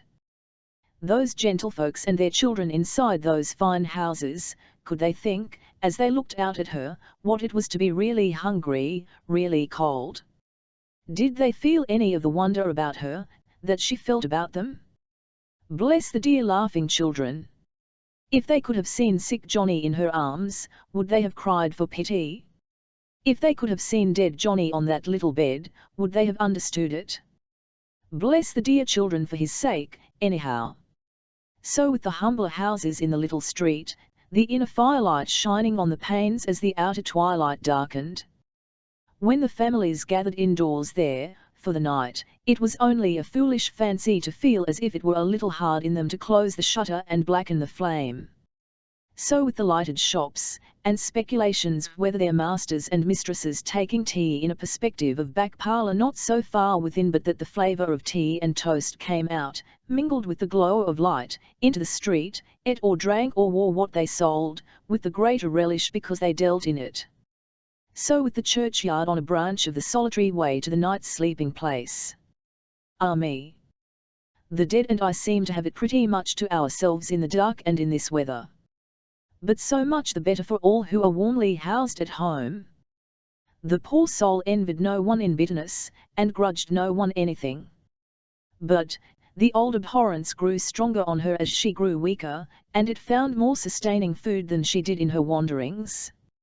Now, she would light upon the shameful spectacle of some desolate creature, or some wretched ragged groups of either sex, or of both sexes, with children among them, huddled together like the smaller vermin for a little warmth lingering on a doorstep, while the appointed evader of the public thrust did his dirty office of trying to weary them out and so get rid of them.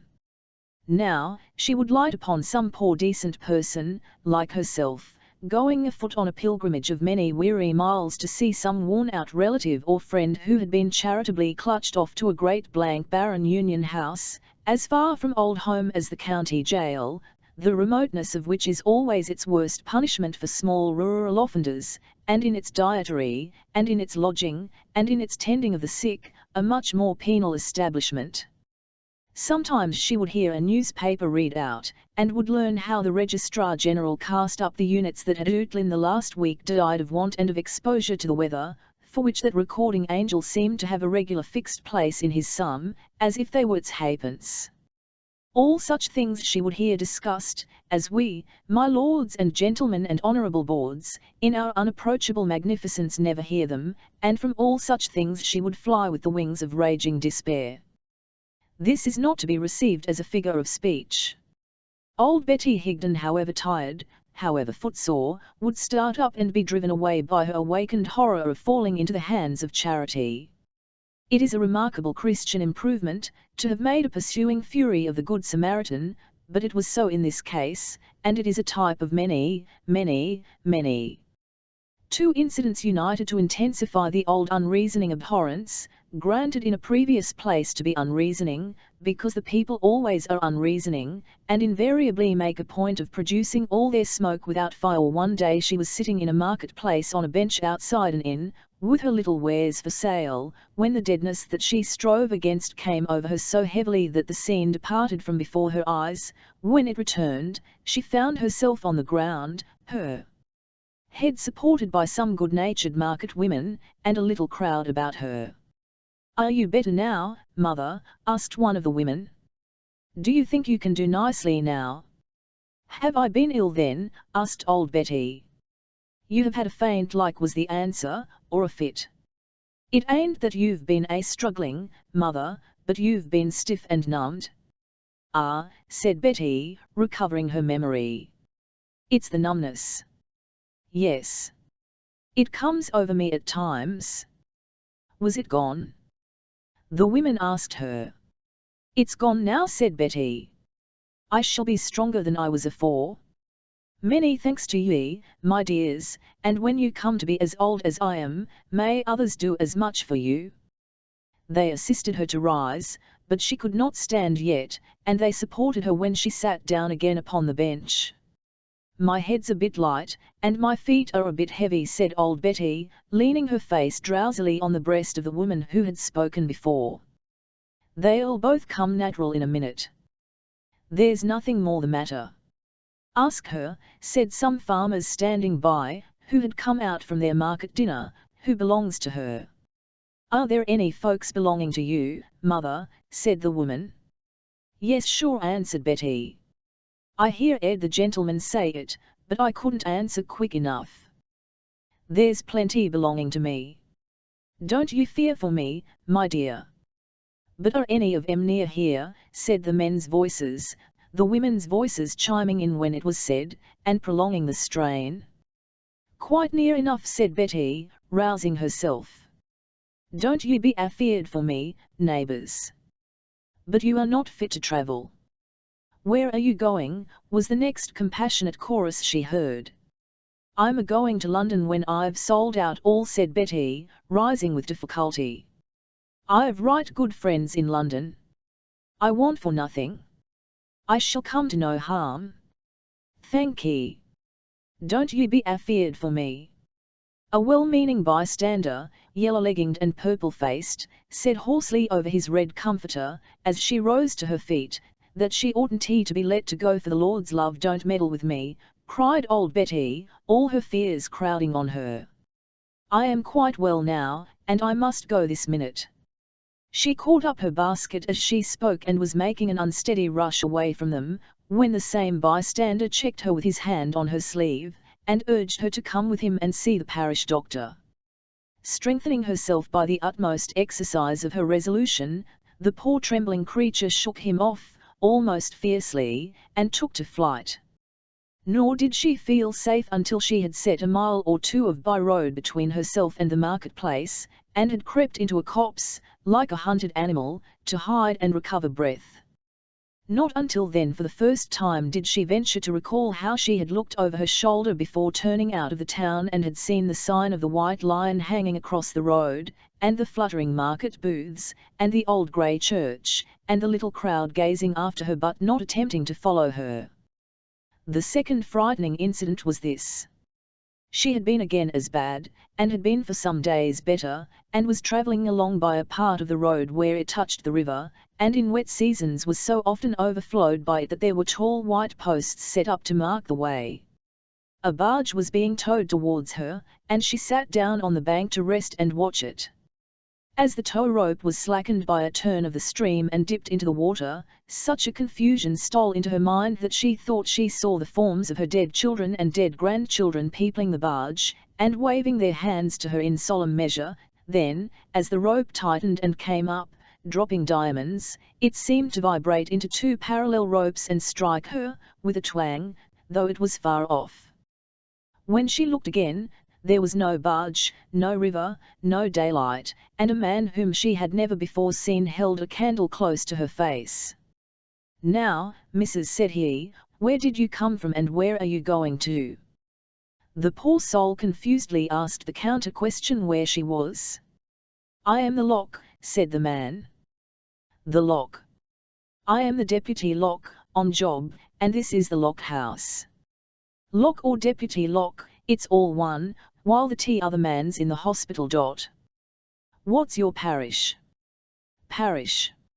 She was up from the truckle bed directly, wildly feeling about her for her basket, and gazing at him in affright. "You'll be asked the question downtown," said the man. "They won't let you be more than a casual there. They'll pass you on to your settlement, Mrs., with all speed. You're not in a state to be let come upon strange parishes except in as a casual." "'Twas the deadness again," murmured Betty Higden, with her hand to her head. "It was the deadness, there's not a doubt about it," returned the man. "I should have thought the deadness was a mild word for it, if it had been named to me when we brought you in. Have you got any friends, Mrs.?" "The best of friends, master. I should recommend your looking 'em up if you consider 'em game to do anything for you," said the deputy lock. "Have you got any money?" "Just a morsel of money, sir." "Do you want to keep it?" "Sure I do." "Well, you know," said the deputy lock, shrugging his shoulders with his hands in his pockets, and shaking his head in a sulkily ominous manner, "the parish authorities downtown will have it out of you, if you go on. You may take your Alfred David." "Then I'll not go on." "They'll make you pay, as fur as your money will go," pursued the deputy, "for your relief as a casual and for your being passed to your parish." "Thank you kindly, master, for your warning, thank you for your shelter, and good night."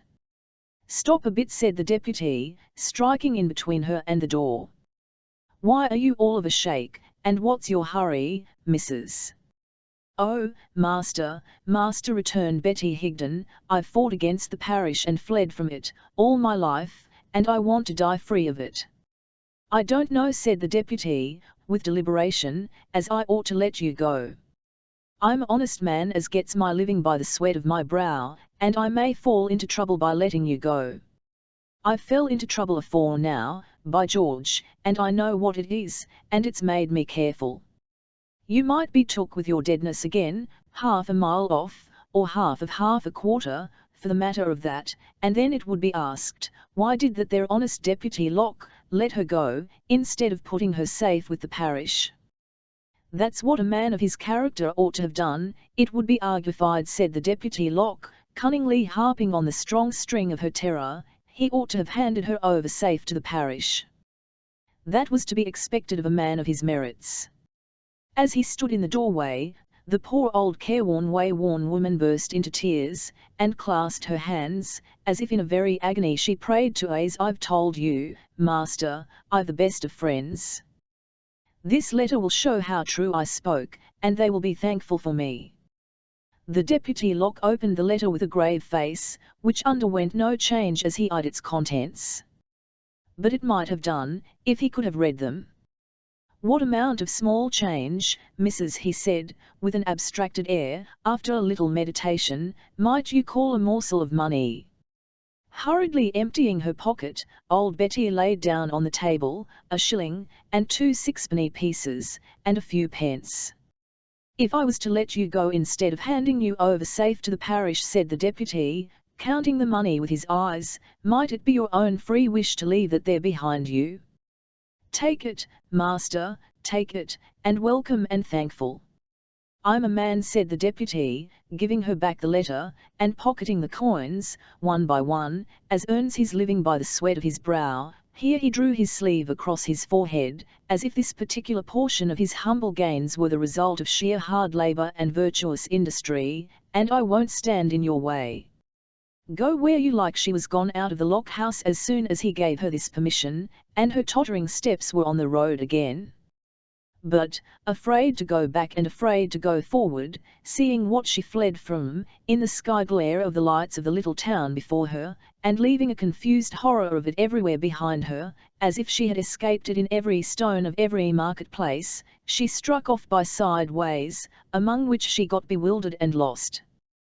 That night she took refuge from the Samaritan in his latest accredited form, under a farmer's rick, and if, worth thinking of, perhaps, my fellow Christians, the Samaritan had in the lonely night, passed by on the other side, she would have most devoutly thanked high heaven for her escape from him. The morning found her afoot again, but fast declining as to the clearness of her thoughts, though not as to the steadiness of her purpose. Comprehending that her strength was quitting her, and that the struggle of her life was almost ended, she could neither reason out the means of getting back to her protectors, nor even form the idea.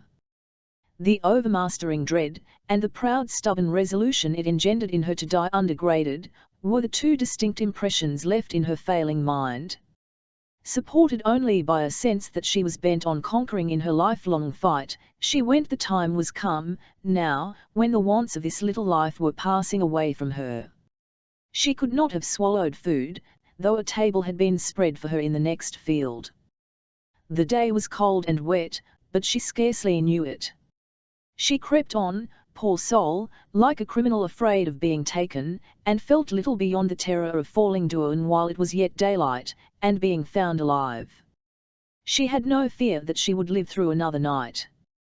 Sewn in the breast of her gown, the money to pay for her burial was still intact.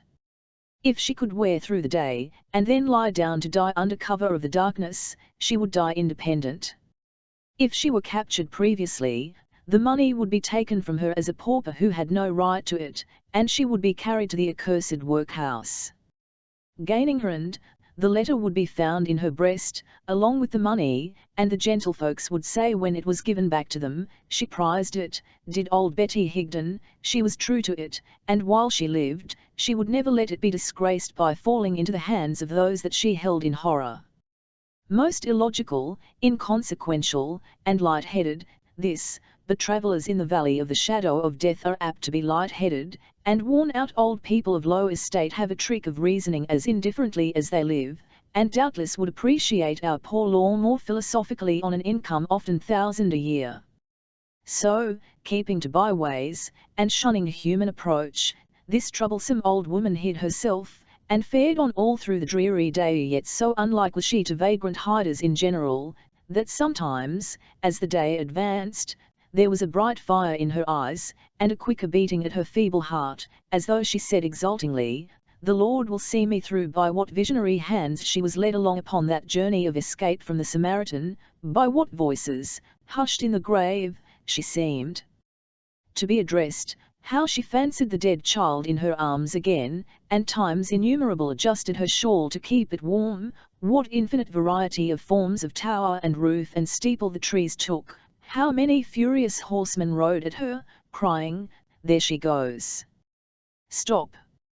Stop, Betty Higden," and melted away as they came close. Be these things left untold?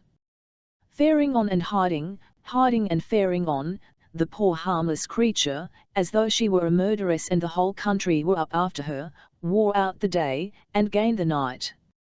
Water meadows, or such like she had sometimes murmured, on the day's pilgrimage, when she had raised her head and taken any note of the real objects about her. There now arose in the darkness, a great building, full of lighted windows. Smoke was issuing from a high chimney in the rear of it, and there was the sound of a water wheel at the side. Between her and the building, lay a piece of water, in which the lighted windows were reflected, and on its nearest margin was a plantation of trees. "I humbly thank the power and the glory," said Betty Higden, holding up her withered hands, "that I have come to my journey's end." She crept among the trees to the trunk of a tree whence she could see, beyond some intervening trees and branches, the lighted windows, both in the reality and their reflection in the water. She placed her orderly little basket at her side, and sank upon the ground, supporting herself against the tree. It brought to her mind the foot of the cross, and she committed herself to him who died upon it. Her strength held out to enable her to arrange the letter in her breast, so as that it could be seen that she had a paper there. It had held out for this, and it departed when this was done. I am safe here was her last benumbed thought. When I am found dead at the foot of the cross, it will be by some of my own sort, some of the working people who work among the lights yonder. I cannot see the lighted windows now, but they are there. I am thankful for all. The darkness gone, and a face bending down. It cannot be the boofer lady. I don't understand what you say. Let me wet your lips again with this brandy. I have been away to fetch it. Did you think that I was long gone? It is as the face of a woman, shaded by a quantity of rich dark hair. It is the earnest face of a woman who is young and handsome. But all is over with me on earth, and this must be an angel. Have I been long dead? I don't understand what you say. Let me wet your lips again. I hurried all I could, and brought no one back with me, lest you should die of the shock of strangers. Am I not dead? I cannot understand what you say. Your voice is so low and broken that I cannot hear you. Do you hear me? Yes. Do you mean yes? Yes. I was coming from my work just now, along the path outside. I was up with the night hands last night, and I heard a groan, and found you lying here. What work, dearie? Did you ask what work? At the paper mill. Where is it? Your face is turned up to the sky, and you can't see it.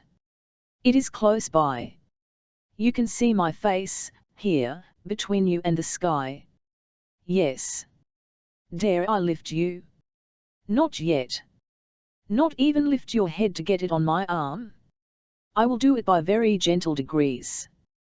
You shall hardly feel it. Not yet.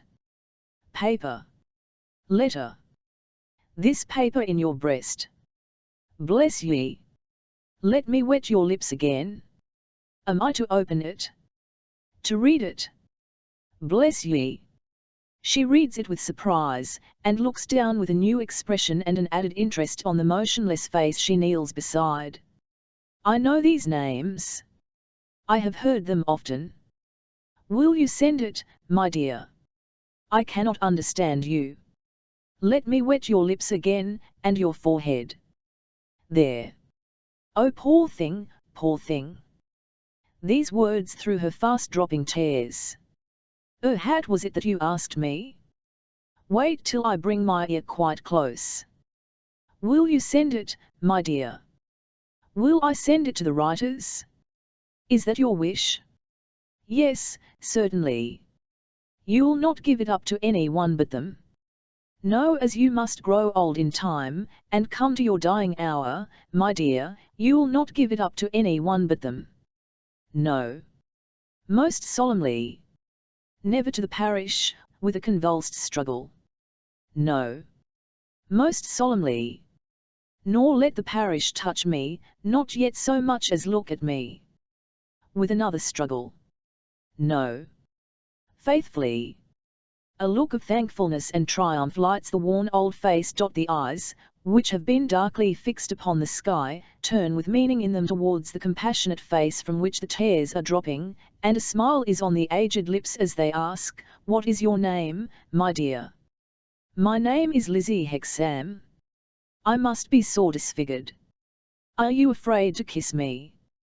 The answer is, the ready pressure of her lips upon the cold but smiling mouth. Bless ye. Now lift me, my love. Lizzie Hexam very softly raised the weather-stained grey head, and lifted her as high as heaven. Chapter 9 Somebody becomes the subject of our prediction. We give thee hearty thanks for that it hath pleased thee to deliver this our sister out of the miseries of this sinful world. So read the Reverend Frank Milvey in a not untroubled voice, for his heart misgave him that all was not quite right between us and our sister, or say our sister-in-law poor law, and that we sometimes read these words in an awful manner, over our sister and our brother too. And Sloppy, on whom the brave deceased had never turned her back until she ran away from him, knowing that otherwise he would not be separated from her, Sloppy could not in his conscience as yet find the hearty thanks required of it. Selfish in Sloppy, and yet excusable, it may be humbly hoped, because our sister had been more than his mother. The words were read above the ashes of Betty Higden, in a corner of a churchyard near the river, in a churchyard so obscure that there was nothing in it but grass mounds, not so much as one single tombstone. It might not be to do an unreasonably great deal for the diggers and hewers, in a registering age, if we ticketed their graves at the common charge, so that a new generation might know which was which, so that the soldier, sailor, emigrant, coming home, should be able to identify the resting place of father, mother, playmate, or betrothed. For, we turn up our eyes and say that we are all alike in death, and we might turn them down and work the saying out in this world, so far. It would be sentimental, perhaps. But how say ye, my lords and gentlemen and honourable boards, shall we not find good standing room left for a little sentiment, if we look into our crowds? Near unto the Reverend Frank Milvey as he read, stood his little wife, John Rokesmith the secretary, and Bella Wilfer. These, over and above Sloppy, were the mourners at the lowly grave. Not a penny had been added to the money sewn in her dress. What her honest spirit had so long projected, was fulfilled. I've took it in my head, said Sloppy, laying it, inconsolable, against the church door, when all was done, I've took it in my wretched head that I might have sometimes turned a little harder for her, and it cuts me deep to think so now. The Reverend Frank Milvey, comforting Sloppy, expounded to him how the best of us were more or less remiss in our turnings at our respective mangles, some of us very much so, and how we were all a halting, failing, feeble, and inconstant crew. She warned he, sir, said Sloppy, taking this ghostly counsel rather ill, in behalf of his late benefactress. Let us speak for ourselves, sir. She went through with whatever duty she had to do. She went through with me, she went through with the minders, she went through with herself, she went through with everything. Oh, Mrs. Higden, you was a woman and a mother and a mangler in a million. With those heartfelt words, Sloppy removed his dejected head from the church door, and took it back to the grave in the corner, and laid it down there, and wept alone. Not a very poor grave, said the Reverend Frank Milvey, brushing his hand across his eyes, when it has that homely figure on it. Richer, I think, than it could be made by most of the sculpture in Westminster Abbey. They left him undisturbed, and passed out at the wicket gate. The water wheel of the paper mill was audible there, and seemed to have a softening influence on the bright wintry scene. They had arrived but a little while before, and Lizzie Hexam now told them the little she could add to the letter in which she had enclosed Mr. Rokesmith's letter and had asked for their instructions. This was merely how she had heard the groan, and what had afterwards passed, and how she had obtained leave for the remains to be placed in that sweet, fresh, empty storeroom of the mill from which they had just accompanied them to the churchyard, and how the last requests had been religiously observed. I could not have done it all, or nearly all, of myself, said Lizzie. I should not have wanted the will, but I should not have had the power, without our managing partner. Surely not the Jew who received us, said Mrs. Milvey. My dear, observed her husband in parenthesis, why not? The gentleman certainly is a Jew, said Lizzie, and the lady, his wife, is a Jewess, and I was first brought to their notice by a Jew. But I think there cannot be kinder people in the world. But suppose they try to convert you? Suggested Mrs. Milvey, bristling in her good little way, as a clergyman's wife. To do what, asked Lizzie, with a modest smile. To make you change your religion, said Mrs. Milvey. Lizzie shook her head, still smiling. They have never asked me what my religion is. They asked me what my story was, and I told them. They asked me to be industrious and faithful, and I promised to be so. They most willingly and cheerfully do their duty to all of us who are employed here, and we try to do ours to them. Indeed, they do much more than their duty to us, for they are wonderfully mindful of us in many ways. It is easy to see you're a favourite, my dear, said little Mrs. Milvey, not quite pleased. It would be very ungrateful in me to say I am not, returned Lizzie, for I have been already raised to a place of confidence here. But that makes no difference in their following their own religion and leaving all of us to ours. They never talk of theirs to us, and they never talk of ours to us. If I was the last in the mill, it would be just the same. They never asked me what religion that poor thing had followed. My dear, said Mrs. Milvey, aside to the Reverend Frank, I wish you would talk to her. My dear, said the Reverend Frank aside to his good little wife, I think I will leave it to somebody else. The circumstances are hardly favourable. There are plenty of talkers going about, my love, and she will soon find one. While this discourse was interchanging, both Bella and the secretary observed Lizzie Hexam with great attention. Brought face to face for the first time with the daughter of his supposed murderer, it was natural that John Harmon should have his own secret reasons for a careful scrutiny of her countenance and manner. Bella knew that Liz's father had been falsely accused of the crime which had had so great an influence on her own life and fortunes, and her interest, though it had no secret springs, like that of the secretary, was equally natural. Both had expected to see something very different from the real Lizzie Hexam, and thus it fell out that she became the unconscious means of bringing them together.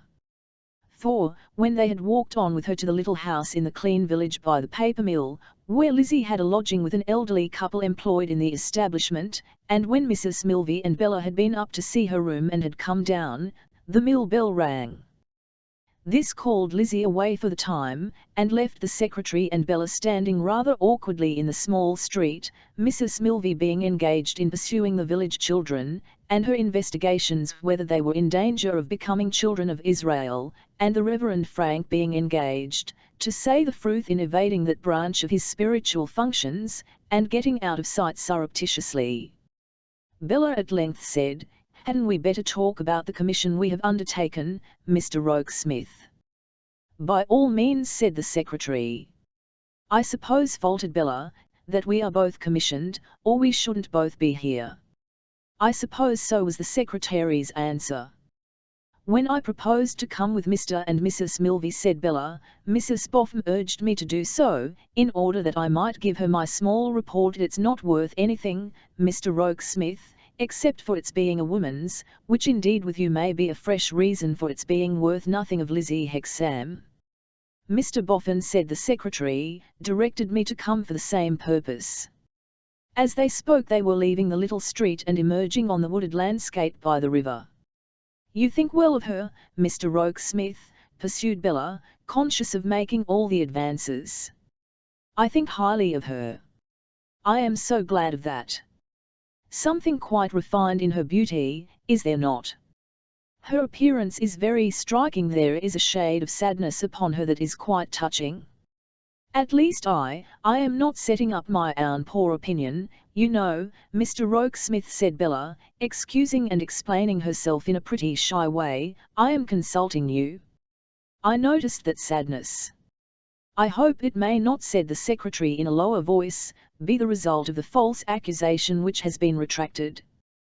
When they had passed on a little further without speaking, Bella, after stealing a glance or two at the secretary, suddenly said, "Oh, Mr. Rokesmith, don't be hard with me, don't be stern with me, be magnanimous. I want to talk with you on equal terms." The secretary as suddenly brightened, and returned, "Upon my honour I had no thought but for you. I forced myself to be constrained, lest you might misinterpret my being more natural. There. It's gone." "Thank you," said Bella, holding out her little hand. "Forgive me." "No," cried the secretary, eagerly. "Forgive me." For there were tears in her eyes, and they were prettier in his sight, though they smote him on the heart rather reproachfully too, than any other glitter in the world. When they had walked a little further, "You were going to speak to me," said the secretary, with the shadow so long on him quite thrown off and cast away, "about Lizzie Hexam." "So was I going to speak to you, if I could have begun." "Now that you can begin, sir," returned Bella, with a look as if she italicized the word by putting one of her dimples under it, "what were you going to say?" "You remember, of course, that in her short letter to Mrs. Boffin, short, but containing everything to the purpose, she stipulated that either her name, or else her place of residence, must be kept strictly a secret among." Bella nodded yes. "It is my duty to find out why she made that stipulation. I have it in charge from Mr. Boffin to discover, and I am very desirous for myself to discover, whether that retracted accusation still leaves any stain upon her. I mean whether it places her at any disadvantage towards anyone, even towards herself." "Yes," said Bella, nodding thoughtfully, "I understand. That seems wise, and considerate. You may not have noticed, Miss Wilfer, that she has the same kind of interest in you, that you have in her. Just as you are attracted by her beauty, by her appearance and manner, she is attracted by yours." "I certainly have not noticed it," returned Bella, again italicizing with the dimple, and I should have given her credit, for the secretary with a smile held up his hand, so plainly interposing not for better taste, that Bella's colour deepened over the little piece of coquetry she was checked in. "And so," resumed the secretary, "if you would speak with her alone before we go away from here, I feel quite sure that a natural and easy confidence would arise between you. Of course you would not be asked to betray it, and of course you would not, if you were. But if you do not object to put this question to her, to ascertain for us her own feeling in this one matter, you can do so at a far greater advantage than I or any else could. Mr. Boffin is anxious on the subject." "And I am," added the secretary after a moment, "for a special reason, very anxious." "I shall be happy, Mr. Rokesmith," returned Bella, "to be of the least use, for I feel, after the serious scene of today, that I am useless enough in this world." "Don't say that," urged the secretary. "Oh, but I mean that," said Bella, raising her eyebrows. "No one is useless in this world," retorted the secretary, "who lightens the burden of it for anyone else." "But I assure you I don't, Mr. Rokesmith," said Bella, half crying. "Not for your father. Dear, loving, self-forgetting, easily satisfied pa."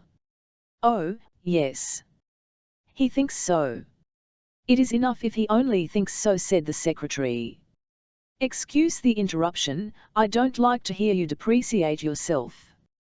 "But you once depreciated me, sir," thought Bella, pouting, "and I hope you may be satisfied with the consequences you brought upon your head." However, she said nothing to that purpose. She even said something to a different purpose. "Mr. Rokesmith, it seems so long since we spoke together naturally, that I am embarrassed in approaching another subject. Mr. Boffin. You know I am very grateful to him, don't you? You know I feel a true respect for him, and am bound to him by the strong ties of his own generosity, now don't you?" "Unquestionably." "And also that you are his favourite companion?" "That makes it," said Bella, "so very difficult to speak of him." "But does he treat you well?" "You see how he treats me," the secretary answered, with a patient and yet proud air. "Yes, and I see it with pain," said Bella, very energetically. The secretary gave her such a radiant look, that if he had thanked her 100 times, he could not have said as much as the look said. "I see it with pain," repeated Bella, "and it often makes me miserable. Miserable, because I cannot bear to be supposed to approve of it, or have any indirect share in it. Miserable, because I cannot bear to be forced to admit to myself that fortune is spoiling Mr. Boffin." "Miss Wilfer," said the secretary, with a beaming face, "if you could know with what delight I make the discovery that fortune isn't spoiling you, you would know that it more than compensates me for any slight at any other hands." "Oh, don't speak of me," said Bella, giving herself an impatient little slap with her glove. "You don't know me as well as you know yourself," suggested the secretary, finding that she stopped. "Do you know yourself?" "I know quite enough of myself," said Bella, with a charming air of being inclined to give herself up as a bad job, "and I don't improve upon acquaintance." "But Mr. Boffin?" "That Mr. Boffin's manner to me, or consideration for me, is not what it used to be," observed the secretary, "must be admitted. It is too plain to be denied." "Are you disposed to deny it, Mr. Rokesmith?" asked Bella, with a look of wonder. "Ought I not to be glad to do so, if I could, though it were only for my own sake?" "Truly," returned Bella, "it must try you very much, and you must please promise me that you won't take ill what I am going to add, Mr. Rokesmith." "I promise it with all my heart." "And it must sometimes, I should think," said Bella, hesitating, "a little lower you in your own estimation?" Assenting with a movement of his head, though not at all looking as if it did, the secretary replied, "I have very strong reasons, Miss Wilfer, for bearing with the drawbacks of my position in the house we both inhabit. Believe that they are not all mercenary, although I have, through a series of strange fatalities, faded out of my place in life. If what you see with such a gracious and good sympathy is calculated to rouse my pride, there are other considerations, and those you do not see, urging me to quiet endurance. The latter are by far the stronger." "I think I have noticed, Mr. Rokesmith," said Bella, looking at him with curiosity, as not quite making him out, "that you repress yourself, and force yourself, to act a passive part." "You are right. I repress myself and force myself to act a part. It is not in tameness of spirit that I submit. I have a settled purpose." "And a good one, I hope," said Bella. "And a good one, I hope," he answered, looking steadily at her. "Sometimes I have fancied, sir," said Bella, turning away her eyes, "that your great regard for Mrs. Boffin is a very powerful motive with you." "You are right again, it is. I would do anything for her, bear anything for her. There are no words to express how I esteem that good woman. As I do too. May I ask you one thing more, Mr. Rokesmith?" "Anything more?" "Of course you see that she really suffers, when Mr. Boffin shows how he is changing." "I see it, every day, as you see it, and am grieved to give her pain." "To give her pain," said Bella, repeating the phrase quickly, with her eyebrows raised. "I am generally the unfortunate cause of it. Perhaps she says to you, as she often says to me, that he is the best of men, in spite of all. I often overhear her, in her honest and beautiful devotion to him, saying so to you," returned the secretary, with the same steady look, "but I cannot assert that she ever says so to me." Bella met the steady look for a moment with a wistful, musing little look of her own, and then, nodding her pretty head several times, like a dimpled philosopher, of the very best school, who was moralizing on life, heaved a little sigh, and gave up things in general for a bad job, as she had previously been inclined to give up herself. But, for all that, they had a very pleasant walk. The trees were bare of leaves, and the river was bare of water lilies, but the sky was not bare of its beautiful blue, and the water reflected it, and a delicious wind ran with the stream, touching the surface crisply. Perhaps the old mirror was never yet made by human hands, which, if all the images it has in its time reflected could pass across its surface again, would fail to reveal some scene of horror or distress. But the great serene minor of the river seemed as if it might have reproduced all it had ever reflected between those placid banks, and brought nothing to the light save what was peaceful, pastoral, and blooming. So, they walked, speaking of the newly filled-up grave, and of Johnny, and of many things. So, on their return, they met brisk Mrs. Milvey coming to seek them, with the agreeable intelligence that there was no fear for the village children, there being a Christian school in the village, and no worse judaical interference with it than to plant its garden. So, they got back to the village as Lizzie Hexam was coming from the paper mill, and Bella detached herself to speak with her in her own home. "I am afraid it is a poor room for you," said Lizzie, with a smile of welcome, as she offered the post of honour by the fireside. "Not so poor as you think, my dear," returned Bella, "if you knew all.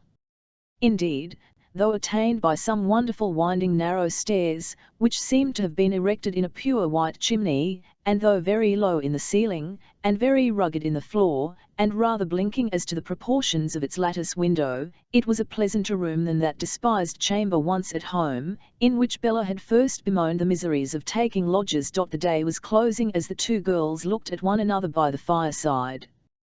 The dusky room was lighted by the fire.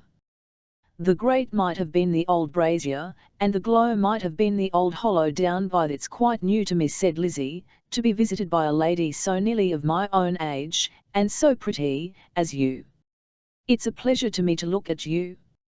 I have nothing left to begin with, returned Bella, blushing, because I was going to say that it was a pleasure to me to look at you, Lizzie. But we can begin without a beginning, can't we? Lizzie took the pretty little hand that was held out in as pretty a little frankness. Now, dear, said Bella, drawing her chair a little nearer, and taking Liz's arm as if they were gummed out for a walk, I am commissioned with something to say, and I dare say I shall say it wrong, but I won't if I can help it. It is in reference to your letter to Mr. and Mrs. Boffin, and this is what it is. Let me see. Oh yes. This is what it is. With this exordium, Bella set forth that request of Liz's touching secrecy, and delicately spoke of that false accusation and its retraction, and asked might she beg to be informed whether it had any bearing, near or remote, on such request. I feel, my dear, said Bella, quite amazing herself by the business-like manner in which she was getting on, that the subject must be a painful one to you, but I am mixed up in it also, for I don't know whether you may know it or suspect it. I am the willed-away girl who was to have been married to the unfortunate gentleman, if he had been pleased to approve of me. So I was dragged into the subject without my consent, and you were dragged into it without your consent, and there is very little to choose between us. I had no doubt, said Lizzie, that you were the Miss Wilfer I have often heard named. Can you tell me who my unknown friend is? Unknown friend, my dear, said Bella. Who caused the charge against poor father to be contradicted, and sent me the written paper. Bella had never heard of him. Had no notion who he was. I should have been glad to think him, returned Lizzie. He has done a great deal for me. I must hope that he will let me think him some day. You asked me has it anything to do, it or the accusation itself, Bella put in. Yes. Has either anything to do with my wishing to live quite secret and retired here? No, as Lizzie Hexam shook her head in giving this reply, and as her glance sought the fire, there was a quiet resolution in her folded hands, not lost on Bella's bright eyes. Have you lived much alone? Asked Bella. Yes. It's nothing new to me. I used to be always alone many hours together, in the day and in the night, when poor father was alive. You have a brother, I have been told. I have a brother, but he is not friendly with me. He is a very good boy though, and has raised himself by his industry. I don't complain of him. As she said it, with her eyes upon the fire glow, there was an instantaneous escape of distress into her face. Bella seized the moment to touch her hand. Lizzie, I wish you would tell me whether you have any friend of your own sex and age. I have lived that lonely kind of life, that I have never had one, was the answer. Nor I neither, said Bella. Not that my life has been lonely, for I could have sometimes wished it lonelier, instead of having Ma going on like the tragic muse i'th a face ache in majestic corners, and Lavie being spiteful, though of course I am very fond of them both. I wish you could make a friend of me, Lizzie. Do you think you could? I have no more of what they call character, my dear, than a canary bird, but I know I am trustworthy. The wayward, playful, affectionate nature, giddy for want of the weight of some sustaining purpose, and capricious because it was always fluttering among little things, was yet a captivating one. To Lizzie it was so new, so pretty, at once so womanly and so childish, that it won her completely. And when Bella said again, do you think you could, Lizzie, with her eyebrows raised, Her head inquiringly on one side, and an odd doubt about it in her own bosom, Lizzie showed beyond all question that she thought she could tell me. "My dear," said Bella, "what is the matter, and why you live like Lizzie presently began, by way of prelude. You must have many lovers," when Bella checked her with a little scream of astonishment. "My dear, I haven't one." "Not one?" "Well, perhaps one," said Bella. "I am sure I don't know. I had one, but what he may think about it at the present time I can't say. Perhaps I have half a one. Of course I don't count that idiot, George Sampson. However, never mind me. I want to hear about you." "There is a certain man," said Lizzie, "a passionate and angry man, who says he loves me, and who I must believe does love me. He is the friend of my brother. I shrank from him within myself when my brother first brought him to me, but the last time I saw him he terrified me more than I can say." There she stopped. "Did you come here to escape from him, Lizzie?" "I came here immediately after he so alarmed me." "Are you afraid of him here?" "I am not timid generally, but I am always afraid of him. I am afraid to see a newspaper, or to hear a word spoken of what is done in London, lest he should have done some violence." "Then you are not afraid of him for yourself, dear," said Bella, after pondering on the words. "I should be even that, if I met him about here. I look round for him always, as I pass to and fro at night."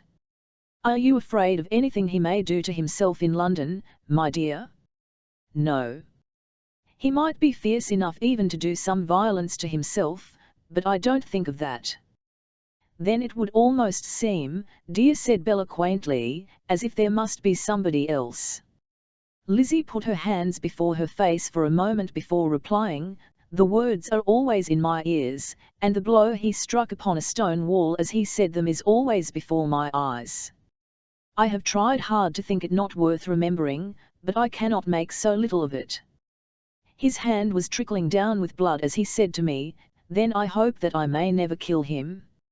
Rather startled, Bella made and clasped a girdle of her arms round Liz's waist, and then asked quietly, in a soft voice, as they both looked at the fire, "Kill him? Is this man so jealous, then?" "Of a gentleman," said Lizzie. "I hardly know how to tell you, of a gentleman far above me and my way of life, who broke father's death to me, and has shown an interest in me since." "Does he love you?" Lizzie shook her head. "Does he admire you?" Lizzie ceased to shake her head, and pressed her hand upon her living girdle. "Is it through his influence that you came here?" "Oh no. And of all the world I wouldn't have him know that I am here, or get the least clue where to find me." "Lizzie, dear." "Why?" asked Bella, in amazement at this burst.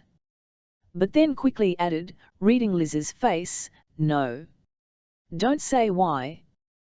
That was a foolish question of mine." "I see, I see." There was silence between them. Lizzie, with a drooping head, glanced down at the glow in the fire where her first fancies had been nursed, and her first escape made from the grim life out of which she had plucked her brother, foreseeing her reward. "You know all now," she said, raising her eyes to Bella's. "There is nothing left out. This is my reason for living secret here, with the aid of a good old man who is my true friend. For a short part of my life at home with father, I knew of things, don't ask me what, that I set my face against, and tried to better. I don't think I could have done more, then, without letting my hold on father go, but they sometimes lie heavy on my mind. By doing all for the best, I hope I may wear them out." "And wear out too," said Bella soothingly, "this weakness, Lizzie, in favour of one who is not worthy of it." "No, I don't want to wear that out," was the flushed reply, "nor do I want to believe, nor do I believe, that he is not worthy of it. What should I gain by that, and how much should I lose?" Bella's expressive little eyebrows remonstrated with the fire for some short time before she rejoined, "Don't think that I press you, Lizzie, but wouldn't you gain in peace, and hope, and even in freedom?" Wouldn't it be better not to live a secret life in hiding, and not to be shut out from your natural and wholesome prospects? Forgive my asking you, would that be no gain? Does a woman's heart that has that weakness in it which you have spoken of, returned Lizzie, seek to gain anything? The question was so directly at variance with Bella's views in life, as set forth to her father, that she said internally, "There, you little mercenary wretch! Do you hear that? Ain't you ashamed of yourself?" and unclasped the girdle of her arms, expressly to give herself a penitential poke in the side. "But you said," Lizzie observed Bella, returning to her subject when she had administered this chastisement, "that you would lose, besides." "Would you mind telling me what you would lose, Lizzie?" "I should lose some of the best recollections, best encouragements, and best objects, that I carry through my daily life. I should lose my belief that if I had been his equal, and he had loved me, I should have tried with all my might to make him better and happier, as he would have made me. I should lose almost all the value that I put upon the little learning I have, which is all owing to him, and which I conquered the difficulties of, that he might not think it thrown away upon me.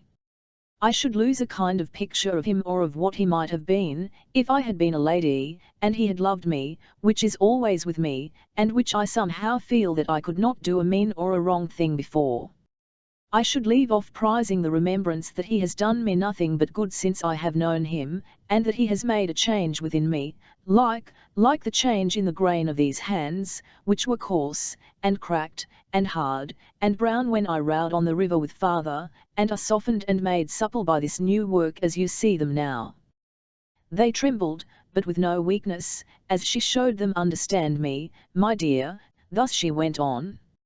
"I have never dreamed of the possibility of his being anything to me on this earth but the kind picture that I know I could not make you understand, if the understanding was not in your own breast already. I have no more dreamed of the possibility of my being his wife, than he ever has, and words could not be stronger than that. And yet I love him. I love him so much, and so dearly, that when I sometimes think my life may be but a weary one, I am proud of it and glad of it. I am proud and glad to suffer something for him, even though it is of no service to him, and he will never know of it or care for it." Bella sat enchained by the deep, unselfish passion of this girl or woman of her own age, courageously revealing itself in the confidence of her sympathetic perception of its truth. And yet she had never experienced anything like it, or thought of existence of anything like it. "It was late upon a wretched night," said Lizzie, "when his eyes first looked at me in my old riverside home, very different from this. His eyes may never look at me again. I would rather that they never did, I hope that they never may. But I would not have the light of them taken out of my life, for anything my life can give me. I have told you everything now, my dear. If it comes a little strange to me to have parted with it, I am not sorry. I had no thought of ever parting with a single word of it, a moment before you came in, but you came in, and my mind changed." Bella kissed her on the cheek, and thanked her warmly for her confidence. "I only wish," said Bella, "I was more deserving of it." "More deserving of it," repeated Lizzie, with an incredulous smile. "I don't mean in respect of keeping it," said Bella, "because anyone should tear me to bits before getting at a syllable of it, though there's no merit in that, for I am naturally as obstinate as a pig. What I mean is, Lizzie, that I am a mere impertinent piece of conceit, and you shame me." Lizzie put up the pretty brown hair that came tumbling down, owing to the energy with which Bella shook her head, and she remonstrated while thus engaged, "My dear." "Oh, it's all very well to call me your dear," said Bella, with a pettish whimper, "and I am glad to be called so, though I have slight enough claim to be. But I am such a nasty little thing." "My dear," urged Lizzie again. "Such a shallow, cold, worldly, limited little brute," said Bella, bringing out her last adjective with culminating force. "Do you think," inquired Lizzie with her quiet smile, the hair being now secured, "that I don't know better?" "Do you know better though?" said Bella. "Do you really believe you know better?" "Oh, I should be so glad if you did know better, but I am so very much afraid that I must know best." Lizzie asked her, laughing outright, whether she ever saw her own face or heard her own voice. "I suppose so," returned Bella. "I look in the glass often enough, and I chatter like a magpie." "I have seen your face, and heard your voice, at any rate," said Lizzie, "and they have tempted me to say to you, with a certainty of not going wrong, what I thought I should never say to anyone. Does that look ill?" "No, I hope it doesn't," pouted Bella, stopping herself in something between a humoured laugh and a humoured sob. "I used once to see pictures in the fire," said Lizzie playfully, "to please my brother. Shall I tell you what I see down there where the fire is glowing?" They had risen, and were standing on the hearth, the time being come for separating. Each had drawn an arm around the other to take leave. "Shall I tell you," asked Lizzie, "what I see down there?" "Limited little bee," suggested Bella with her eyebrows raised. "A heart well worth winning, and well won. A heart that, once won, goes through fire and water for the winner, and never changes, and is never daunted." "Girl's heart?" asked Bella, with accompanying eyebrows. Lizzie nodded. "And the figure to which it belongs, is yours?" suggested Bella. "No. Most clearly and distinctly yours." So the interview terminated with pleasant words on both sides, and with many reminders on the part of Bella that they were friends, and pledges that she would soon come down into that part of the country again. Therewith Lizzie returned to her occupation, and Bella ran over to the little inn to rejoin her company. "You look rather serious, Miss Wilfer," was the secretary's first remark. "I feel rather serious," returned Miss Wilfer. She had nothing else to tell him but that Lizzie Hexam's secret had no reference whatever to the cruel charge, or its withdrawal. "Oh yes, though," said Bella, "she might as well mention one other thing. Lizzie was very desirous to thank her unknown friend who had sent her the written retractation." "Was she, indeed?" observed the secretary. "Ah?" Bella asked him, had he any notion who that unknown friend might be? He had no notion whatever. They were on the borders of Oxfordshire, so far had poor old Betty Higden strayed. They were to return by the train presently, and, the station being near at hand, the Reverend Frank and Nearest Frank, and Sloppy and Bella and the secretary, set out to walk to it. Few rustic paths are wide enough for five, and Bella and the secretary dropped behind. "Can you believe, Mr. Rokesmith," said Bella, "that I feel as if whole years had passed since I went into Lizzie Hexam's cottage? We have crowded a good deal into the day," he returned, "and you were much affected in the churchyard. You are overtired." "No, I am not at all tired. I have not quite expressed what I mean. I don't mean that I feel as if a great space of time had gone by, but that I feel as if much had happened, to myself, you know." "For good, I hope so," said Bella. "You are cold, I felt you tremble. Pray let me put this wrapper of mine about you. May I fold it over this shoulder without injuring your dress? Now, it will be too heavy and too long. Let me carry this end over my arm, as you have no arm to give me." Yes, she had though. How she got it out, in her muffled state, heaven knows, but she got it out somehow. There it was, and slipped it through the secretaries. "I have had a long and interesting talk with Lizzie, Mr. Rokesmith, and she gave me her full confidence. She could not withhold it," said the secretary. "I wonder how you come," said Bella, stopping short as she glanced at him, "to say to me just what she said about it. I infer that it must be because I feel just as she felt about it."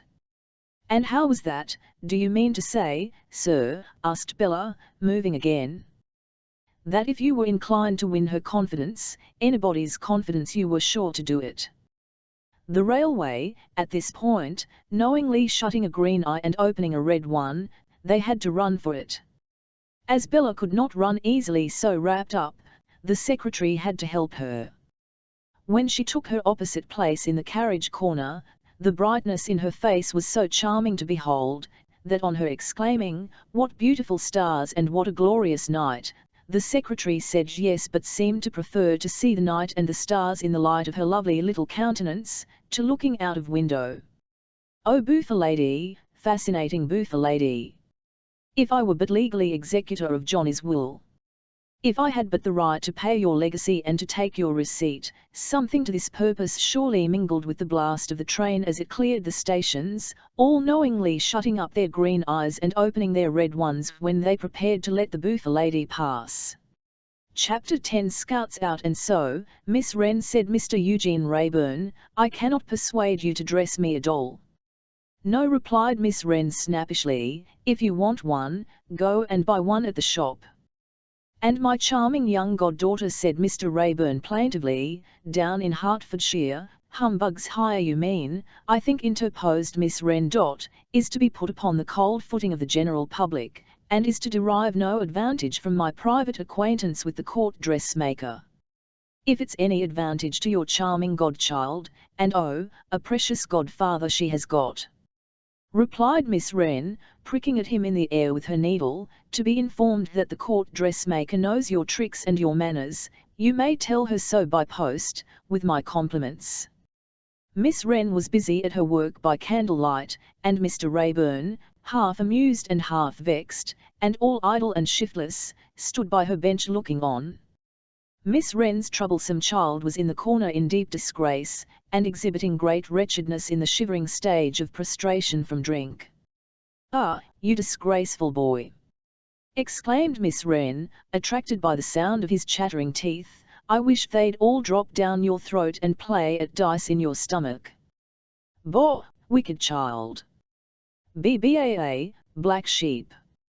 On her accompaniment each of these reproaches with a threatening stamp of the foot, the wretched creature protested with a whine. Pay 5 shillings for you indeed. Miss Wren proceeded, how many hours do you suppose it costs me to earn 5 shillings, you infamous boy? Don't cry like that, or I'll throw a doll at you. Pay 5 shillings fine for a hour indeed. Fine in more ways than one, I think. I'd give the dustman 5 shillings, to carry you off in the dust cart. No, no, pleaded the absurd creature. Please. He's enough to break his mother's heart, is this boy, said Miss Wren, half appealing to Eugene. I wish I had never brought him up. He'd be sharper than a serpent's tooth, if he wasn't as dull as ditch water. Look at him. There's a pretty object for a parent's eyes. Assuredly, in his worse than swinish state, for swine at least fatten on their guzzling, and make themselves good to eat, he was a pretty object for any eyes. A muddling and a swipey old child, said Miss Wren, rating him with great severity, fit for nothing but to be preserved in the liquor that destroys him, and put in a great glass bottle as a sight for other swipey children of his own pattern. If has no consideration for his liver, has he none for his mother? Yes. Duration, oh don't, cried the subject of these angry remarks. Oh don't and oh don't, pursued Miss Wren. It's oh do and oh do. And why do you? Won't do so any more. Won't indeed. Pray. There, said Miss Wren, covering her eyes with her hand. I can't bear to look at you. Go upstairs and get me my bonnet and shawl. Make yourself useful in some way, bad boy, and let me have your room instead of your company, for 1/2 minute. Obeying her, he shambled out, and Eugene Rayburn saw the tears exude from between the little creature's fingers as she kept her hand before her eyes. He was sorry, but his sympathy did not move his carelessness to do anything but feel sorry. I'm going to the Italian opera to try on, said Miss Wren, taking away her hand after a little while, and laughing satirically to hide that she had been crying. I must see your back before I go, Mr. Rayburn. Let me first tell you, once for all, that it's of no use your paying visits to me. You wouldn't get what you want, of me, no, not if you brought pincers with you to tear it out. Are you so obstinate on the subject of a doll's dress for my godchild? Ah, returned Miss Wren with a hitch of her chin, I am so obstinate. And of course it's on the subject of a doll's dress, or address, whichever you like. Get along and give it up. Her degraded charge had come back, and was standing behind her with the bonnet and shawl. Give 'em to me and get back into your cummer, you naughty old thing, said Miss Wren, as she turned and espied him. No, no, I won't have your help. Go into your corner, this minute. The miserable man, feebly rubbing the back of his faltering hands downward from the wrists, shuffled on to his post of disgrace, but not without a curious glance at Eugene in passing him, accompanied with what seemed as if it might have been an action of his elbow, if any action of any limb or joint he had, would have answered truly to his will. Taking no more particular notice of him than instinctively falling away from the disagreeable contact, Eugene, with a lazy compliment also to Miss Wren, begged leave to light his cigar, and departed. Now you prodigal old son, said Jenny, shaking her head and her emphatic little forefinger at her burden, you sit there till I come back. You dare to move out of your corner for a single instant while I'm gone, and I'll know the reason why. With this admonition, she blew her work candles out, leaving him to the light of the fire, and, taking her big door key in her pocket and her crutch stick in her hand, marched off. Eugene lounged slowly towards the temple, smoking his cigar, but saw no more of the doll's dressmaker, TLN off the accident of their taking opposite sides of the street. He lounged along moodily, and stopped at Charing Cross to look about him, with as little interest in the crowd as any man might take, and was lounging on again, when a most unexpected object caught his eyes. No less an object than Jenny Wren's bad boy trying to make up his mind to cross the road. A more ridiculous and feeble spectacle than this tottering tetch making unsteady sallies into the roadway, and as often staggering back again, oppressed by terrors of vehicles that were a long way off or were nowhere, the streets could not have shown. Over and over again, when the course was perfectly clear, he set out, got halfway, described a loop, turned, and went back again, when he might have crossed and recrossed half a dozen times. Then, he would stand shivering on the edge of the pavement, looking up the street and looking down, while scores of people jostled him, and crossed, and went on. Stimulated in course of time by the sight of so many successes, he would make another sally, make another loop, would all but have his foot on the opposite pavement, would see or imagine something coming, and would stagger back again. There, he would stand making spasmodic preparations as if for a great leap, and at last would decide on a start at precisely the wrong moment, and would be roared at by drivers, and would shrink back once more, and stand in the old spot shivering, with the whole of the proceedings to go through again. It strikes me, remarked Eugene coolly, after watching him for some minutes, that my friend is likely to be rather behind time if he has any appointment on hand. With which remark he strolled on, and took no further thought of him. Lightwood was at home when he got to the chambers, and had dined alone there. Eugene drew a chair to the fire by which he was having his wine and reading the evening paper, and brought a glass, and filled it for good fellowship's sake. My dear Mortimer, you are the express picture of contented industry, reposing, on credit, after the virtuous labours of the day. My dear Eugene, you are the express picture of discontented idleness, not reposing at all. Where have you been? I have been, replied Rayburn, about Towen. I have turned up at the present juncture, with the intention of consulting my highly intelligent and respected solicitor on the position of my affairs. Your highly intelligent and respected solicitor is of opinion that your affairs are in a bad way, Eugene. Though whether, said Eugene thoughtfully, that can be intelligently said, now, of the affairs of a client who has nothing to lose and who cannot possibly be made to pay, may be open to question. You have fallen into the hands of the Jews, Eugene. My dear boy, returned the debtor, very composedly taking up his glass, having previously fallen into the hands of some of the Christians, I can bear it with philosophy. I have had an interview today, Eugene, with a Jew, who seems determined to press us hard, quite a Shylock, and quite a patriarch. A picturesque grey-headed and grey-bearded old Jew, in a shovel hat and gabardine.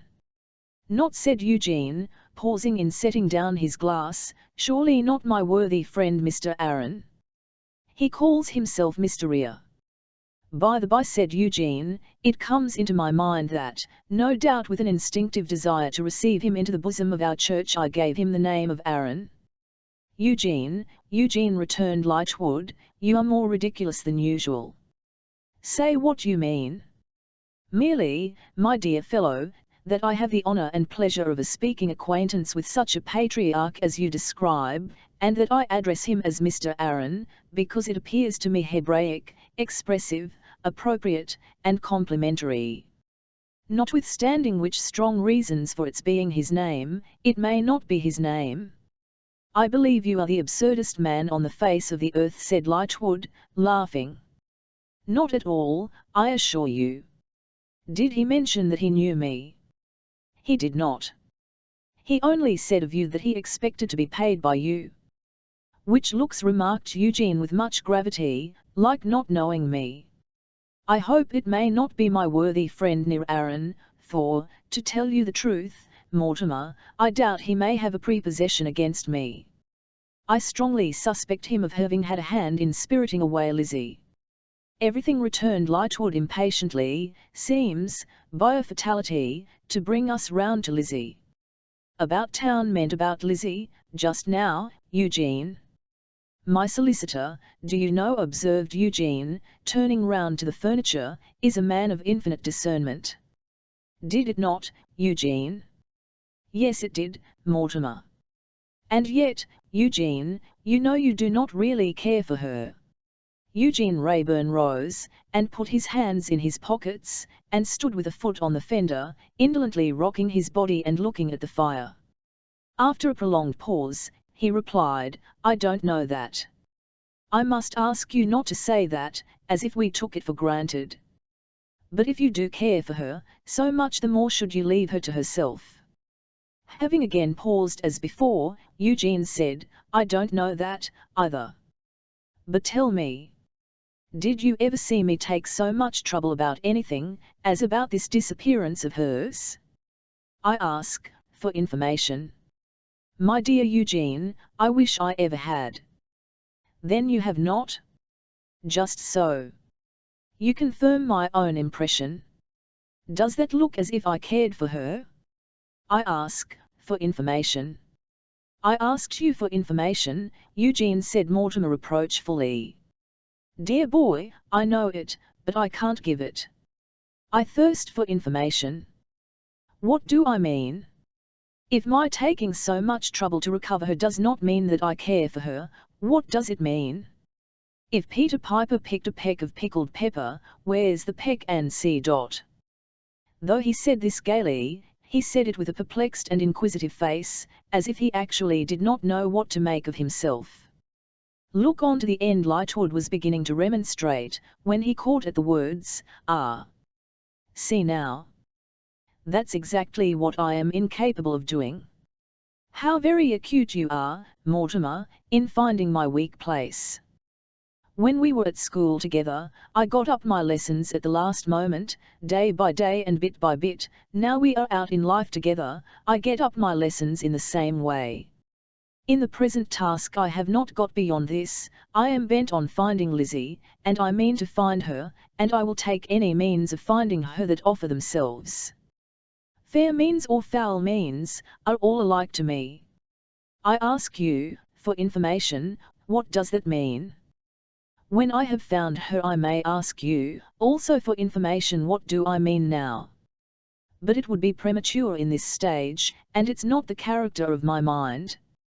Lightwood was shaking his head over the air with which his friend held forth thus, an air so whimsically open and argumentative as almost to deprive what he said of the appearance of evasion, when a shuffling was heard at the outer door, and then an undecided knock, as though some hand were groping for the knocker. The frolicsome youth of the neighbourhood, said Eugene, whom I should be delighted to pitch from this elevation into the churchyard below, without any intermediate ceremonies, have probably turned the lamp out.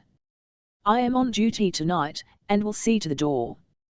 His friend had barely had time to recall the unprecedented gleam of determination with which he had spoken of finding this girl, and which had faded out of him with the breath of the spoken words, when Eugene came back, ushering in a most disgraceful shadow of a man, shaking from head to foot, and clothed in shabby grease and smear. "This interesting gentleman," said Eugene, "is the son, the occasionally rather trying son, for he has his failings, of a lady of my acquaintance. My dear Mortimer, Mr. Dolls." Eugene had no idea what his name was, knowing the little dressmakers to be assumed, but presented him with easy confidence under the first appellation that his associations suggested. "I gather, my dear Mortimer," pursued Eugene, as Lightwood stared at the obscene visitor, "from the manner of Mr. Dolls, which is occasionally complicated, that he desires to make some communication to me. I have mentioned to Mr. Dolls that you and I are on terms of confidence, and have requested Mr. Dolls to develop his views here." The wretched object being much embarrassed by holding what remained of his hat, Eugene airily tossed it to the door, and put him down in a chair. "It will be necessary, I think," he observed, "to wind up Mr. Dolls, before anything to any mortal purpose can be got out of him." "Brandy, Mr. Dolls, or threepennorth rum," said Mr. Dolls. A judiciously small quantity of the spirit was given him in a wine glass, and he began to convey it to his mouth, with all kinds of falterings and gyrations on the road. "The nerves of Mr. Dolls," remarked Eugene to Lightwood, "are considerably unstrung. And I deem it on the whole expedient to fumigate Mr. Dolls." He took the shovel from the grate, sprinkled a few live ashes on it, and from a box on the chimney-piece took a few pastiles, which he set upon them, then, with great composure began placidly waving the shovel in front of Mr. Dolls, to cut him off from his company. "Lord bless my soul, Eugene," cried Lightwood, laughing again, "what a mad fellow you are! Why does this creature come to see you?" "We shall hear," said Rayburn, very observant of his face withal. "Now then, speak out. Don't be afraid. State your business, Dolls." "Mr. Raybum," said the visitor, thickly and huskily. "Rayburn, ain't?" with a stupid stare. "Of course it is. Look at me. What do you want?" "Tease Mr. Dolls collapsed in his chair, and faintly said threepennorth rum." "Will you do me the favour, my dear Mortimer, to wind up Mr. Dolls again?" said Eugene. "I am occupied with the fumigation." A similar quantity was poured into his glass, and he got it to his lips by similar circuitous ways. Having drunk it, N.L.R. Dolls, with an evident fear of running down again unless he made haste, proceeded to business. "Mr. Rayburn tried to nudge you, but you wouldn't. You want that direction. You want to know where she lives. Do you, Mr. Rayburn?" With a glance at his friend, Eugene replied to the question sternly, "I do." "I am a man," said Mr. Dolls, trying to smite himself on the breast, but bringing his hand to bear upon the vicinity of his eye, "do it. I am a man, do it." "What are you the man to do?" demanded Eugene, still sternly. Give up that direction. Have you got it?" With a most laborious attempt at pride and dignity, Mr. Dolls rolled his head for some time, awakening the highest expectations, and then answered, as if it were the happiest point that could possibly be expected of him, "No, what do you mean then?" Mr. Dolls, collapsing in the drowsiest manner after his late intellectual triumph, replied, "Threepennorth rum." "Wind him up again, my dear Mortimer," said Rayburn, "wind him up again." "Eugene," urged Lightwood in a low voice, as he complied, "can you stoop to the use of such an instrument as this?" "I said," was the reply, made with that former gleam of determination, "that I would find her out by any means, fair or foul. These are foul, and I'll take them if I am not first tempted to break the head of Mr. Dolls with the fumigator. Can you get the direction? Do you mean that? Speak. If that's what you have come for, say how much you want." 10 shillings, threepennorths rum," said Nira Dolls. "You shall have it." 15 shillings, threepennorths rum," said Mr. Dolls, making an attempt to stiffen himself. "You shall have it." "Stop at that. How will you get the direction you talk of?" I am a man, said Mr. Dolls, with majesty. Get it, sir? How will you get it, I ask you? I am ill-used victual, said Mr. Dolls. Blown up morning tea night. Called names. She makes mint money, sir, and never stands threepennorth rum. Get on, rejoined Eugene, tapping his palsied head with the fire shovel, as it sank on his breast. What comes next? Making a dignified attempt to gather himself together, but, as it were, dropping half a dozen pieces of himself while he tried in vain to pick up one, Mr. Dolls, swaying his head from side to side, regarded his questioner with what he supposed to be a haughty smile and a scornful glance. She looks upon me as mere child, sir. I am not mere child, sir. Man. Man talent. Lerrers pass betwixt postman lerrers. Easy for man talent get direction, as get his own direction. Get it then, said Eugene, adding very heartily under his breath, you brute. Get it, and bring it here to me, and e'en the money for 60 threepennorths of rum, and drink them all, one atop of another, and drink yourself dead with all possible expedition. The latter clauses of these special instructions he addressed to the fire, as he gave it back the ashes he had taken from it, and replaced the shovel. Mr. Dolls now struck out the highly unexpected discovery that he had been insulted by Lightwood, and stated his desire to have it out with him on the spot, and defied him to come on, upon the liberal terms of a sovereign to a halfpenny. Mr. Dolls then fell a-crying, and then exhibited a tendency to fall asleep. This last manifestation, as by far the most alarming, by reason of its threatening his prolonged stay on the premises, necessitated vigorous measures. Eugene picked up his worn-out hat with the tongs, clapped it on his head, and, taking him by the collar, all this at arm's length, conducted him downstairs and out of the precincts into Fleet Street. There, he turned his face westward, and left him. When he got back, Lightwood was standing over the fire, brooding in a sufficiently low-spirited manner. I'll wash my hands of Mr. Dolls physically, said Eugene, and be with you again directly, Mortimer. I would much prefer, retorted Mortimer, your washing your hands of Mr. Dolls, morally, Eugene. So would I, said Eugene, but you see, dear boy, I can't do without. In a minute or two he resumed his chair, as perfectly unconcerned as usual, and rallied his friend on having so narrowly escaped the prowess of their muscular visitor. I can't be amused on this theme, said Mortimer, restlessly. You can make almost any theme amusing to me, Eugene, but not this. Well, cried Eugene, I am a little ashamed of it myself, and therefore let us change the subject. It is so deplorably underhand, said Mortimer. It is so unworthy of you, this setting on of such a shameful scout. We have changed the subject, exclaimed Eugene, airily. We have found a new one in that word, scout. Don't be like Patience on a mantelpiece frowning at dolls, but sit down, and I'll tell you something that you really will find amusing. Take a cigar. Look at this of mine. I light it, draw one puff, breathe the smoke out, there it goes, it's Dolls, it's gone, and being gone you are a man again. Your subject, said Mortimer, after lighting a cigar, and comforting himself with a whiff or two, was scouts, Eugene. Exactly. Isn't it droll that I never go out after dark, but I find myself attended, always by one scout, and often by two. Lightwood took his cigar from his lips in surprise, and looked at his friend, as if with a latent suspicion that there must be a jest or hidden meaning in his words. On my honour, no, said Rayburn, answering the look and smiling carelessly. I don't wonder at your supposing so, but on my honour, no, I say what I mean.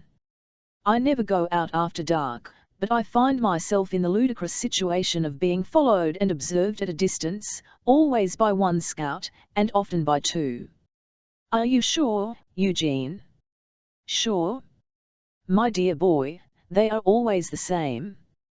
But there's no process out against you. The Jews only threaten. They have done nothing. Besides, they know where to find you, and I represent you. Why take the trouble? Observe the legal mind, remarked Eugene, turning round to the furniture again, with an air of indolent rapture. Observe the dyer's hand, assimilating itself to what it works in, or would work in, if anybody would give it anything to do. Respected solicitor, it's not that. The schoolmaster's abroad. The schoolmaster. A. Sometimes the schoolmaster and the pupil are both abroad. Why, how soon you rust in my absence! You don't understand yet? Those fellows who were here one night. They are the scouts I speak of, as doing me the honor to attend me after dark. How long has this been going on? Asked Lightwood, opposing a serious face to the laugh of his friend. I apprehend it has been going on, ever since a certain person went off. Probably, it had been going on some little time before I noticed it, which would bring it to about that time. Do you think they suppose you to have inveigled her away? My dear Mortimer, you know the absorbing nature of my professional occupations, I really have not had leisure to think about it. Have you asked them what they want? Have you objected? Why should I ask them what they want, dear fellow, when I am indifferent what they want? Why should I express objection, when I don't object? You are in your most reckless mood. But you called the situation just now a ludicrous one, and most men object to that, even those who are utterly indifferent to everything else. You charm me, Mortimer, with your reading of my weaknesses. By the by, that very word, reading, in its critical use, always charms me. An actress's reading of a chambermaid, a dancer's reading of a hornpipe, a singer's reading of a song, a marine painter's reading of the sea, the kettledrum's reading of an instrumental passage, are phrases ever youthful and delightful. I was mentioning your perception of my weaknesses. I own to the weakness of objecting to occupy a ludicrous position, and therefore I transfer the position to the scouts. I wish, Eugene, you would speak a little more soberly and plainly, if it were only out of consideration for my feeling less at ease than you do. Then soberly and plainly, Mortimer, I goad the schoolmaster to madness. I make the schoolmaster so ridiculous, and so aware of being made ridiculous, that I see him chafe and fret at every pore when we cross one another. The amiable occupation has been the solace of my life, since I was balked in the manner unnecessary to recall. I have derived inexpressible comfort from it. I do it thus: I stroll out after dark, stroll a little way, look in at a window and furtively look out for the schoolmaster. Sooner or later, I perceive the schoolmaster on the watch, sometimes accompanied by his hopeful pupil, oftener, pupil-less. Having made sure of his watching me, I tempt him on, all over London. One night I go east, another night north, in a few nights I go all round the compass. Sometimes I walk, sometimes I proceed in cabs, draining the pocket of the schoolmaster who then follows in cabs. I study and get up abstruse no-thoroughfares in the course of the day. With Venetian mystery I seek those no-thoroughfares at night, glide into them by means of dark courts, tempt the schoolmaster to follow, turn suddenly, and catch him before he can retreat. Then we face one another, and I pass him as unaware of his existence, and he undergoes grinding torments. Similarly, I walk at a great pace down a short street, rapidly turn the corner, and, getting out of his view, as rapidly turn back. I catch him coming on post, again pass him as unaware of his existence, and again he undergoes grinding torments.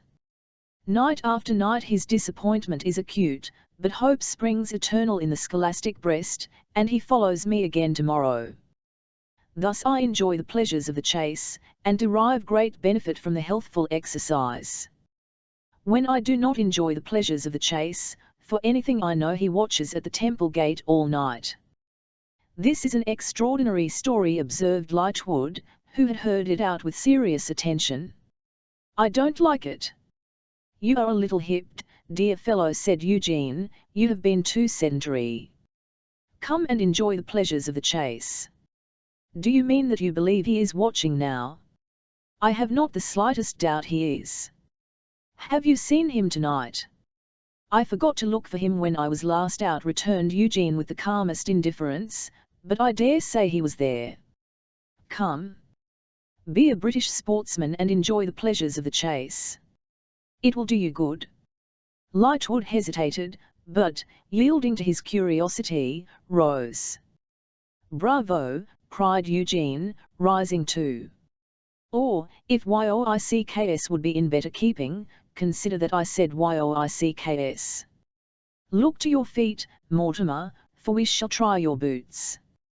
When you are ready, I am need I say with a hey-ho chivy, and likewise with a hark forward, Tantivy. Will nothing make you serious, said Mortimer, laughing through his gravity. I am always serious, but just now I am a little excited by the glorious fact that a southerly wind and a cloudy sky proclaim a hunting evening. Ready? So. We turn out the lamp and shut the door, and take the field. As the two friends passed out of the temple into the public street, Eugene demanded with a show of courteous patronage, in which direction, Mortimer, would you like the run to be? There is a rather difficult country about Bethnal Green, said Eugene, and we have not taken in that direction lately. What is your opinion of Bethnal Green? Mortimer assented to Bethnal Green, and they turned eastward.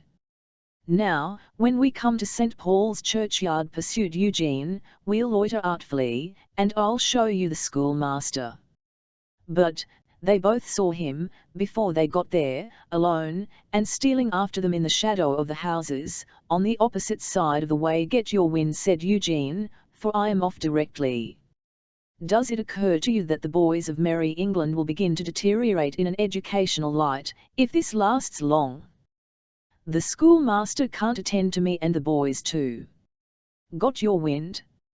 I am off. At what a rate he went, to breathe the schoolmaster, and how he then lounged and loitered, to put his patience to another kind of wear, what preposterous ways he took, with no other object on earth than to disappoint and punish him, and how he wore him out by every piece of ingenuity that his eccentric humour could devise. All this Lightwood noted, with a feeling of astonishment that so careless a man could be so wary, and that so idle a man could take so much trouble.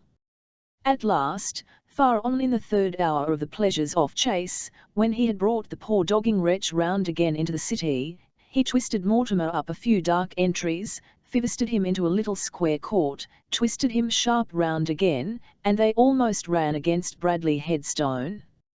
And you see, as I was saying, Mortimer, remarked Eugene aloud with the utmost coolness, as though there were no one within hearing, by themselves, and you see, as I was saying, undergoing grinding torments. It was not too strong a phrase for the occasion. Looking like the hunted and not the hunter, baffled, worn, with the exhaustion of deferred hope and consuming hate and anger in his face, white-lipped, wild-eyed, draggle-haired, seamed with jealousy and anger, and torturing himself with the conviction that he showed it all and they exulted in it, he went by them in the dark, like a haggard head suspended in the air, so completely did the force of his expression cancel his figure. Mortimer Lightwood was not an extraordinarily impressible man, but this face impressed him. He spoke of it more than once on the remainder of the way home, and more than once when they got home. They had been abed in their respective rooms 2 or 3 hours, when Eugene was partly awakened by hearing a footstep going about, and was fully awakened by seeing Lightwood standing at his bedside. Nothing wrong, Mortimer? No. What fancy takes you, then, for walking about in the night? I am horribly wakeful. How comes that about, I wonder? Eugene, I cannot lose sight of that fellow's face. Odd, said Eugene with a light laugh, I can. And turned over, and fell asleep again. Chapter 11. In the dark there was no sleep for Bradley Headstone on that night when Eugene Wrayburn turned so easily in his bed. There was no sleep for little Miss Peacher. Bradley consumed the lonely hours, and consumed himself in haunting the spot where his careless rival lay a-dreaming. Little Miss Peacher wore them away in listening for the return home of the master of her heart, and in sorrowfully presaging that much was amiss with him. Yet more was amiss with him than Miss Peach's simply arranged little work box of thoughts, fitted with no gloomy and dark recesses, could hold. For, the state of the man was murderous. The state of the man was murderous, and he knew it. More, he irritated it, with a kind of perverse pleasure akin to that which a sick man sometimes has in irritating a wound upon his body. Tied up all day with his disciplined show upon him, subdued to the performance of his routine of educational tricks, encircled by a gabbling crowd, he broke loose at night like an ill-tamed wild animal. Under his daily restraint, it was his compensation, not his trouble, to give a glance towards his state at night, and to the freedom of its being indulged.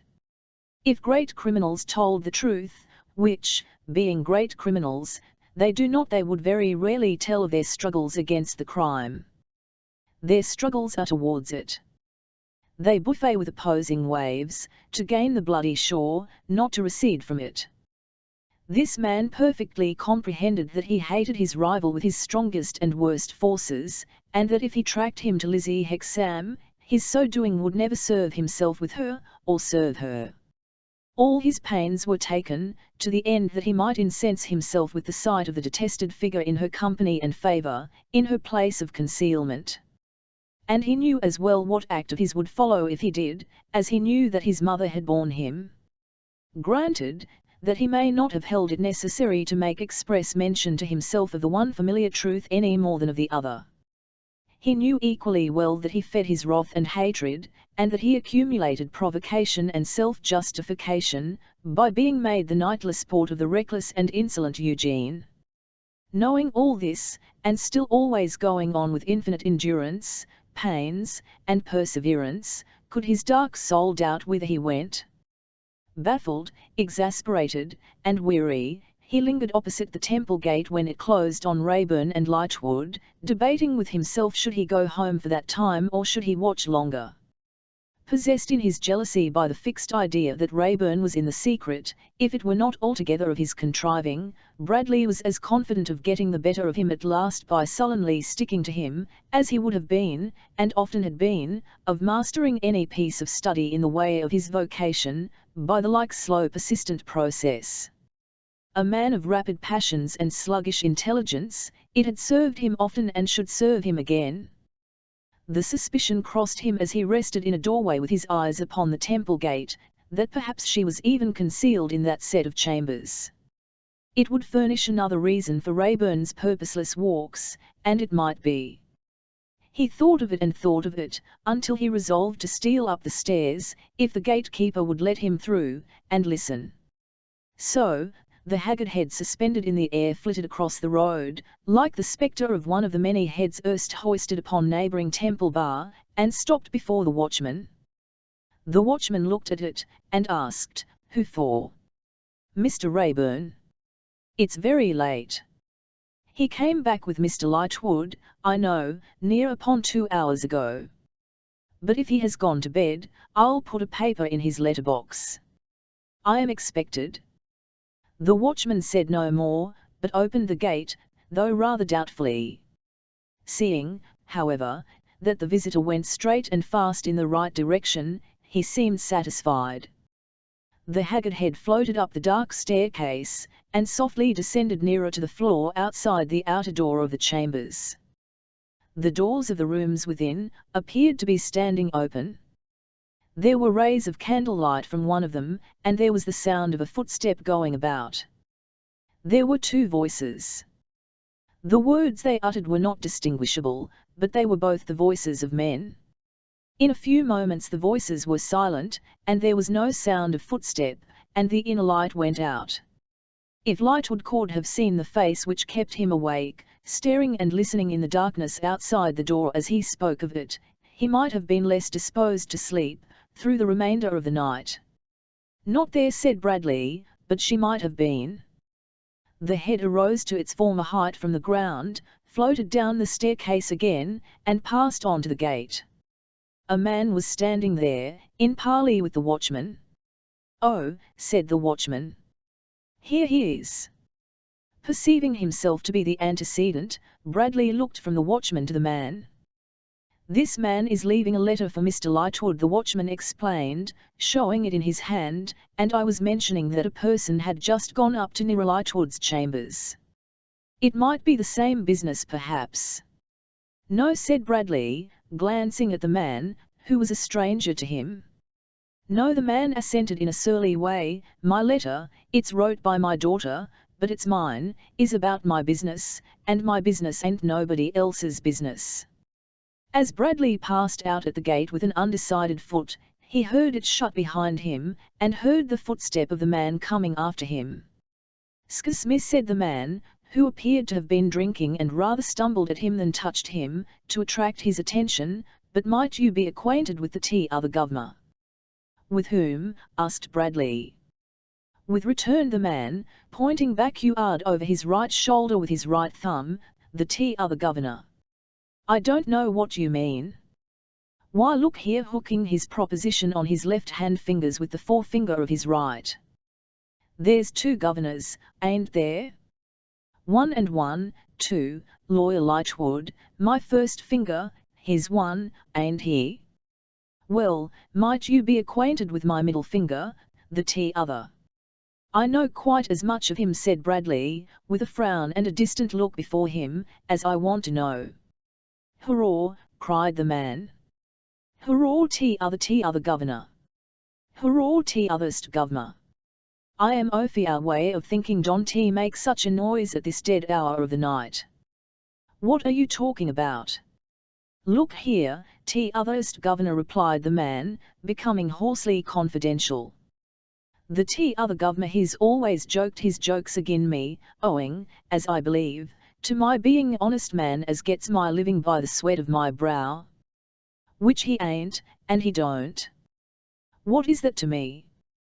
"T'otherst governor," returned the man in a tone of injured innocence, "if you don't care to hear no more, don't hear no more. You begun it.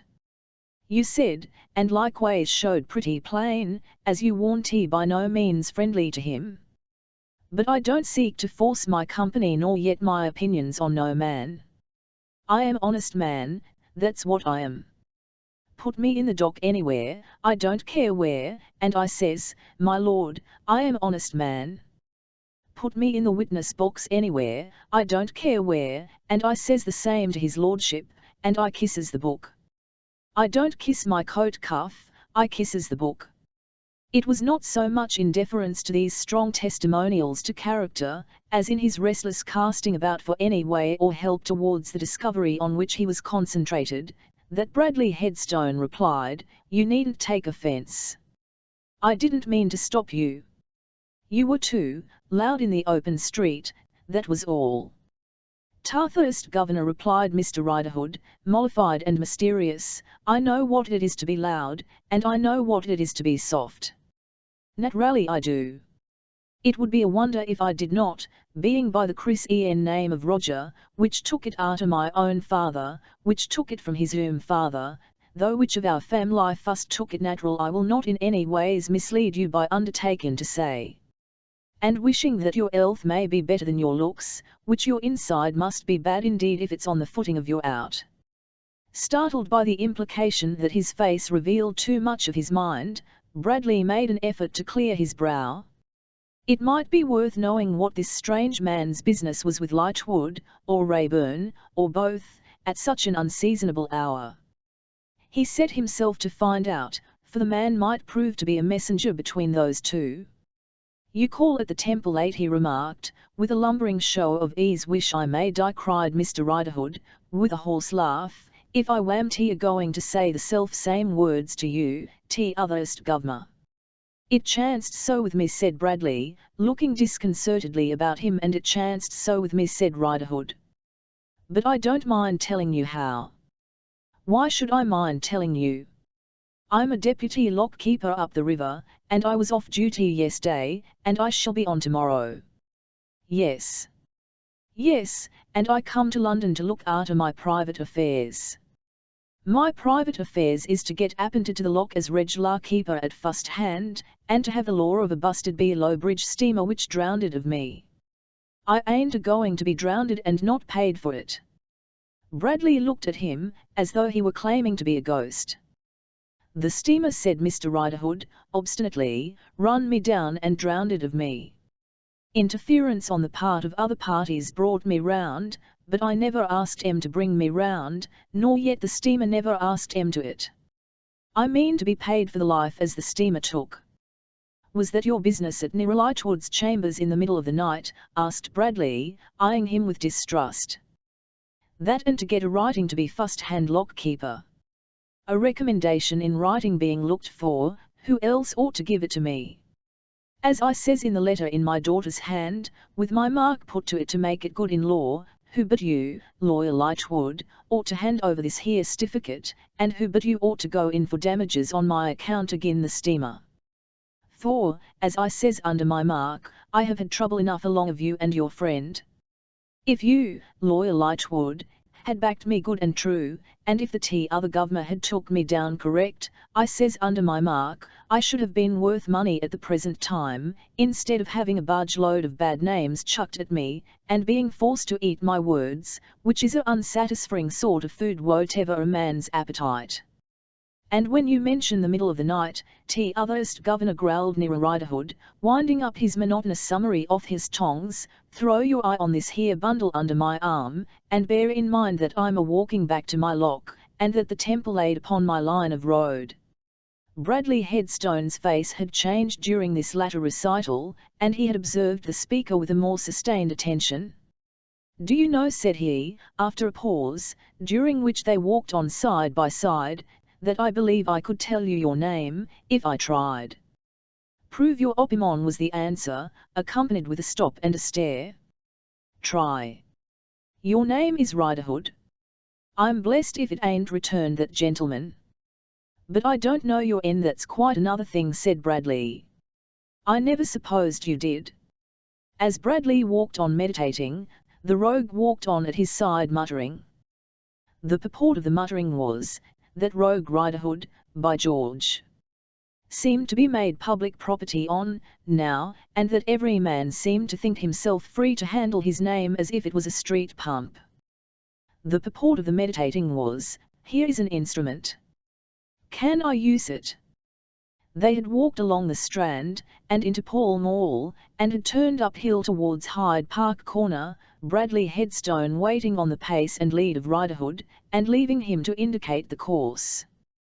So slow were the schoolmaster's thoughts, and so indistinct his purposes when they were but tributary to the one absorbing purpose, or rather when, like dark trees under a stormy sky, they only lined the long vista at the end of which he saw those two figures of Rayburn and Lizzie on which his eyes were fixed, that at least a good half-mile was traversed before he spoke again. Even then, it was only to ask, "Where is your lock?" 20 mile and odd, call it 25 mile and odd, if you like upstream, was the sullen reply. "How is it called?" "Plashwater Weir Mill Lock." "Suppose I was to offer you 5 shillings, what then?" "Why, then, I'd take it," said Mr. Riderhood. The schoolmaster put his hand in his pocket, and produced 2 half-crowns, and placed them in Mr. Riderhood's palm, who stopped at a convenient doorstep to ring them both, before acknowledging their receipt. "There's one thing about you, t'otherest governor," said Riderhood, faring on again, "as looks well and goes fur. You're a ready money man."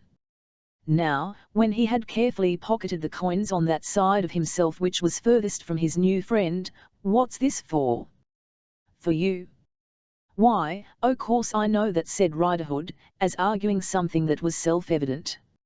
"O' course I know very well as no man in his right senses would suppose as anything would make me give it up again when I'd once got it. But what do you want for it?" "I don't know that I want anything for it. Or if I do want anything for it, I don't know what it is." Bradley gave this answer in a stolid, vacant, and self-communing manner, which Mr. Riderhood found very extraordinary. "You have no goodwill towards this Rayburn," said Bradley, coming to the name in a reluctant and forced way, as if he were dragged to it. "No, neither have I." Riderhood nodded, and asked, "Is it for that?" "It's as much for that as anything else. It's something to be agreed with, on a subject that occupies so much of one's thoughts." "It don't agree with you," returned Mr. Riderhood, bluntly. "No. It don't, t'otherst governor, and it's no use a-looking as if you wanted to make out that it did. I tell you it rankles in you. It rankles in you, rusts in you, and pisons you." "Say that it does so," returned Bradley with quivering lips. "Is there no cause for it?" "Cause enough, I'll bet a pound," cried Mr. Riderhood.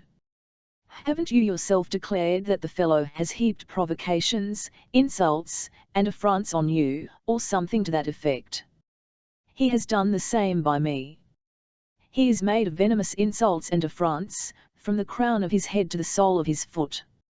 Are you so hopeful or so stupid, as not to know that he and the other will treat your application with contempt, and light their cigars with it?" "I shouldn't wonder if they did, by George," said Riderhood, turning angry. "If they did."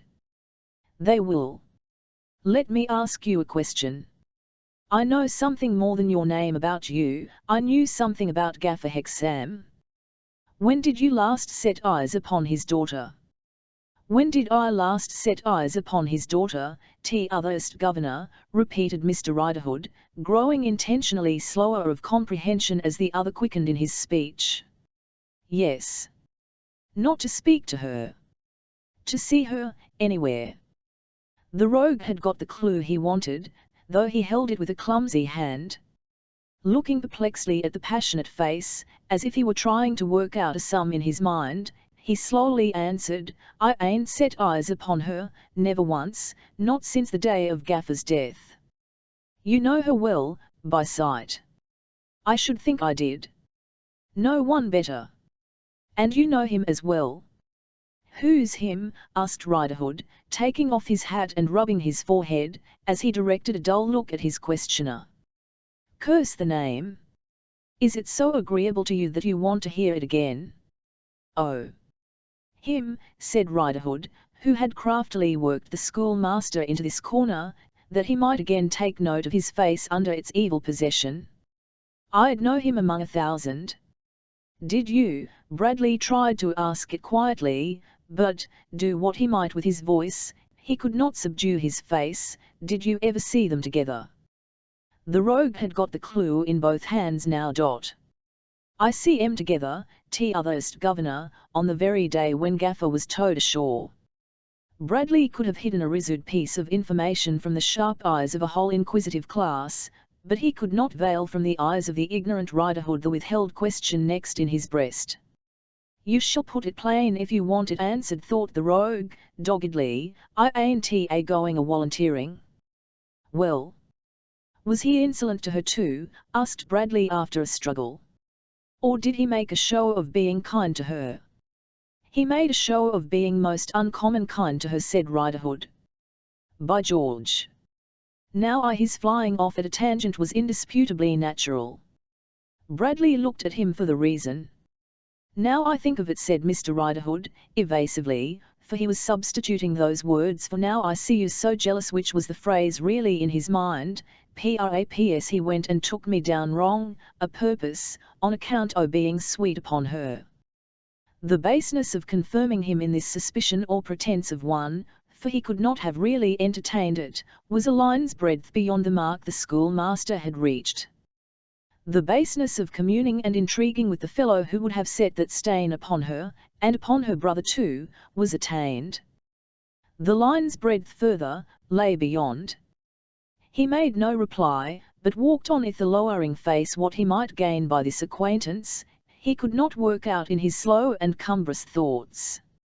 The man had an injury against the object of his hatred, and that was something, though it was less than he supposed, for there dwelt in the man no such deadly rage and resentment as burned in his own breast. The man knew her, and might by a fortunate chance see her, or hear of her. That was something, as enlisting one pair of eyes and ears the more. The man was a bad man, and willing enough to be in his pay. That was something, for his own state and purpose were as bad could be, and he seemed to derive a vague support from the possession of a congenial instrument, though it might never be used. Suddenly he stood still, and asked Riderhood point blank if he knew where she was. Clearly, he did not know. He asked Riderhood if he would be willing, in case any intelligence of her, or of Rayburn as seeking her or associating with her, should fall in his way, to communicate it if it were paid for. He would be very willing indeed. He was agin 'em both, he said with an oath, and for why? 'Cause they had both stood betwixt him and his getting his living by the sweat of his brow. It will not be long then, said Bradley Headstone, after some more discourse to this effect, before we see one another again. Here is the country road, and here is the day. Both have come upon me by surprise. But, t'otherst governor, urged Mr. Riderhood, I don't know where to find you. It is of no consequence. I know where to find you, and I'll come to your lock. But, t'otherst governor, urged Mr. Riderhood again, no luck never come yet of a dry acquaintance. Let's wet it, in a mouthful of rum and milk, t'otherst governor. Bradley, assenting, went with him into an early public house, haunted by unsavoury smells of musty hay and stale straw, where returning carts, farmers' men, gaunt dogs, fowls of a beery breed, and certain human nightbirds fluttering home to roost, were solacing themselves after their several manners, and where not one of the nightbirds hovering about the sloppy bar failed to discern at a glance in the passion-wasted nightbird with respectable feathers, the worst nightbird of all. An inspiration of affection for a half-drunken carter going his way led to Mr. Riderhood's being elevated on a high heap of baskets on a wagon, and pursuing his journey recumbent on his back with his head on his bundle. Bradley then turned to retrace his steps, and by struck off through little traversed ways, and by reached school and home. Up came the sun to find him washed and brushed, methodically dressed in decent black coat and waistcoat, decent formal black tie, and pepper and salt pantaloons, with his decent silver watch in its pocket, and its decent hair guard round his neck, a scholastic huntsman clad for the field, with his fresh pack yelping and barking around him. Yet more really bewitched than the miserable creatures of the much-lamented times, who accused themselves of impossibilities under a contagion of horror and the strongly suggestive influences of torture, he had been ridden hard by evil spirits in the night that was newly gone. He had been spurred and whipped and heavily sweated. If a record of the sport had usurped the places of the peaceful texts from Scripture on the wall, the most advanced of the scholars might have taken fright and run away from the master.